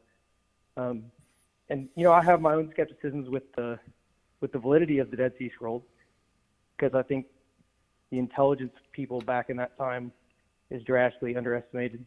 So you could have had a plagiarist type author who emulated that, but I think it's literally spiritual to me in nature, how those books were preserved through the time. The atmospheric conditions created by the Dead Sea, evaporating salt into the air, and allowing those scrolls to be preserved. And there's a copy of the Book of Esther that is 99, I think it's like very close to 100% accurate to copies of the Book of Esther we have now. So it gave validity to the Bible. As a Christian, you could kind of flex that. Well, we just found another book confirming Esther's 100% accurate. And you have these other books. It's like a link, some verses in the Bible where it says, we'll be given, knowledge is going to expand drastically. I'm screwing those words up, but I start to consider maybe we are meant to get these texts at the time that we've been given them. But anyway, I'll let you guys talk. I've been talking. That's what I believe about the Book of Enoch. The Book of Enoch was, it's meant to be revealed at a certain time, because it's a book of, as it explains more details about creation, and it gives great details about the end times when Jesus returns and everything. So I think there's certain books are unveiled for certain purposes at certain times, and I can say that with the Book of Enoch. But the other books, though, the Dead Sea Scrolls, I really haven't had time to really dive into them, But I got mixed feelings about them myself. So, but the thing is, we have the scripture to go to, and all the history proves, history and prophecy both prove the Bible to be true. Then when you look at these other books, like the extra books and all that stuff, the ancient books of Joshua, Jubilees, Enoch, and all that correlate exactly what the Bible says. It's like, wow, it's fascinating. Yeah, that's a really great insight, and I think I've, just with the culture around me and the people that I have to engage with around this, I'm getting more of feedback that, that's not canon, be careful, right? when I look deeper into culture right now, and I'm seeing viral ideology like the law of one, which is an obvious reversal of the truth that's in the gospel. It's clearly been hijacked. I wonder, why would I not use the discernment of the words I know are reliable that gives me this platform, use that discernment to see if these books are real. And having read them, it's only increased my faith, and I still hold them with a grain of salt. But I mean, in these end times, it's getting almost more and more apparent how valid it is. Absolutely. With some of the crazy discoveries being made right now, like these ancient megaliths, they clearly were made. I mean, not just with an incredible ability of masonry, but some sort of unique technology that. And I don't really buy into the alien label on it. I believe most of this technology our government is finally admitting to is fallen angel tech, and they've purposely manipulated themselves, gotten into our intelligence agencies, and we're seeing the mindset that would come from a demonic possession of our intelligence communities. It's, I don't know how to explain that very well, but yeah, that's what we believe too, because we know what the Bible says, these so-called aliens are fallen angels and Nephilim, so they're unclean spirits. So yeah, I exactly agree 100%, and that's where the technology is. It's ancient technology that's handed down to us, and it's nothing compared to what they have. I tell people too, like the phones we have, right, the touch screen and all that. That's not out of somebody's imagination. This is technology that was from them. They're the ones who gave us this technology, and it's old to them, new to us, of course. But this is nothing but ancient technology.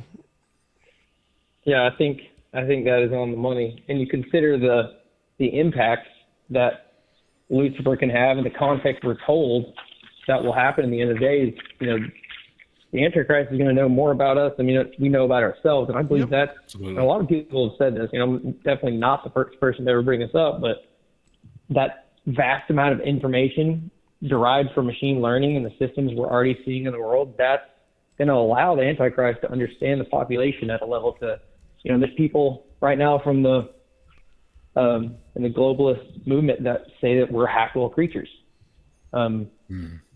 You connect those dots and you start to see a world where a leader with access to all these resources really could hack the majority of the population, really could convince them with, make them choose without really forcing them. It would be an unconscious passive choice to pursue what they already enjoy. Well, it's funny you said it's really creepy to imagine. Information and all that, right? How he's got all this information, because a lot of people don't understand that Satan doesn't have magical powers and all that stuff. So he relies on technology. So like we heard about these, the Chinese weather balloons going on, right? So, and I tell people, it's horrible that they're over there spying on us. But however, our government spies on us. They pose more of a threat to our securities and our personal privacy than China does, because they got fusion centers. When you talk about technology, this reminded me of the fusion centers we got in every state. They have detailed files on every single person that lives in that state, and they have all the details. They know when you went to Stop and Shop or one of the supermarkets, how many ounces of potato salad you bought and everything else, and all your social media things and everything. So they build up this whole database on every person, every citizen in the world, and of course Satan's got to have that and access to his head to be able to have all this information on people. Plus also the spiritual part too, where there's demons, like they're around all the time. So they've been around for thousands of years. That's why they can masquerade as your grandmother or something, and the familiar spirits. So they have all detailed information on everybody. So that's why in the end times they're going to know everything about you. So the AI, artificial intelligence, plays a role into that. Social media platforms designed not to keep us connected, but to keep us monitored. That's what they were designed for, and they're funded by groups like the NSA and everything else. Absolutely. Yep. And man, I deep dive. I've been a big fan of Elon Musk and his middle ground. The big move on taking Twitter and exposing the corruption in that system. But I keep researching. I keep going deeper and deeper, and I stumbled into some information about Elon Musk's past that I think is really important for everybody to maybe process a little bit. I mean, it's already, most people who it's gone pretty viral in other groups, and I think people may have heard of this before, but, Elon's past, he's part of these upper echelon families. He was raised by one, and the culture that he was around and the way he was raised, I just say everybody should go and research that.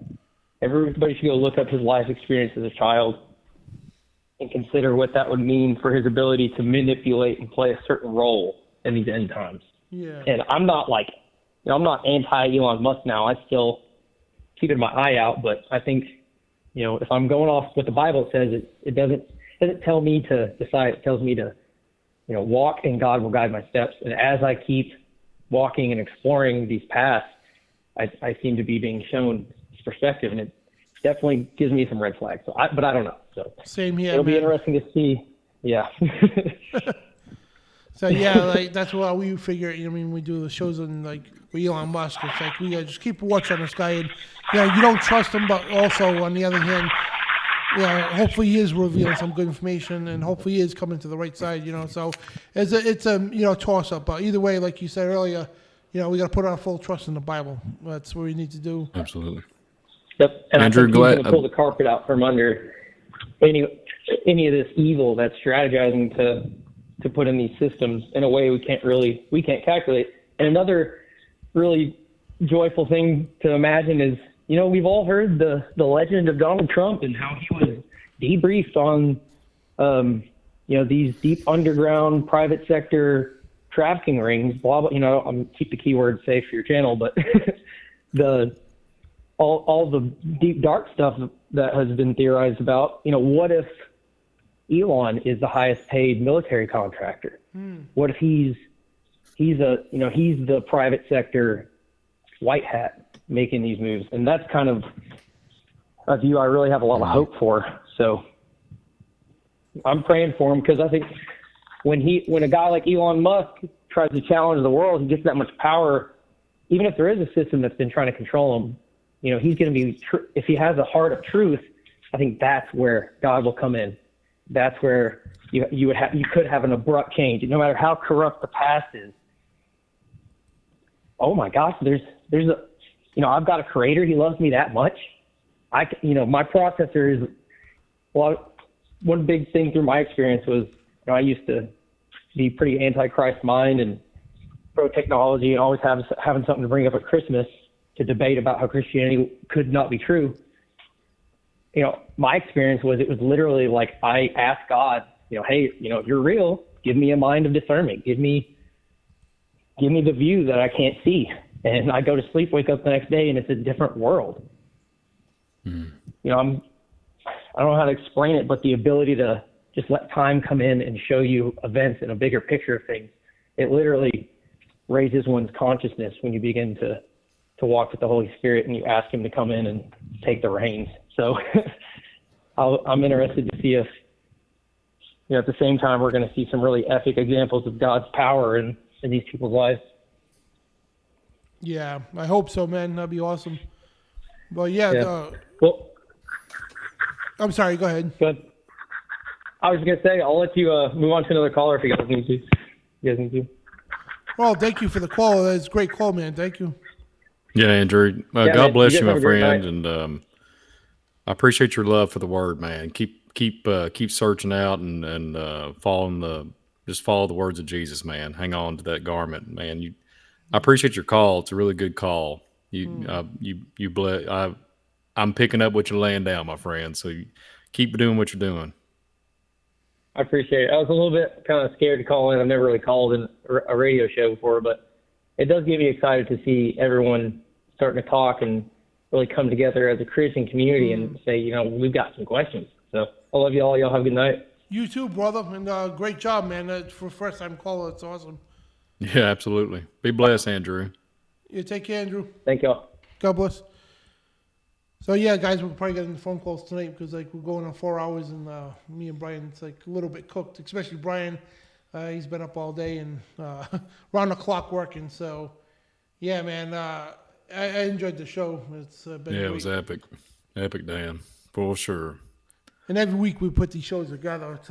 It's like really all to the wall, and And it takes us weeks because Brian runs his show and he helps with David Carrico at FOGC Radio.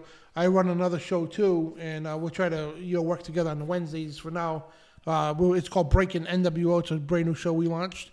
And if I get this Rumble straightened out, whatever the case, and the people that were supposed to broadcast on Rumble tonight, I had to take it down because it kept redlining. So we're going to upload the show on Rumble. So if you're watching it on Rumble later, we apologize. But we're going to get that worked out. But the Wednesday shows we're going to be doing on Rumble Live. So basically, it's just going to be all out, just attacking the New World Order. That's why it's called Breaking NWO, because we're breaking the New World Order. So it's inspired from that show Breaking Babylon from John Pounders. So it's nystv.org. So check that out next Wednesday. And we're going to get a Monday show going together too. So not this week, but probably the following week we're going to get a Monday show going. So talk about like new stuff and everything else. And on Wednesday it's news too, about prophecy and also all kinds of spiritual warfare stuff. Then of course the Spiritual Warfare Friday is here. We're gonna, we just dropped the Spiritual Warfare Wednesday. We made that Breaking NWO show, so just keep people up to date. And if you're new listening to the show, guys, thank you for tuning in, and please keep tuning in. And every Friday, guys. And by the way, guys, we got a backup YouTube channel. If you gotta take a minute in the description, subscribe to that because we learned a lesson the hard way. We had a YouTube channel. We had about 20,000 subscribers, growing fast, and YouTube decides they want to play, you can't say this or that. So they go to videos 10 years old that was there for 10 years, hit me with a strike. I can see taking it down, right? Take it down, it's fine. But they hit me with a strike. So I got 3 strikes and they canceled my whole channel. So that's why I'm not doing no more news on this channel here. We did a nightly news show and that because what got us in the hot water because they're talking about things they don't want us to talk about. So we're going to be doing that on Rumble. So to save the confusion, guys, just go to truthradioshow.com. And every day I'll post a link of where we're going to be broadcasting from. So if is he going to be on Rumble? Is he going to be on YouTube with this channel, that channel? Just go to truthradioshow.com. We'll have the link right there. All you do is click on it. That's it. Or if you follow me on beforeitsnews.com, we got that up there as well. So other than that, guys, we've got a PayPal, Venmo, and the Cash App, and also that coffee link in the chat room if you want to help support our operation and ministries. And the links are in the description as well. So please support nystv.org. They got their channels, of course, on YouTube and Rumble, and it's all free content, but they do get a paid subscription. They got their own servers, and if it's $8 a month, but if you want a free month on me, it's 100% free. You don't even have to enter a credit card. If you go to nystv.org, the links are in the description as well in the instructions. So type in promo code Dan the Man. That's one word, lowercase, Dan the Man, as promo code, and you get 1 month. That's 30 days free. Thousands of videos, thousands and thousands of videos on demand for free, documentaries and everything else. So go check them out, give it a shot, and you got nothing to lose because it's awesome stuff. It really is. So other than that, I'm done for tonight, guys. And Brian, any closing words? Just tune in for Rumble on Sunday at FOJC Sunday Night Live. The Snake Cult of the Hollow Earth. I'll be hosting it, and I'll have my buddy Brett Graham be hosting also. So yeah, just keep that in the back of your all's mind for Sunday night. I appreciate everybody being so nice and kind in the chat and all the good callers, and we appreciate everybody that donated. God bless you all so much. And thank you all for subscribing to the channel, subscribing to Visual Disturbance channel, and all the newcomers. Oh man, what a blessing. Thank you all for being here, and tune back in, hopefully and then go check out last Friday's broadcast. Did a time traveling Spiritual Warfare Friday, but yeah, bless you all. And you want to lead us out in prayer quick? Yeah. Do you want me to lead it, or do you care to lead it? I'll do it. I'll do it. Dear Father in heaven, thank you for everybody in this broadcast. Thank you for Brother Dan. Thank you for his brother Jason. Bless us all, Lord. Keep us healthy. And thank you, Lord, for all that you do for me. And just thank you for allowing us, me and Dan, to do this broadcast, and just the time together and the fellowship, and everybody in the chat, all the callers, all the people that's in need. There's a lady that was in the chat, and I forgot to mention this way up, and she's probably asleep by now. I think her name is Cookie Lady. Be with her home. She had an issue. I think there was a fire, and be with her and her family. Put a protective hedge over her, and I pray, Lord, that all the smoke damage and everything, that you'll just intervene and help them out with that. And just bless us all, Lord. And I pray, Lord, for a good Sabbath and just a good weekend and a good following week coming up. And just protect us, Lord, from all evil wickedness, because there's a lot of it. And just bless us, Lord. In Christ Jesus I ask. Amen. Amen. Awesome stuff. And yeah, check Jason out too. So Jason, thank you for joining us too. No problem. All right, guys. So that being said, let's just everybody have a great Sabbath. Shut the TVs off, the computers. Don't turn nothing on until 11 p.m. tonight. It's coming up Saturday here for the Midnight Ride, and so check them out. The links are in the description as well. So God bless, shalom, and you are the resistance.